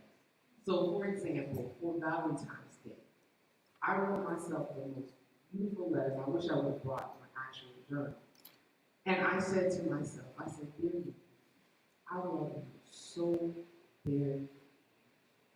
I never knew you were all. You are the best thing that has ever happened to me. And I promise to love you. I promise to support you. I promise to affirm you. I promise to protect you. I promise to show up in good and bad, in sickness and in health. And girl, I love you to the moon and back. I am so proud of you. You don't even know I love you more because how you show up for other people. But I promise to show up for you. And I said at the end, I said, sweetheart, I love you more than anything in this world. How many people have ever told themselves? I was like, I told a man that, I I told my children that. I told my ex-husband that. It may have been a lie, but I told them I loved them more than anything in the world, but I had never said that to myself. And so, because you're so beautiful, I want to give you one of these books to work on writing yourself a love letter every day. Anybody done? Anybody want to share the first thing that you're going to work on? Are y'all proud or y'all just shy? You sure?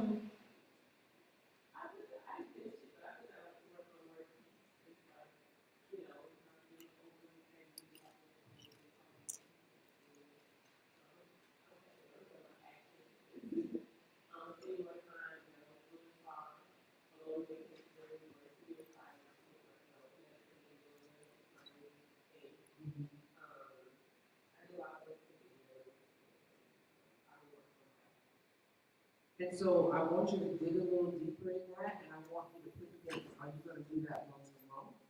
Are you going to do it once a quarter?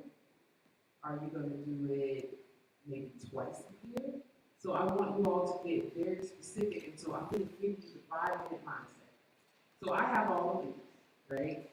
And I call it the 5 by 5. So I take my stopwatch, because I suffer from, I think, adult ADHD. I call it the squirrel syndrome. Tell me if I'm the only one, but I get distracted real easy.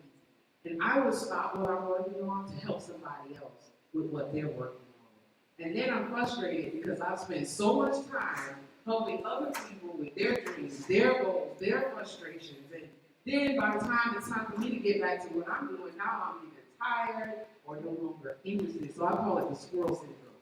Somebody called me. You ever seen the squirrel? He don't know if you want to shoot across the street or run back to the tree, and you're like, well, what you gonna do? Because I don't want to hit you. And so that's how I feel. And so what I do is I set my timer for 5 minutes.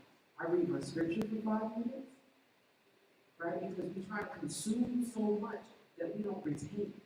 So I set the timer for 5 minutes. I read the scripture for 5 minutes, and then I write down what I got out of that scripture for that day. Then, like I told you, I'm working with Louise Hayes. I'm listening to How to Love Yourself. So I only listen to her for 5 minutes. And then I write down what I know. And so on and so forth. And I go through it 5 times. And for some people, it just may be, okay, today I'm going to work on just my affirmations for 5 minutes. I don't have time. I got out of bed late. I'm not an early riser. So I'm just going to work on one thing a day for 5 minutes. And I call that the 5-minute mindset. Guys, when I tell y'all this has literally changed my life of intentionality and loving on myself, and I started this in January, and I literally seen a difference how I talk to myself. And as I was with Cammie up there, in 10 years, I want to have my no so strong that when people look at me, they will say she has clarity on her own vision. And she knows what she needs to get done. Because oftentimes, we're so busy helping everybody else. We're so busy saying yes all the time that we don't get our vision accomplished. When I was in counseling, the Dr. Carolyn Driver, she said to me, she said, let me tell you how I see you. She said, you're sitting at the shore. And anytime somebody pulls up with all their wood and their supplies, you help them build their boat. You help them set sail, and then you wave our way. She said, you sitting over here, and the wood that God gave you is now sitting here rotting. Because you're so busy helping other people build their boats and helping them set sail. And so today, I want you to make a promise to yourself that today you're going to build the boat that God gave you. You're going to set sail with what God has given you. And then what you're going to do is wave to the other people that's on the beach just pulling up with their wood. And when you come back, you can then tell how you built the boat, what the waves look like, what time the sun sets. And then you're better able to help other people. Thank you.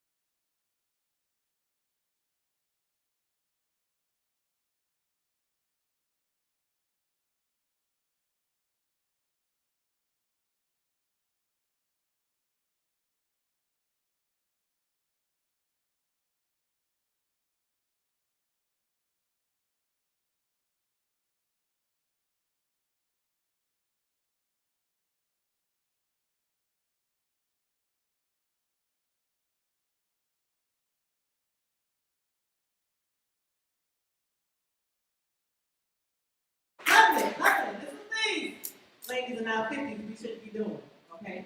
There's some things once you get in your 50s, you should not be doing. Number one, you should not be a side chick. No, ma'am. Okay, I got 3 amen, so the rest of them, no. Number two, ain't nobody got time to have no pussy babies. Now, the Lord bless you. You want to have a baby, then, go on and get yourself together and, go on and be perfect. But in your 50s, you shouldn't end up and accidentally get pregnant. Come on. In your 50s, you should not twerk no more than 25 seconds on the song. Because in your 50s, when you twerk past 25 seconds, you are down air hunting. You are not twerking no more. Your twerking went out the door, okay? So when that song back that thing up, come on. When the beat drops, it's gonna sit down somewhere. I promise you. The millennials gonna come out and just take over the floor. So are you ladies and gentlemen ready to have a good time this evening? Yeah.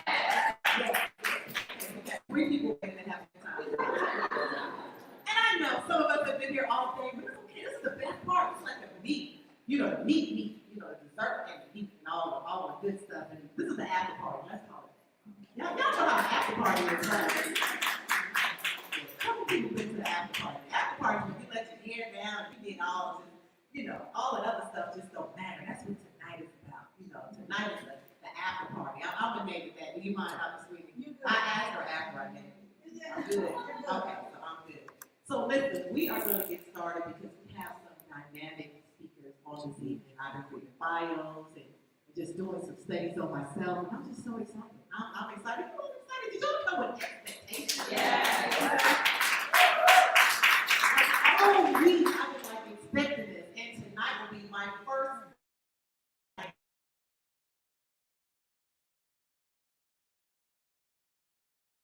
Family and Dr. Sweetie called. She said, "Hey, I don't want you to only host. I want you to tell your story." I said, "When?"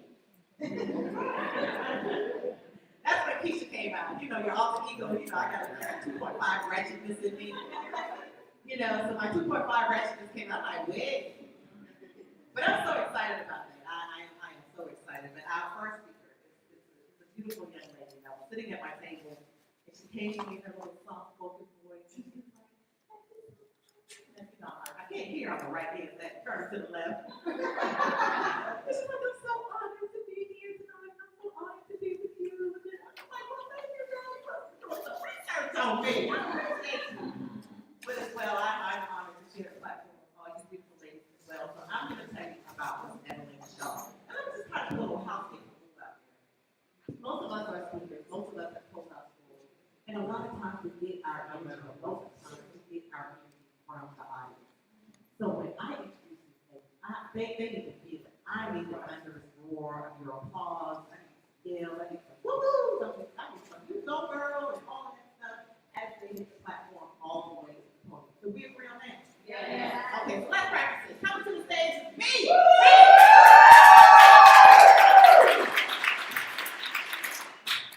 I love the apple party. It's like bringing too many, red bars. But here we go. So I have the honor and the pleasure of introducing Evelyn Shaw Porter, an international education innovator and thought leader. Known for her love of teaching and learning across the globe, Evelyn is a change maker whose contributions to the development of learners are valued. She began her career as an educator in 2005, working in a variety of teaching positions throughout the state of Georgia. Her public school teaching years were filled with both tremendous and joy of immense pain. In honor of her strength and struggles in public school and her personal life, Evelyn Shaw Porter wrote her first ebook and audiobook, The Awakened Teacher, Bold Truth and Beauty. Evelyn runs Thrive International Academy as the founder and CEO. She also serves as president of a budding nonprofit organization, the Beautiful Minds Foundation Incorporated, a nonprofit supporting neurodiverse learners. Evelyn is known for her public speaking, published writing, and support of diversity in education, as well as mental health support for all learners of all ages. Ladies and gentlemen, please put your hands together as she hits the stage. Evelyn.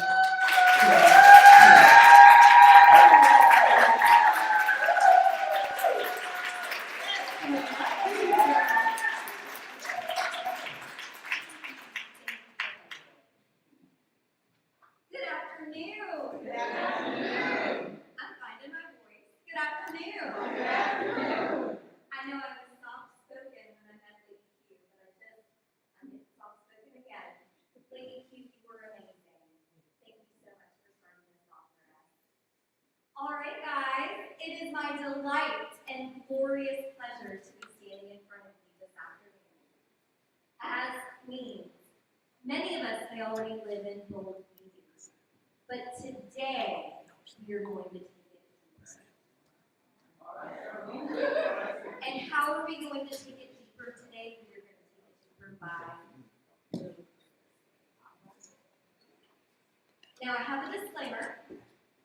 I did not say live recklessly, right? Living recklessly can lead to some stories that we don't want to tell, okay? When we live fearlessly, we live in our full truth and our full. Allow me to introduce myself. My name is Evelyn Shaw Porter. I am the founder and CEO of Thrive International Academy, which we'll get to in just a minute. I have been an educator since 2005, so going on 20 years almost of educating children, tweens, and teens. Can you believe that? 20 years. Now we're going to dive into that a little bit because, as Lady Q said, some of those years were filled with tremendous joy, and some of those years were filled with immense pain. We'll talk about that. I'm also an author. I wrote the book Bold Truths. I wrote the book The Awakened Teacher, Bold Truths, and Bold Beauty. I wrote that story about my struggles and my strength. In 2022, I was the award recipient of Betta's Changemaker. They flew us out to Washington, D.C. 500 businesses were selected, and it was my honor.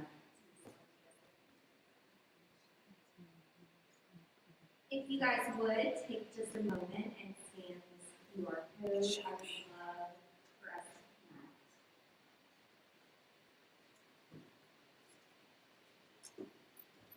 This QR code takes you to Thrive International Academy, which is my pride and joy. Thank you so much for coming on this.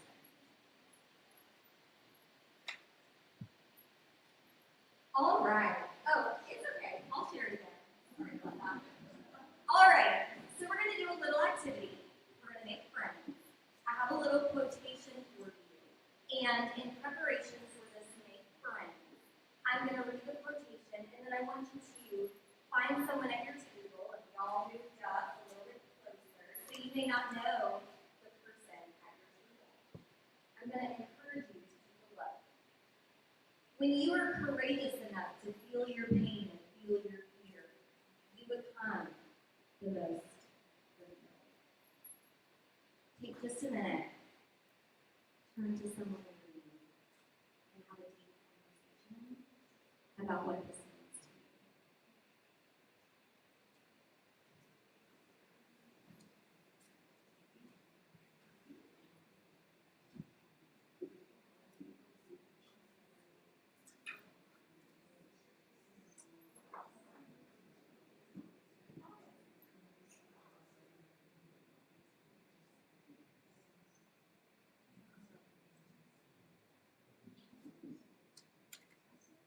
All right, thank you for having those conversations.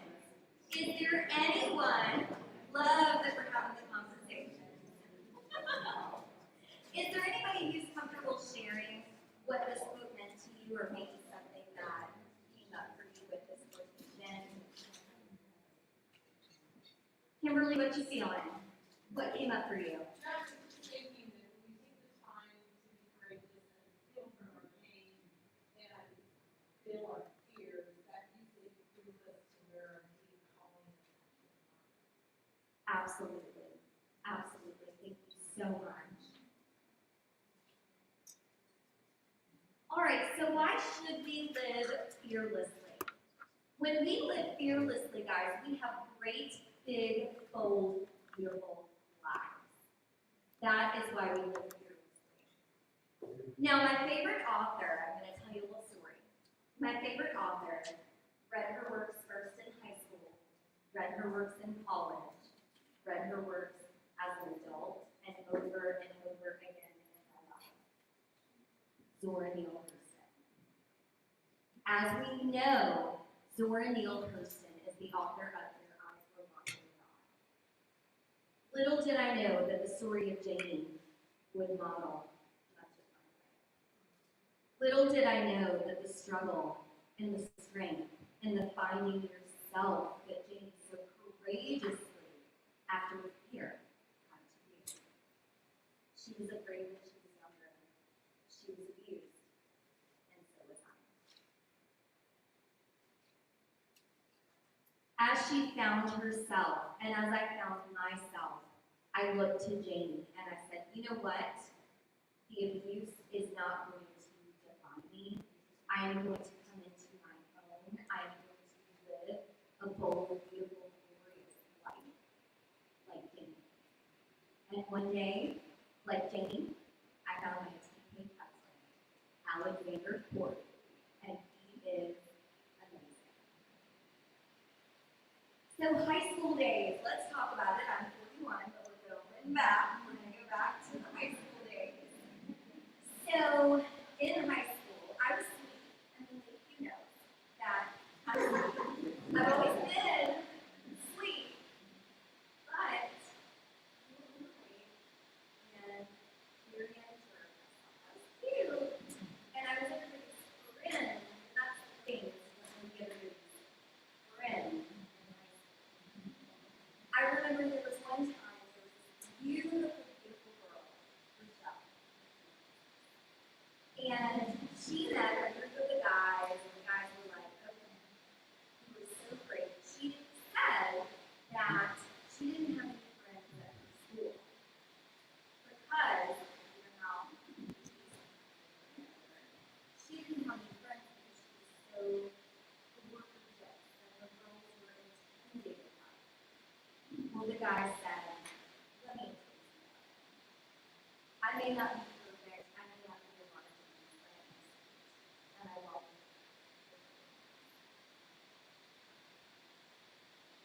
The college years, guys.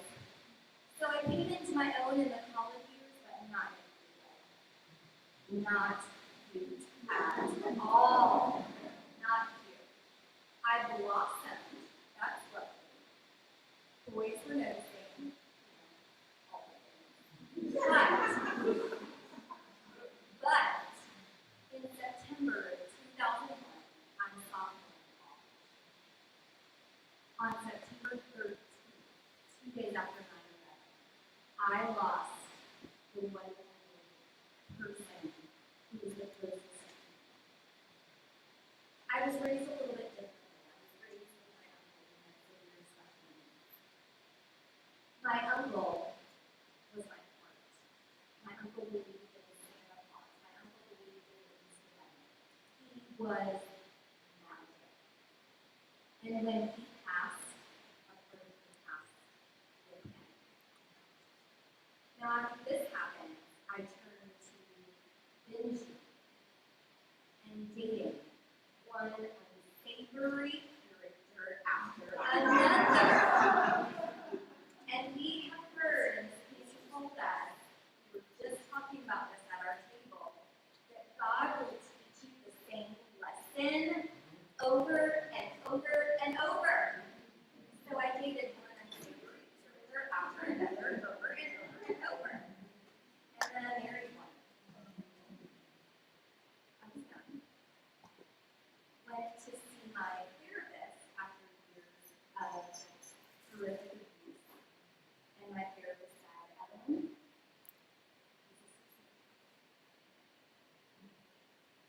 I can tell you the clothes you wore. I can tell you what you watched on television. But I cannot tell you who he is because I do not know him. All that I know is that I am a survivor and that I do not give too much life to that story. Because to give life to that story is to honor a time period that I don't want to honor.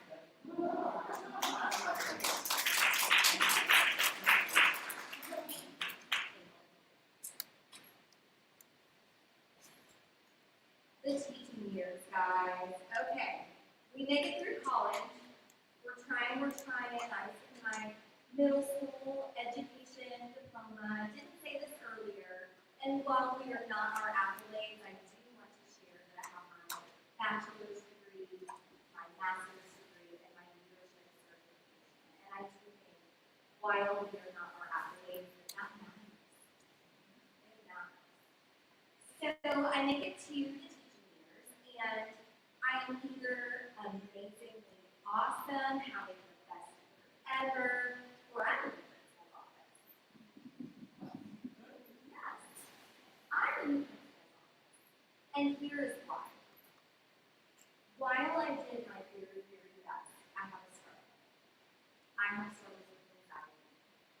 I have struggles with my colleagues. You would never know this. Because thank heaven, I take care of myself. Thank heaven, I have a husband who loves me. I am unconditional and fearless. And I stand before you today not ashamed, but fearless.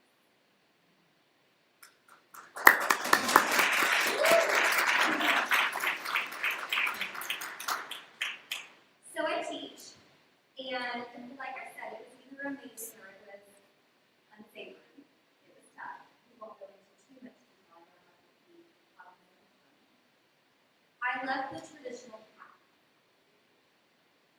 My last teaching experience, and some of you know this, I was teaching in an 8th grade classroom, and over half of my 8th graders were reading on 2nd and 3rd grade level when I walked in.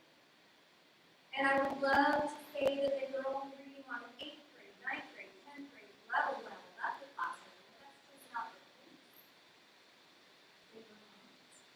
I did everything that I could for this group of students, trying my very, very best to teach them how to read and teach them how to live holy, beautiful, wonderful lives. But I could only do what I could do. And so I did it in the middle school. Again, after living through that with a marriage, I left. I was bedridden for a weekend. My parents, my beautiful parents, I just couldn't. I walked away from the hospital, healing again, like I was working, healing. When you use fear as motivation, you can do some wonderful, wonderful things. God is so good. He picked me out of public schools, not by someone picking me out themselves, but by me saying, I have had enough. So when you use fear as motivation, instead of taking that job at Michael's with the picture frames and flowers and reproofing and getting my, what together, I said no. I made for something different. So I took to the world of Facebook and I announced to all the moms and all the land that Mrs. Evelyn Educates, that's who I was, Mrs. Evelyn Educates, was here to tutor, here to homeschool, and here to mentor your students. That was 2018, 2019. Then comes 2020. I'm doing my thing. The world shut down, but the internet lit up. We grew over 500% in 2020. We teach students and we have teachers around the world. If you want to learn French, you learn from a beautiful woman in France, Rebecca. She's awesome. If you want to learn math, you learn from a genius in Nigeria, or a sweeper in Texas, or Alabama. Or you learn from the infamous Jasmine Brown, right here in the audience, who flew in from Chicago. Love her. Let's give a round of applause for Jasmine.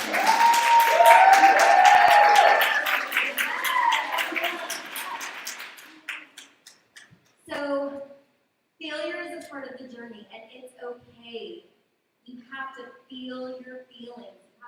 feel that failure and be able to fall on your face. Be able to dust yourself off and rise again. Anytime you start feeling fear, something beyond your comfort zone is coming.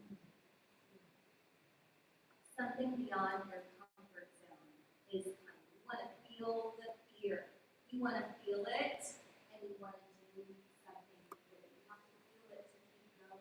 Feel the pain, feel the feelings. When you go to therapy, as I have for many, many years, you feel your feelings.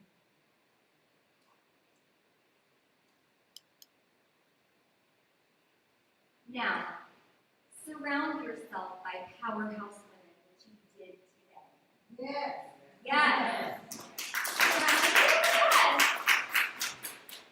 Surround yourself by people who make you better and stronger.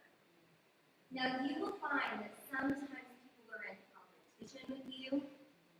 Sometimes people are a little bit intimidated by you. I'm 4'10", so that didn't happen until I got older and rose into my power. If somebody's in competition with you, they are not your friend. You will find that if someone is not meant for you, that they're going to leave you. They'll find something else, or you leave them and something else, and that's okay. People fall away when you arrive in the And so, I'm going to leave you with a quotation from my book, The Awakened Teacher. I want you to know that you are strong. You are beautifully made.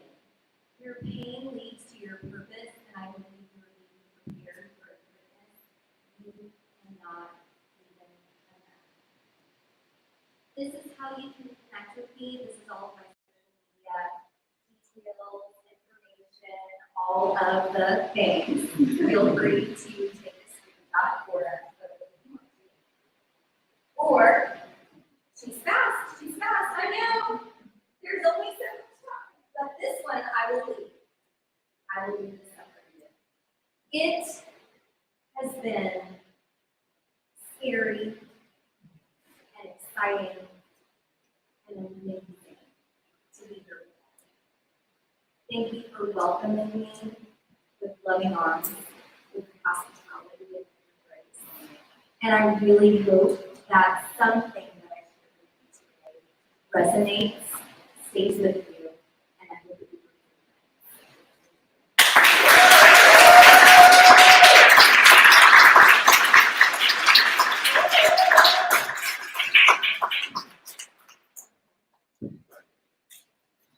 Okay, give it up for everyone. Evelyn educates. Yeah, I was. I love it. That was one of the things that resonated when I interviewed Evelyn for this conference. She was an educator. She wasn't an educator who just took it. She took it to another level. So thank you, Evelyn, for being bold, for being fearless, for stepping into the full authority that you hold inside yourself. You are A piece of the master. a piece of the master. That's right. So Thank you Evelyn, so share much. with them just a little bit. When you were in public school, you were struggling with struggling students. Really, what made you take to the internet to go on this venture? Okay, let's go deep. Let's go deep. I was very intimidated in the end. I was intimidated and I was afraid. I'm a very petite woman, and there were students that were very unsafe. And while I was doing everything that I could possibly do, I said, no more. I am a teacher, and I am a teacher forever. And so I said, let's just do it a little differently. I love that. So Evelyn and I also, during our interviews for these conferences, we do go deep in our conversations. Initially, Evelyn was kind of like on the top, this and, you know, trying to be nice. Polish, But sweet. then I asked her, what was that thing that you had to overcome? Because this platform really is about merging your personal and professional life and understanding the interconnectedness of the two. And how you show up anywhere is how you show up everywhere. And to talk just a little bit about this amazing husband. Oh! But let's talk about how he was new but not new. Ooh, let's definitely talk about that. Okay, so I have the best husband in the whole wide world. He and I grew up together, and if you remember, I was chubby and definitely not the best version of me, but always saw. It took 20 years for us to be together, for us to fall in love, for this beautiful story to happen.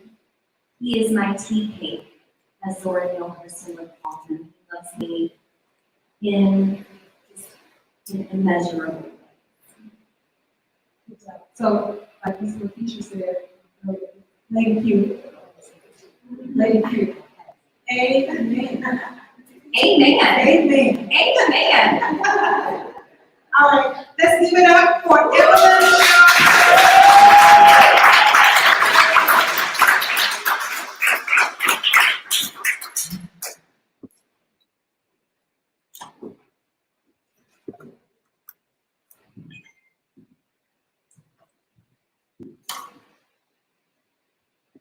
Another round for the beautiful Miss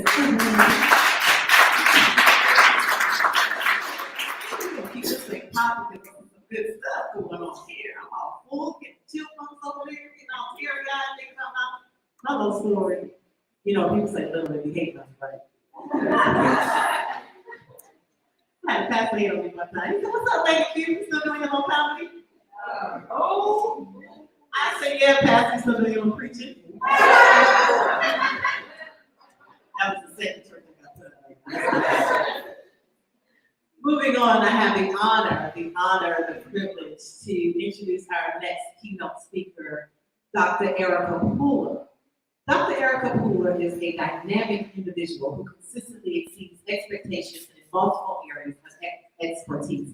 As a holistic life coach, she empowers individuals to reach their fullest potential by addressing their physical, mental, and emotional well-being. Her unique approach combines proven coaching techniques with a holistic perspective to guide clients towards achieving their personal and professional goals, unlocking their true potential. Dr. Pooler is also a successful author, as well as the CEO of Pooler Realty, which has a reputation for providing exceptional service and consistently exceeding clients' expectations in the competitive real estate market. Her strategic leadership is key, and keen business acumen have earned her recognition as a trusted expert in the field. Ladies and gentlemen, we got to go home. And I'm gonna bring it to the stage right to go home. You know, people keep talking like they don't hear stuff like that. Okay. So, ladies and gentlemen, please now put your hands together for Ms. Dr. Erica Pooler. Thank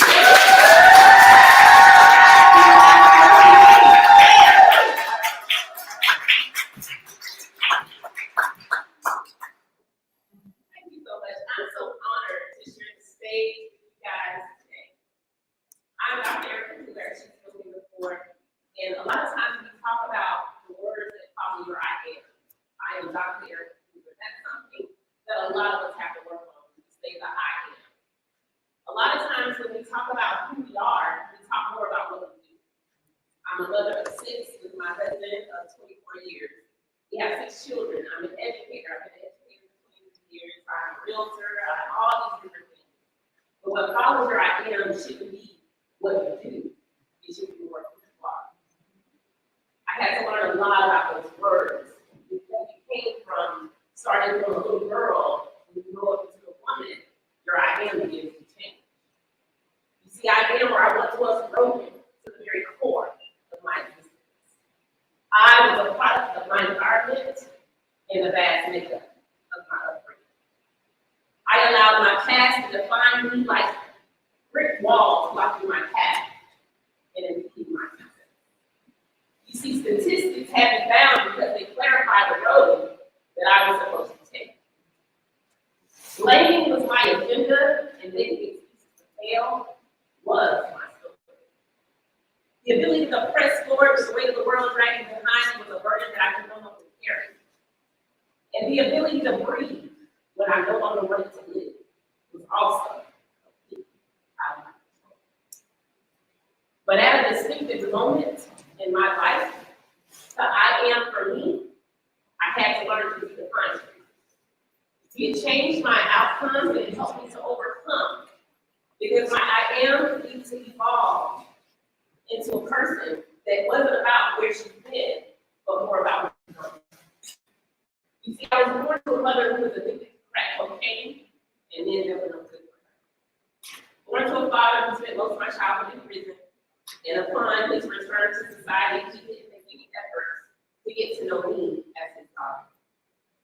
I realized I'll never know what it's like to be the apple of dad's eye or to have that relationship because your father is your first love, right?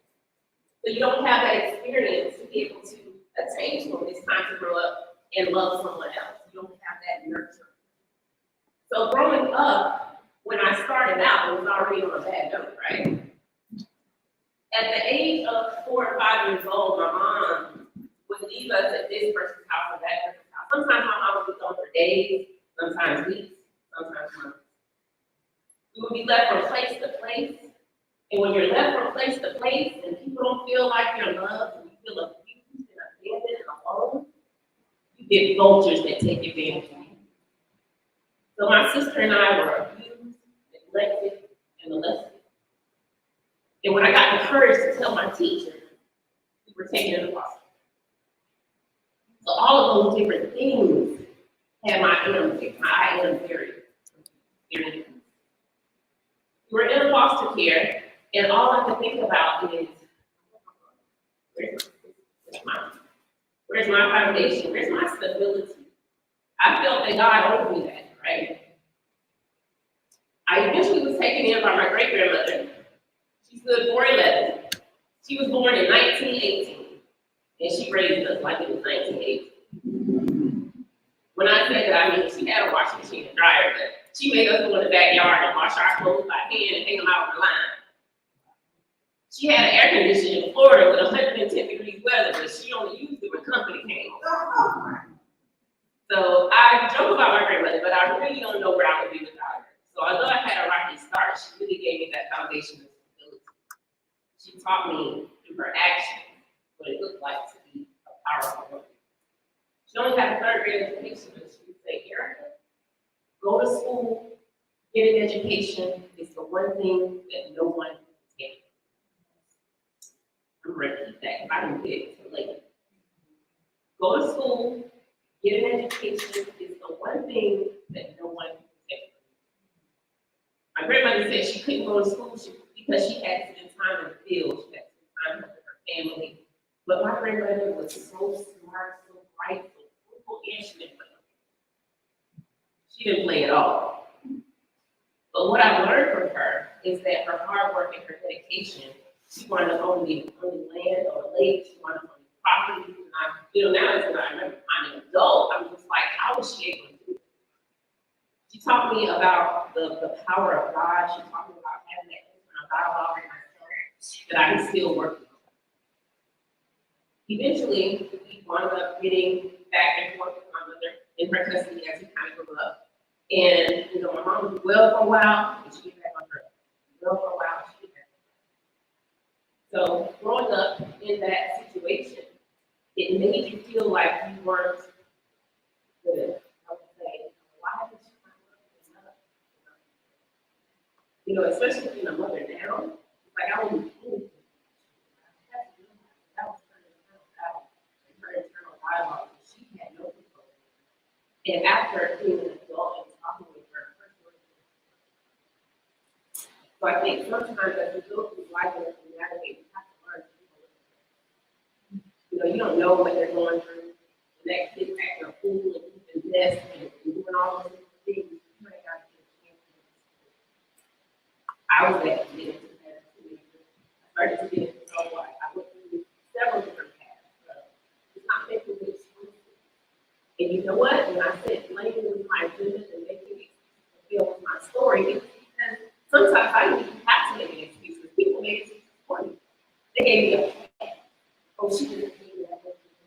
Because her mom was there. She didn't do that.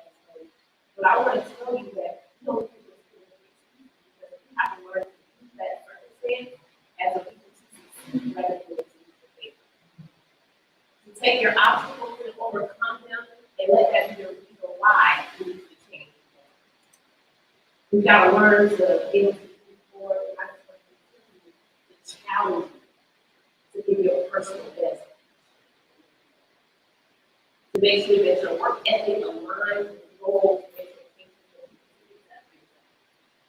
Talk about a lot of different things today. So many different things, so many wonderful avenues and aspects. And we also talked about ways to overcome it and how to make it. But in order to make it work, it's important.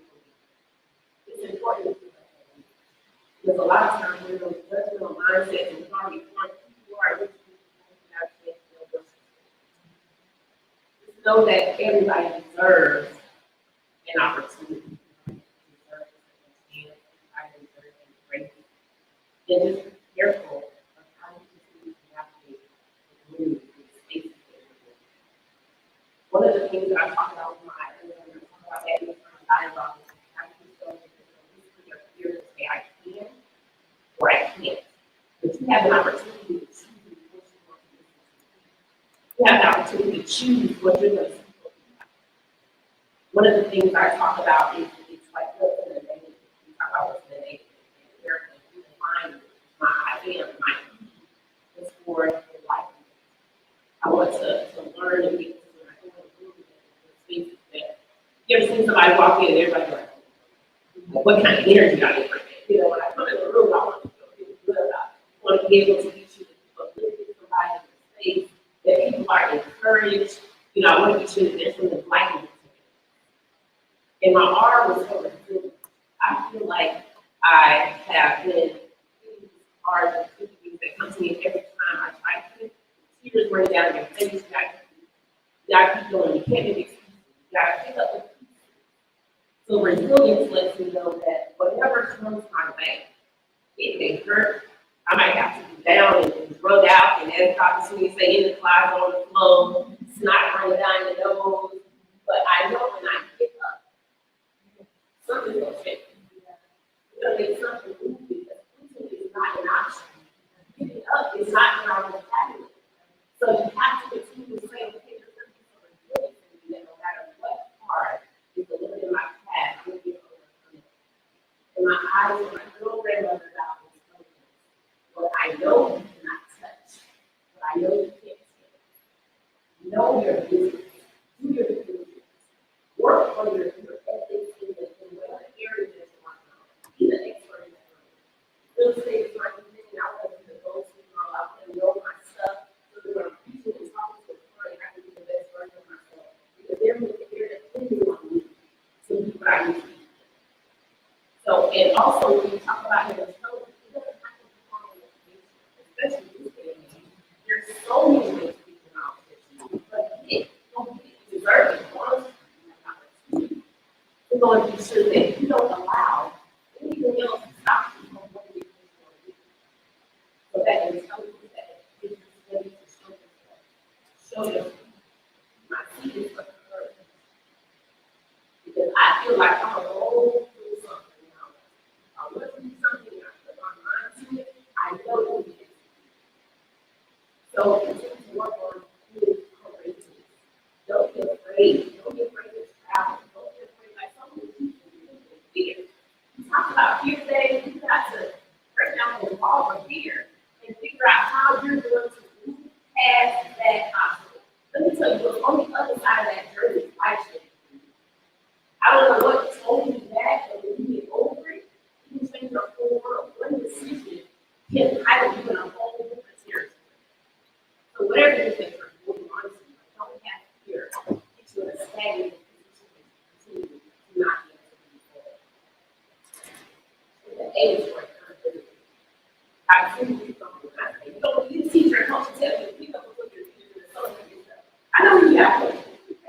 But when the coaching is over, I just finished the session, when the coaching is over, you gotta do something, you gotta set yourself up for what the goals and expectations are. Talk today about setting timelines, and being specific, setting smart goals.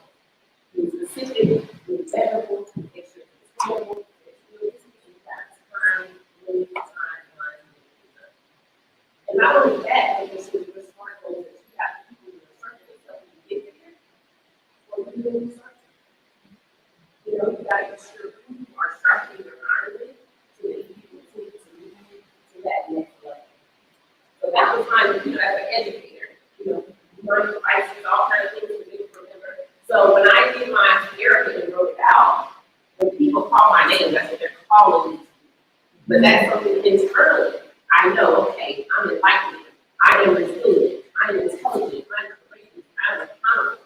So I want to challenge you that when you get home or after this conference, that you identify who you are and what follows your I am, and not let it be what you do and what you do for everybody else, but who you are. Who you stand with, when you look in the mirror, are you excited about who's looking at you? And it's okay to be transparent. Or else talk about self-assessment today. If you look at it, like some of you might not like what you see. Maybe your acronyms might not be very interesting. Maybe you are the negative person in the room. But you need to self-check it. Because that's how you're going to evolve to the next level. You gotta face them. You gotta look at yourself and say, okay, something's gotta change. I know for boundaries was a big thing. I think a lot of us come from. Once you get it, and you learn that no means no, nobody's going to. So just continue to figure out like what follows your idea. I'm going to do this a little bit closer because, as you said, I'm the author of Cards of Life and all of these on US Plus. And when I tell you sometimes cards come and not. Sometimes the cards come and you have no idea that this is coming up. As I say, I'm a mother of 6, and I have 5 children. And the part of that continues to come out, because I reached my age of that was my age. But our firstborn son took his last breath. That part of it, I'm done. I'm done. When I talk about things that I learned before, like I don't want to play, and I said I don't want to breathe. And I was so angry with God. I said, you know what? I should get a break, right? You feel like this is the time to get a break. But when I tell you, you put that here, you have to realize that they are all tomorrow time. And tomorrow is not. Those babies are not yours, they are yours. It's important for you to understand that what you do on this earth, what you got working on the inside of you matters. Someone else said, baby, you don't do it. They won't do it. I want to encourage those of you that are struggling, you're concerned about whatever it is that you're working, it's not going to come into fruition. But I want to let you know that it's your duty, it's your responsibility. Even me being on this stage, I was telling our friend, I was like, I don't even really, you know, I'm still, but sometimes it is calling. And you got to answer to that. Hold it to yourself. So that when it's time to be that lesson, and when your time is done, you are doing your job in this time. I just want to encourage you guys that the cards are going to come, and you're not going to. But know that everything you do is all good. And after you get up off the ground, from crying to screaming, and everything you got that thing in your stomach, and you can't go over, you can't hardly breathe because you weren't expecting it. But here you are. And you made it, and you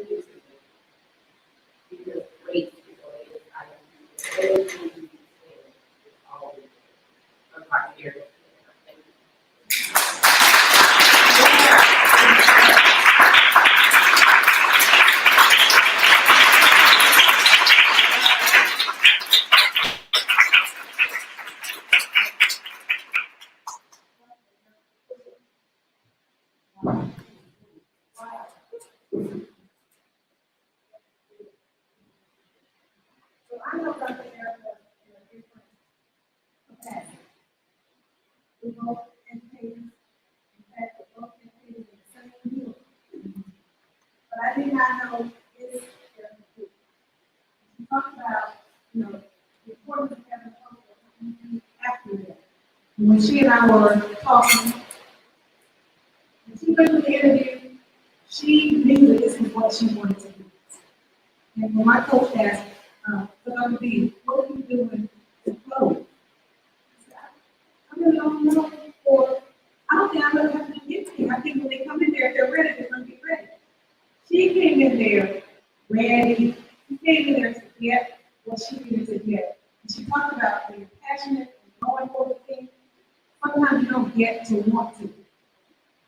Sometimes you just have to go with what's pulling. So as we talk about moving forward and getting over things, every time we met y'all, I promise you, the pool was in a different city, on a different beach, or something. So where did the passion come from for you to travel? Talk about your mother on the land. You talk a whole lot about your passion for real estate.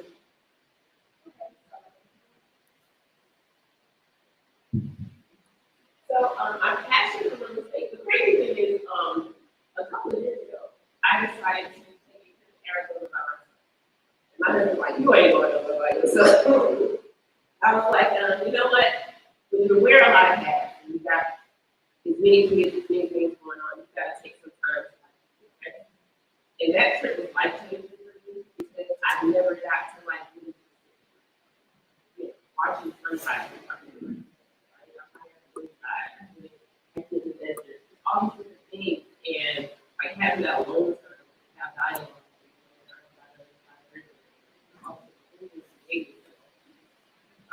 But not only that, I also travel a lot with daily kids. I think that's the difference between a lot of times we don't do that ability to go and explore the past and be connected with kids and opportunities. It's so different. When you guys are surprised as I was when I heard she had 16. So how do you balance? You're a teacher, you're a realtor, you're doing all of this traveling. How do you balance all of that? I think one of the things is just really trying to run your household. I think one of the things you have to do I think it's important for kids to figure out spiritual and figure out God's role in opportunities, accommodations, and all those things. I love the way she said the heads of the family. The heads of the so seems. Thank you so much. Is there anything that you want to leave? I would just like to say we all want to support our parents for everyone that program and we have the children to do my son and also Christ's life and all the programs to trust in. Yes. Thank you so much, Dr. Fuller. Thank you.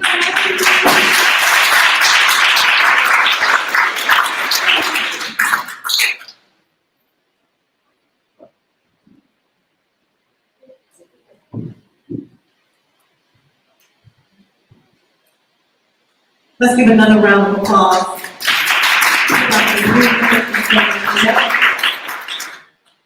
And now coming to the stage, Miss Kimberly Becker is a devoted wife and mother of 4 daughters, including one whom she lovingly adopted, as well as a proud grandmother of 11 grandchildren aged 3 to 17. She relishes spending time in the great outdoors, riding motorcycles, keeping fit, and honing her shooting skills. Kim, let's like shooting. Hang out with you. Kimberly is a professional certified coach with the International Coaching Federation with more than 825 hours of experience in individual, group, and team coaching. She's also a practitioner with the Kansas Leadership Center, or Leadership Center's Leadership Competencies and partners with the Golden Belt Community Foundation to lead community leadership programs.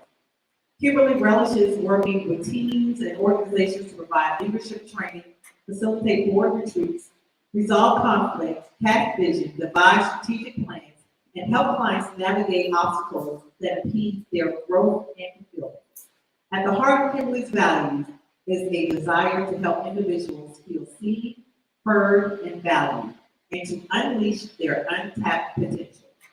She channels this passion into her speaking engagements, coaching, consulting, teaching, and facilitation.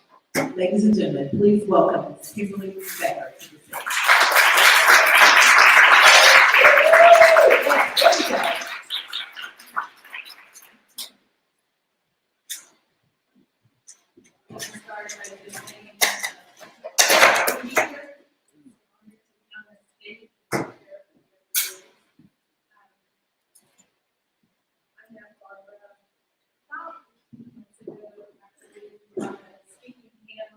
Here in Atlanta, and it was so crazy because said she has something. And I remember thinking in my head, the doctor in front of her name, I'll probably never see her. Right? And in that same time, I was the founder and CEO of a nonprofit that I had started. And that same conference days, they were told me that my time with my nonprofit was getting ready to come to an end. And I didn't understand it all.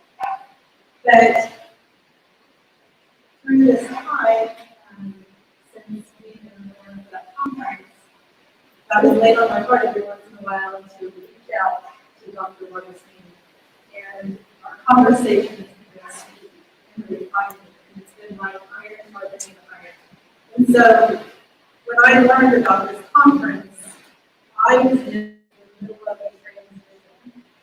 And it was a really great stress as well. And I had known that it was almost like, what you described it as, I kept getting this picture that I was standing on a cliff.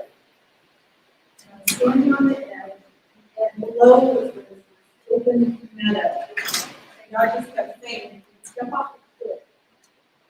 I will show you that. And again, not only understanding the whole picture, but I do know this. When I made the commitment to come and share the state with all those other incredible women, God said, I'm not going to share these stories. You're going to come and receive them. And I can't imagine what tomorrow's going to bring, but today I'm going to walk away from nuggets and receive peace that unlock the potential inside of me and help them step through some barriers. And so, even though I get the opportunity to share some of my story, I just need you to know that it's been an honor to hear this other story. As I said, I had founded in 2013. So, to give you a little bit of that history, I had dealt with off and on for 20 years, my cooking skill is a convenience store that I dealt with for 17 years, and in 2000, almost 200. I went to a treatment facility out in California. I did not love the church, but the facility I went to was abundant about my body and spirit. And learned about a God there who did us right into the program. I always do it thinking that you haven't done it all before, because of my perception of church people. And that was something that we talked about. We have these perceptions, right? We walk into a room, size people up, and we size people up by our biases, our trip-ups, our triggers, our experiences, right? And I don't know how many of you sat around today and looked at these ladies and said, that's the way you do that. And so I have a perception about people of the church. But I learned that there was a God who loved me like a real life. And so at that time, I was a mom of 3.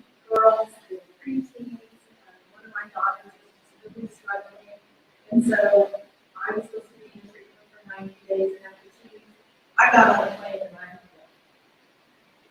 And the doctors chased me down the street and said, whether you get by Thanksgiving in 2000.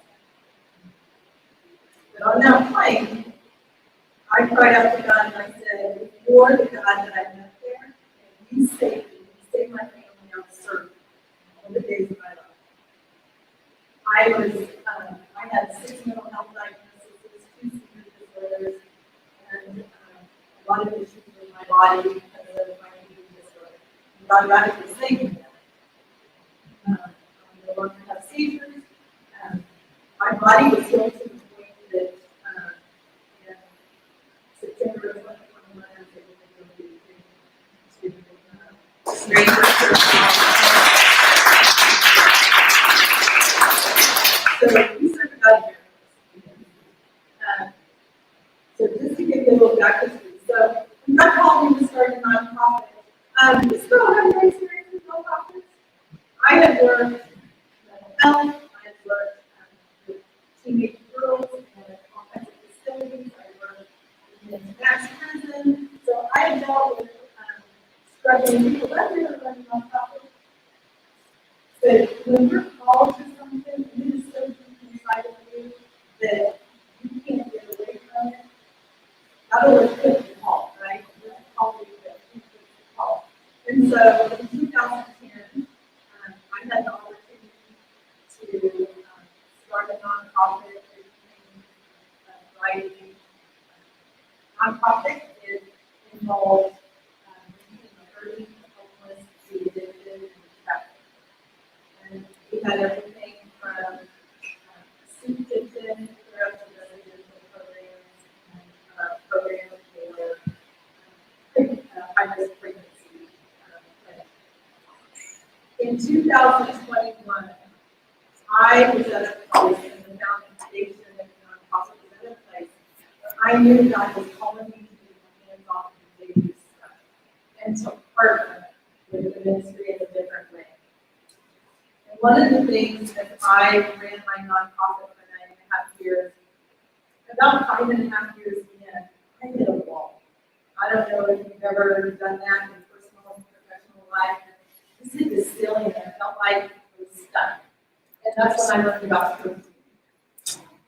And I had a coach that helped me break through that. And I was so passionate about coaching that I thought that's a tool you have to have in my toolbox.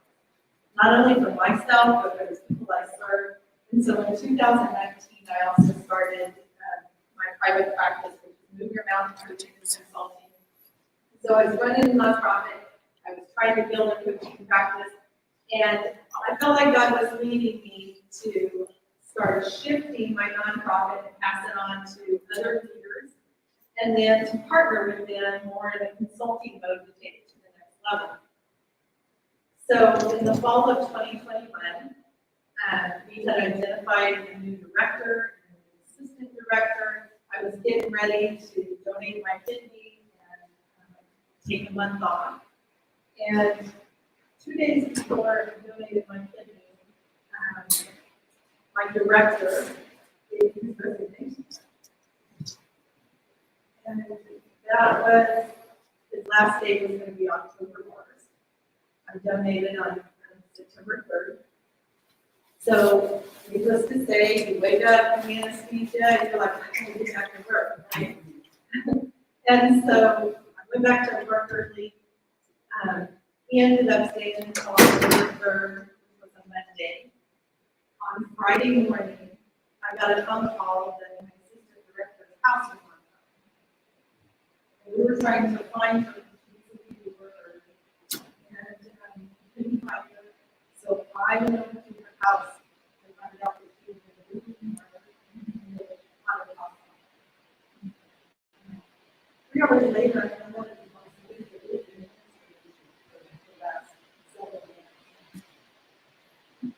and so my world, as I knew it, started to fall apart. Not only was she, my sister director, from my best friend. Now, I don't know about you, but sometimes when you let a love in ministry or your business, the world is small and you let it into your life, right? And so she was one of what I call my inner grief. And I remember sitting there, they were trying to remind me that you don't agree with that. Can't let this happen. And as I drove away, I had to go back to the nonprofit that I was running and share that news. I remember thinking, who are you to really sick? You can't even person. And it started an internal battle in me that I started to have terrible self-doubt. I didn't know what I was going to do.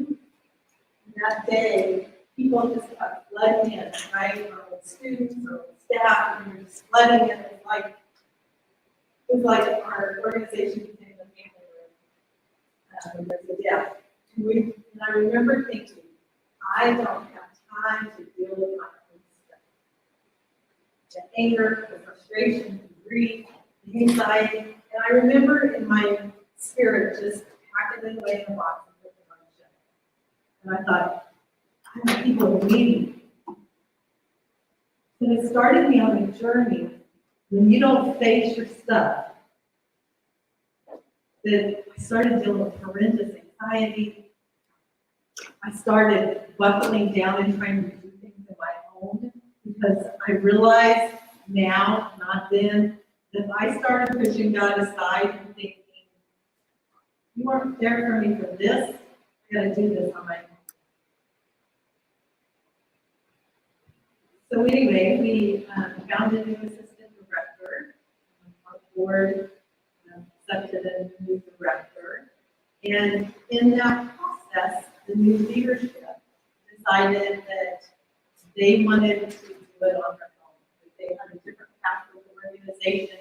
So not only did I lose a best friend and dealing with my own death, but then I also felt like I lost the thing that I had helped grow.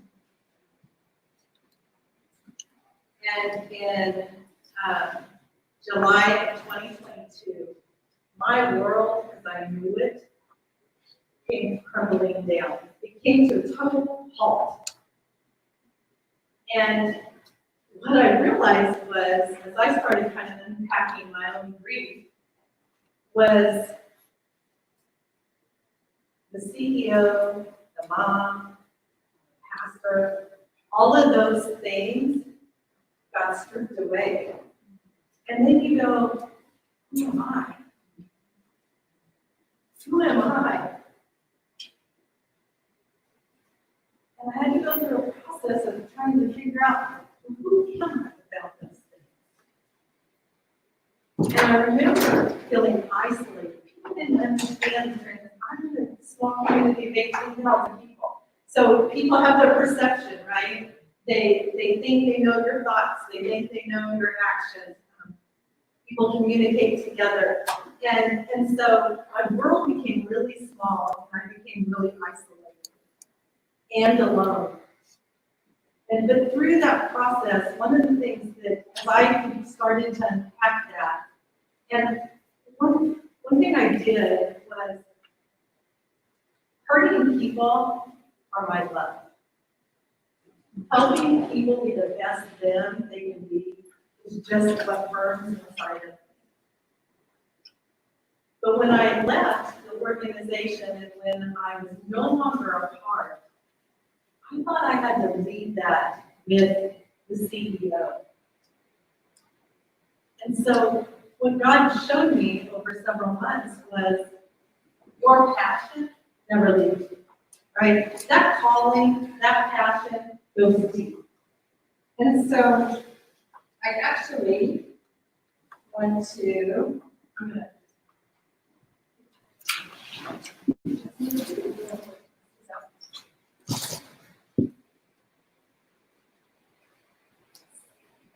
so since we're getting towards the end of day one, I actually kind of made a journal sheet. And this is the coach in me, right? We can't just give information and not have us go a little bit deeper.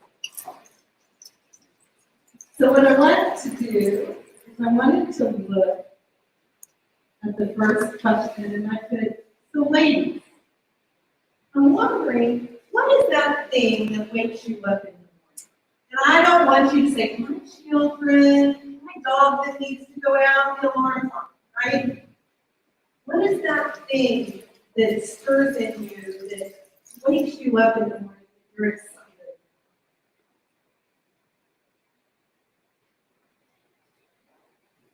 What is that thing that's so deep inside of you that it just burns to be birthed, or to, and you can't set it aside? So there wasn't any conflict with the organization I was with. I quit doing the things that burned inside of me. You can't set those aside. And after you identify those, you understand that is your why. That is your purpose. That is why you get up and why you live each morning. And I know for myself, that was, I wanted people to feel safe and valued. Because when I was going through my stuff, I didn't have anybody that did that. And even as I transitioned from running the nonprofit to this transition I had in my life, it was unexpected. It's interesting how I didn't have people come to seek me out and see how I was doing when walking outside of it. And so I just want to take a second, and if somebody wants to share, we don't have enough time for us to do this activity in depth, but I want to leave it with you. If somebody just wants to share, what is your why? What is your passion that you carry deep inside of you? Serving students and their families. That's my passion. And why do you want to serve? I want to serve because I know the brokenness in school systems, and I know the brokenness in so many of their homes and so many of their families. And I feel that by serving them, I can truly change the trajectory of where they're going and switch it, make it in a completely fresh direction, and help them. My why is not only for people to feel safe and valued, but it is through that to unlock the untapped potential. Like, you have everything you need for life and godliness. And sometimes we just haven't been given the experience or the right questions to unlock that and be able to walk it out. So what prevents us sometimes from walking in our passion is our triggers, right? Well, triggers and traumas and hang-ups and hookups. And so I had also put on here, what are your triggers? What are those things that take you out of the game? Right? Those things that when they happen, you're no longer leading, you're no longer present, you're no longer able to engage other people. What's the story you tell yourself? And it's fun how other people have brought that theme up in our talks today. You know those stories. I don't know about you, but who are you?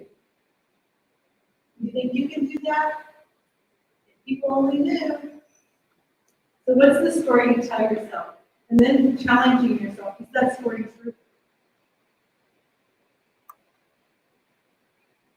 What is one step that you can take to start combating your lies that you have held on to? What will you need to give up or release to let go of that lie? How can you hold yourself accountable to the story that you tell yourself? We have to change the story, ladies. How can you experiment by creating a new story? And how will combating the current story move you in the direction of fulfilling your purpose? I don't know about you ladies, but I don't want to walk off the stage and say my walk off. I don't want you to leave this room the same way that you came in. you have everything you need. So I encourage you and I challenge you to just take one step in the direction to shift your perspective, to shift your thinking, and to take a risk. Don't think of things as failure or success. I always tell everybody, everything's an experiment, right? If you think of it as an experiment, we get to find out what went well, what didn't work, it's pretty different. So I thank you for the opportunity to share with you, and I encourage you, go bold.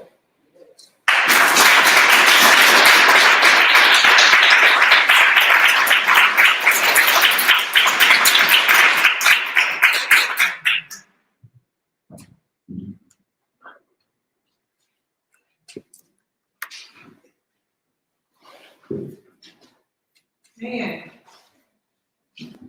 everything she spoke of sounded like courage to me. That was amazing. Thank you so much. Kimberly and I did become fast friends, or maybe not so fast. It was a while after we had spoken together that we connected, but we became deep friends. And I told my daughter one night that Kimberly is me. She prays for me. She sends me positive messages, and sometimes it's wonderful. God lays something on her heart. She doesn't hesitate to reach out to tell me what He told her. So I appreciate you. Thank you so much. So I wanted to talk just a little bit about some of the things that you talked about. You talked about donating a kid. Does that not speak of courage? How did you get to that? Donating a kid to a stranger? Well, started with a Facebook post. Actually, I don't normally scroll Facebook a lot. I look for my grandbabies and my kids, and that's about it. And a lady that I had once had a Bible study with posted that her husband was in kidney failure, was asking for prayer. And it was one of those posts where you read it and you think, well, I'll pray for you, and you post it, set it aside, and it makes you up. It makes you up. And 2 weeks later, I went back and reread it at the bottom, because I was like, oh, read on this and stuff, so I got to pray about it. But at the bottom was a post, and it said, if you're interested in being a living donor, call this number. And it started me on a process of a call to ask questions to learn more, because I knew I was just supposed to pray. And I just didn't play it. And when it came to the point of them asking me if I was serious about going further, I knew that I was going to do it. And I went into it once I learned, God creates us individually, but then He says you can take a piece of your body and somebody else can use it, and your work is perfect. I did. So that started me on the journey. We had our first conversation the night before we donated. We've been friends ever since. Pretty amazing. You are continuing to do amazing things. When you make that transition from the nonprofit to establishing your own business, what was that transition? How great here? The nonprofit world and people who live in Utah, those are my people. Anybody outside of there, I call normal people. And I used to say normal people pick me up. Now I realize there is no normal people, right? But what it did was, it was quite an experience. And had to, people knew me as a nonprofit. And so to establish myself as something different, is really hard. And still some days I got it. One parting thought.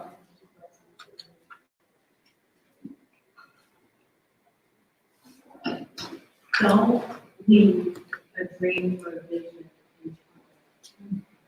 Don't have regret. Do it afraid. Thank you so much. Let's give it up for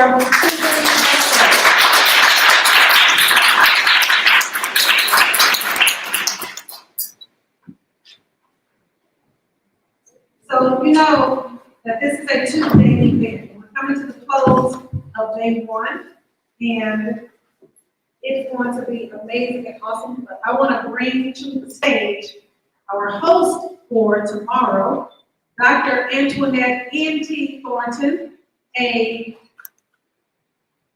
want to say close friend of mine, even though we just met in October. She's a Sora, she's a friend. I can call her up, I called her after our October event, and was trying to figure out what to do next in my business. And by the time we got off the phone, after 45 minutes, we had laid out almost the whole year. Just her logical mind, she's a mathematician of sorts, but she's amazing. I'm so excited that she's here today. She'll be here tomorrow, and she's gonna bring up our next speaker.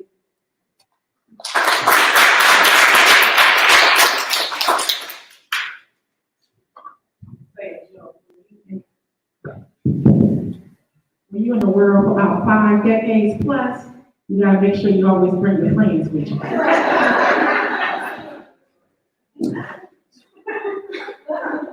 first I would like to say, let's give a round of applause for all the previous speakers.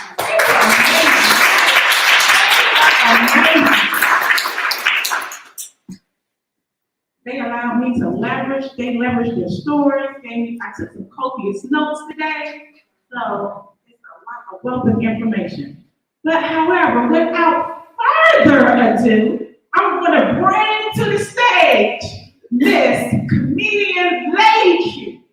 Miss Q, she had a call and emerged as a true performer after accepting an invitation to perform a one-woman show. In 2008, Lady Q changes the atmosphere by displaying the humor she recognizes in all people and situations. Since that time, Lady Q has been awarded the Praise Factor People's Choice Awards in 2014 and 2018 for the Best Christian Comedian. She was an honorary recipient for the Community Service Award, given by the Gospel Choice Awards in 2019. Also in 2022, Lady Q also received the Black I Am Award for the Queen of Christian Comedy Award and the Presidential Lifetime Achievement Award. Lady Q has been featured in Douglas County, Georgia Historical Museum for her talent. Lady Q has recently emerged into inspirational speaking and is encouraging individuals to walk in their purpose and live the life they were created to live. Lady Q has opened for comedians such as Rodney Perry, Marcus B. Wiley, Small Fry, Pierre States Jr. from the Steve Harvey Morning Show, and has performed for Bruce Willis and Palmer Williams from the Tyler Perry's House of Pain. Along with many others, Lady Q travels far and abroad to many venues, including Jamaica and the Bahamas, to share her God-given talent to people of all ages and backgrounds through comedy and hosting various events. Without further ado, by a round of applause, please bring to the stage Lady Q.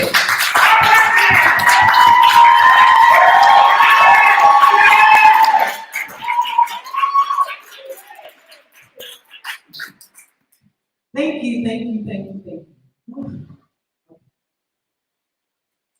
That sounds all great, doesn't it? Yes, I'm popping up. Well, now I am. 2007. And I sat up here and watched some YouTube videos, did my makeup, and I said I was not gonna cry because I did not want to mess up my makeup.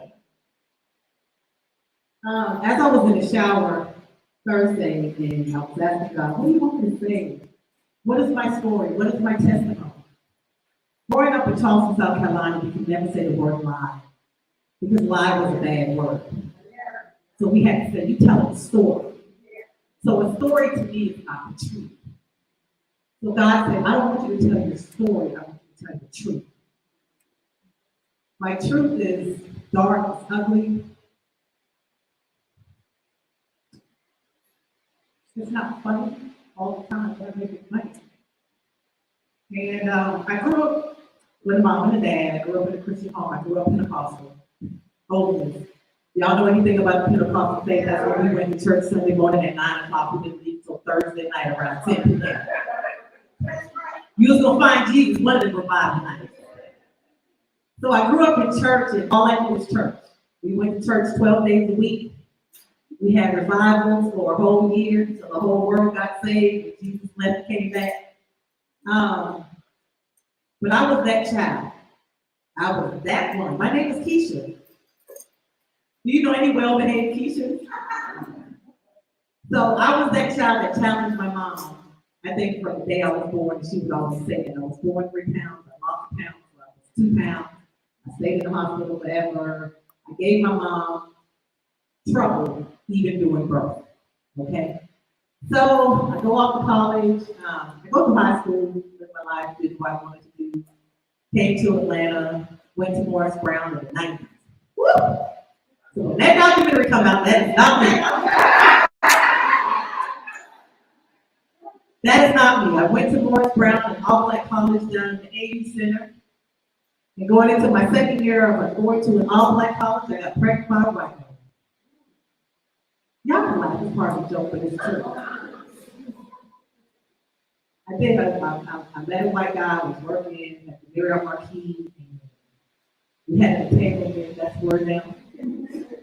And God blessed me with a little beige baby at the age of 21. Fast forward, I go back to Atlanta, and it was not good. It was not good. I'm living with family. I'm working jobs here and there, trying to afford just to live. And then after some months of being here, I found what I thought was the perfect church. It felt like home. We had tambourines and drums and the organs were going, and we shouted all night. We was in church all day. We had 14 services a week. It was like, oh, I'm back at home. I'm feeling good. And then this church decided to start a Christian academy. And I said, oh, I want to work for the kingdom. I want to work for the Lord. And they hired me as their administrative assistant, and I'm out there and I'm greeting parents. That's how I met the beautiful Dr. Sweeney and her oldest daughter. Darnay was 5, I believe, 5 years old. And everybody knew me as Miss Lakeisha. So when I hear that, I kind of jump, like, getting to that point. So I'm working for the church, I'm working for the school, I became their youth pastor. I'm ministering to young people from ages babies going up to teens and pre-adults. And the youth ministry was the largest ministry in the church. The youth ministry was the bulk of the church. 12 years later, things got a little cultish. It felt like a cult. I'm telling my truth. There was a lot of controlling. I couldn't sleep, couldn't eat without, what did you have for dinner? Why are you wearing that? From leadership from the church. So I asked God, I said, Lord, I said, take me out of this situation. 12 years ago, I said, take me out of this situation. Just don't do it through death or sickness. Because we got to be specific with God. Because you can ask him for something and he's going to give it to you, but he may not give it to you how you want it. So I started losing weight. I was probably a size 10, 12. I didn't know, but I was losing weight. Everybody was like, you cracked out? What's wrong with you? Like, you're looking real sick, real ill. I'm like, no, I'm good. But I realized that I couldn't keep anything down. I kept eating. Anytime I would eat, drink, it would come back up. The time had passed, and I realized that I'm going shopping every week because my clothes are like really hanging off. I lost 30 pounds in 40 days. One night I went through this real bad sickness. I'm throwing up, diarrhea, just everywhere. Couldn't keep anything down. That was a Saturday. Sunday morning I called my pastor and I said, I cannot get out of bed.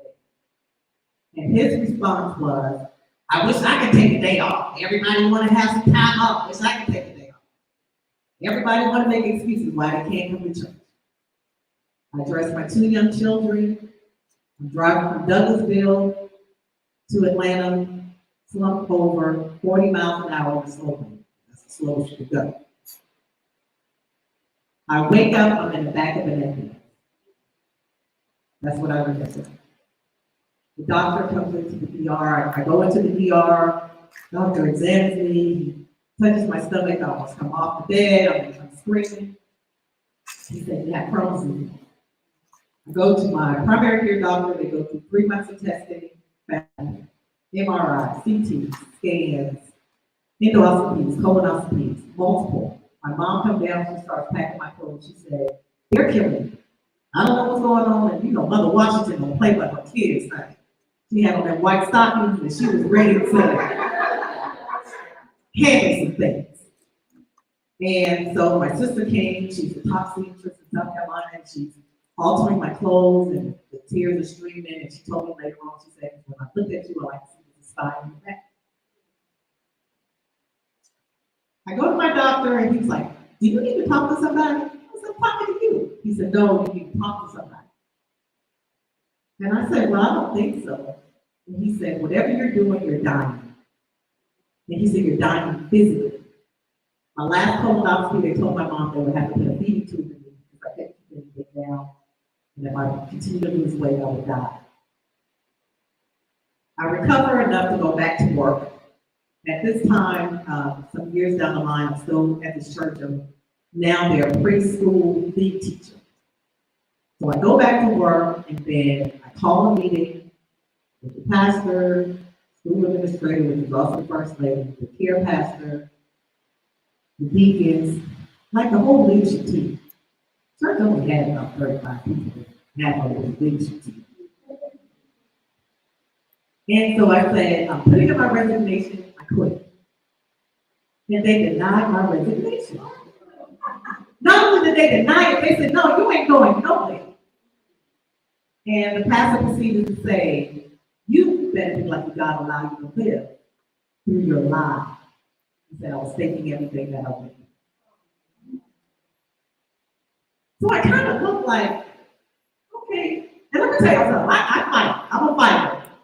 But I was just so humble in this whole process because I was working for the kingdom. I'm doing God's work. I'm preaching to kids and their families, and the kids are bringing their families, and families are bringing their families, and the kingdom of God is growing, so I gotta be doing something right. This can't be a mistake. I'm working for God. So again, I said, Lord, I said, we went into a new school year. I said, get me out of this, God. I said, just don't make it to death and sickness. I've already been sick. So please don't kill me. My classroom looked like somebody's living room. I taught for 12 years at this school. I had every picture of every child I've ever taught. It just, you can tell the history, like, oh my God, you've been here for a while. That year, I cleaned out everything. The first day, I cleaned out everything. And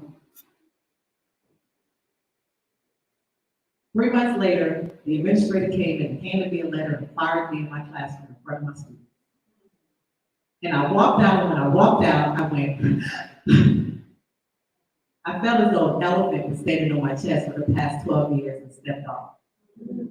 As I drove off that campus, I began to praise God, and I said, thank you, God. But then I thought about the children I was leaving behind and didn't know where I was going. In 2008, one of the parents that was there was another first lady of the church, and she said, I need you to come to my church and make the women of my church laugh. I said, what does that mean? She said, every time you tell me a story, I walk away, I'm feeling so much better.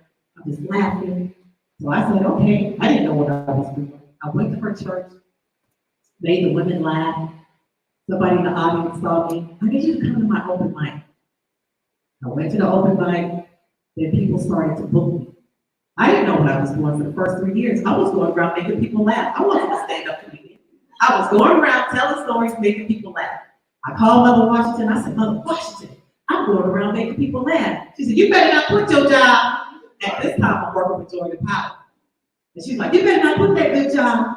What you mean making people laugh? I said, I don't know, Mom. Are you doing all that cussing those things? Oh, man. I'm not cussing, Mom. I'm not cussing. So fast forward, I meet up some other comedians, and God just began to do a new thing. And then he told me one night, he said, laughter is healing. Because every time I would perform, people would come in tears, whether they were being domestically abused or sexually abused or whatever was going on in their life. That laughter for that moment took them away from that moment. They were able to press forward. And I said, I get it. People on Facebook that I grew up with was like, I knew this was what you would be doing. You always made us laugh. I never knew that. I just knew I was a child that never liked seeing people sad.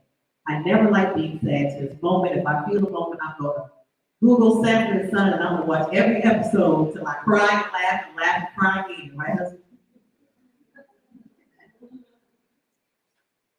And so when I came up out of that,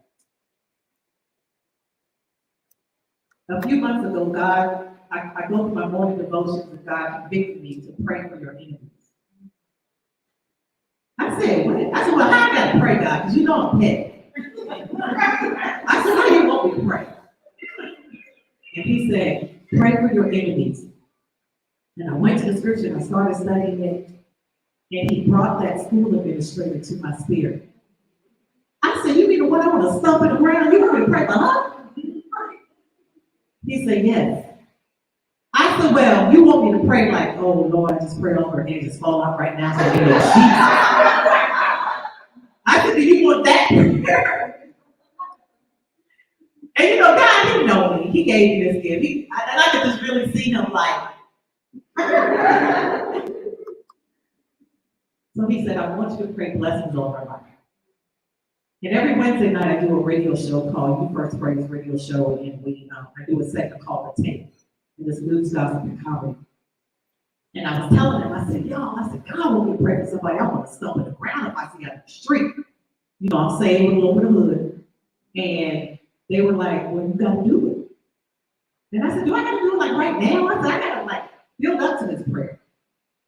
And so, you know, they kind of talked and gave feedback, and I began to pray for this person. And I ain't gonna lie, I was rolling my eyes, Lord bless her. Whatever she needs, God, Lord just bless her. Lord, if she's sick, Lord, don't let the sickness take over her body. And the more I prayed like that, the softer my heart got. It's not always easy, but it's necessary. It's not always easy to tell our truth, but it's necessary. We don't know who's struggling. And when I left that church, now, 11, 12 years ago, I will tell my truth. I said the only way I would go back, I said I wouldn't even go back, even if it was the gateway to heaven. I would get on the elevator and say, down here. And I ain't gonna lie to y'all, I'm still feeling that way, so God's still working. But when I left that church, my mom told me, she said, whatever you do, don't you ever leave God. And that was the day that I put down religion and I picked up relationship.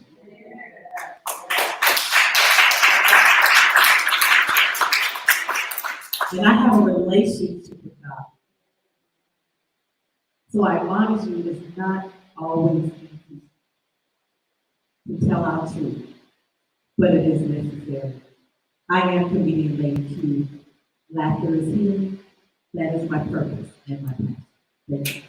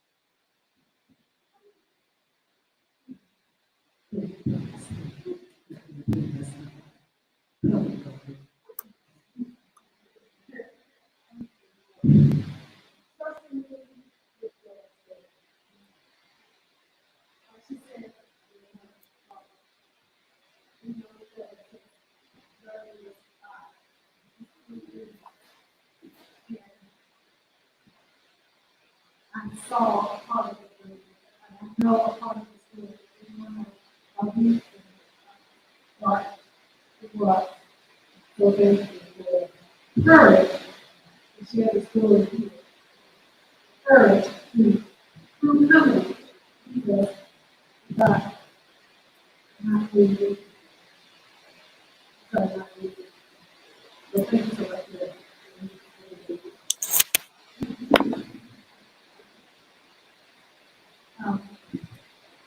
Miss Lakeisha and I'll be like, Lady Q and I have kind of followed each other, 6 weeks, that place, online, and cheer each other on, and cheer each other on social media. And I have just watched her grow and blossom and just become something different. And you told the story of praying for people that you may be angry with or may not realize that you're still angry with. I remember one night in the middle of the night, I literally felt like I got a tap on the shoulder from God. And sat up in the bed like, okay, what? And he said, you want to talk? No, I was sleeping. He said, don't you want to tell me something? I'm like, don't you already know? He said, what are your hopes?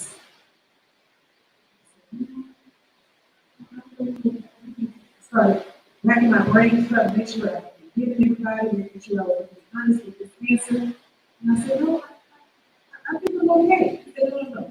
What are your secret hopes? I said, okay, God, don't kill him on the train.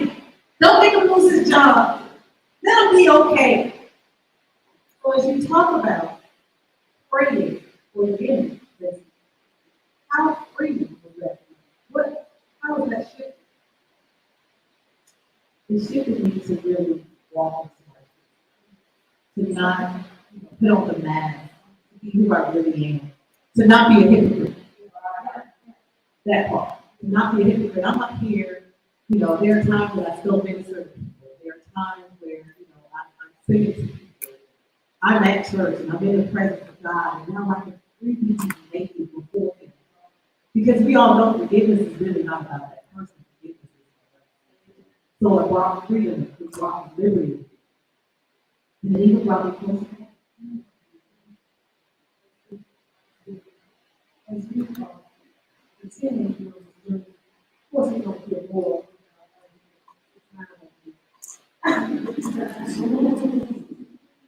But as you continue to walk in yourself and walk with God, how do you continue to close those gaps? Things that are from the past, and you have to continue to heal.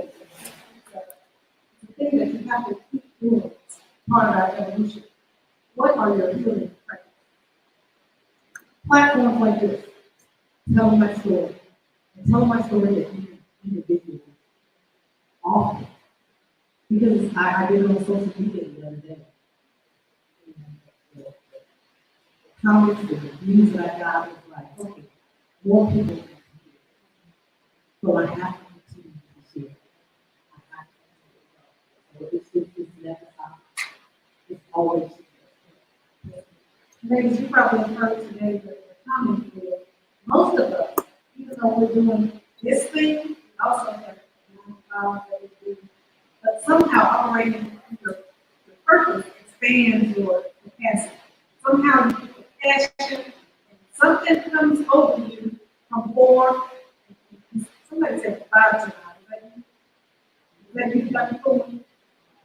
Mine was from 4 tonight. So from 4 o'clock to 9 o'clock, I was doing interviews with this, interviews with this, after working all day. Somehow you get passionate to do the thing that you were supposed to do. Thank you.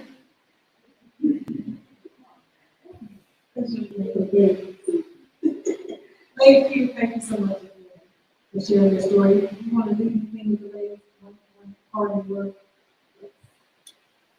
Never, ever stop living your passion. And remember, the day without life is a day.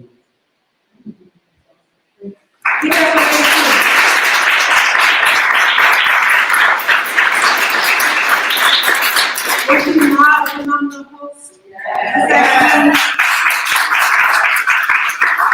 Raise your hand if you got everything that you came here to get today. Somebody tell me one thing that you're gonna change when you leave. Who wants to volunteer? One thing. Charlie?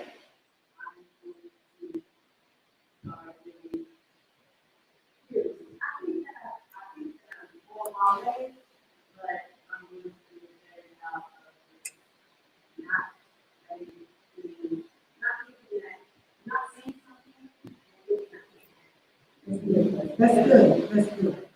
That's good. Say it again. Anybody else want to share one thing that they're going to change in the week?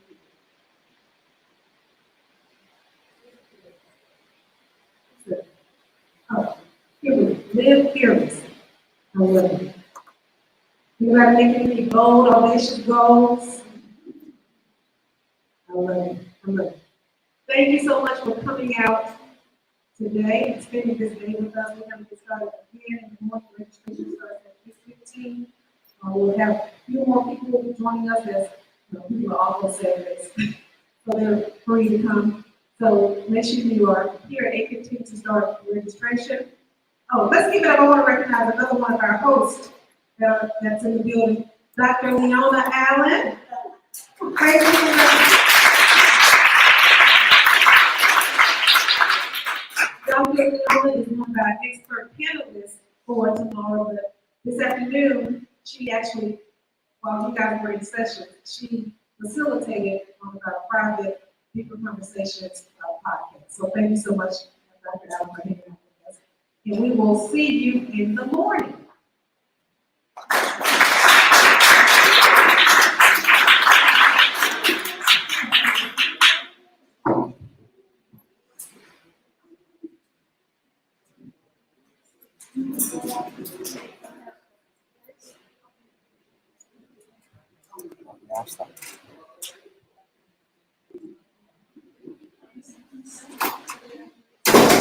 Stop.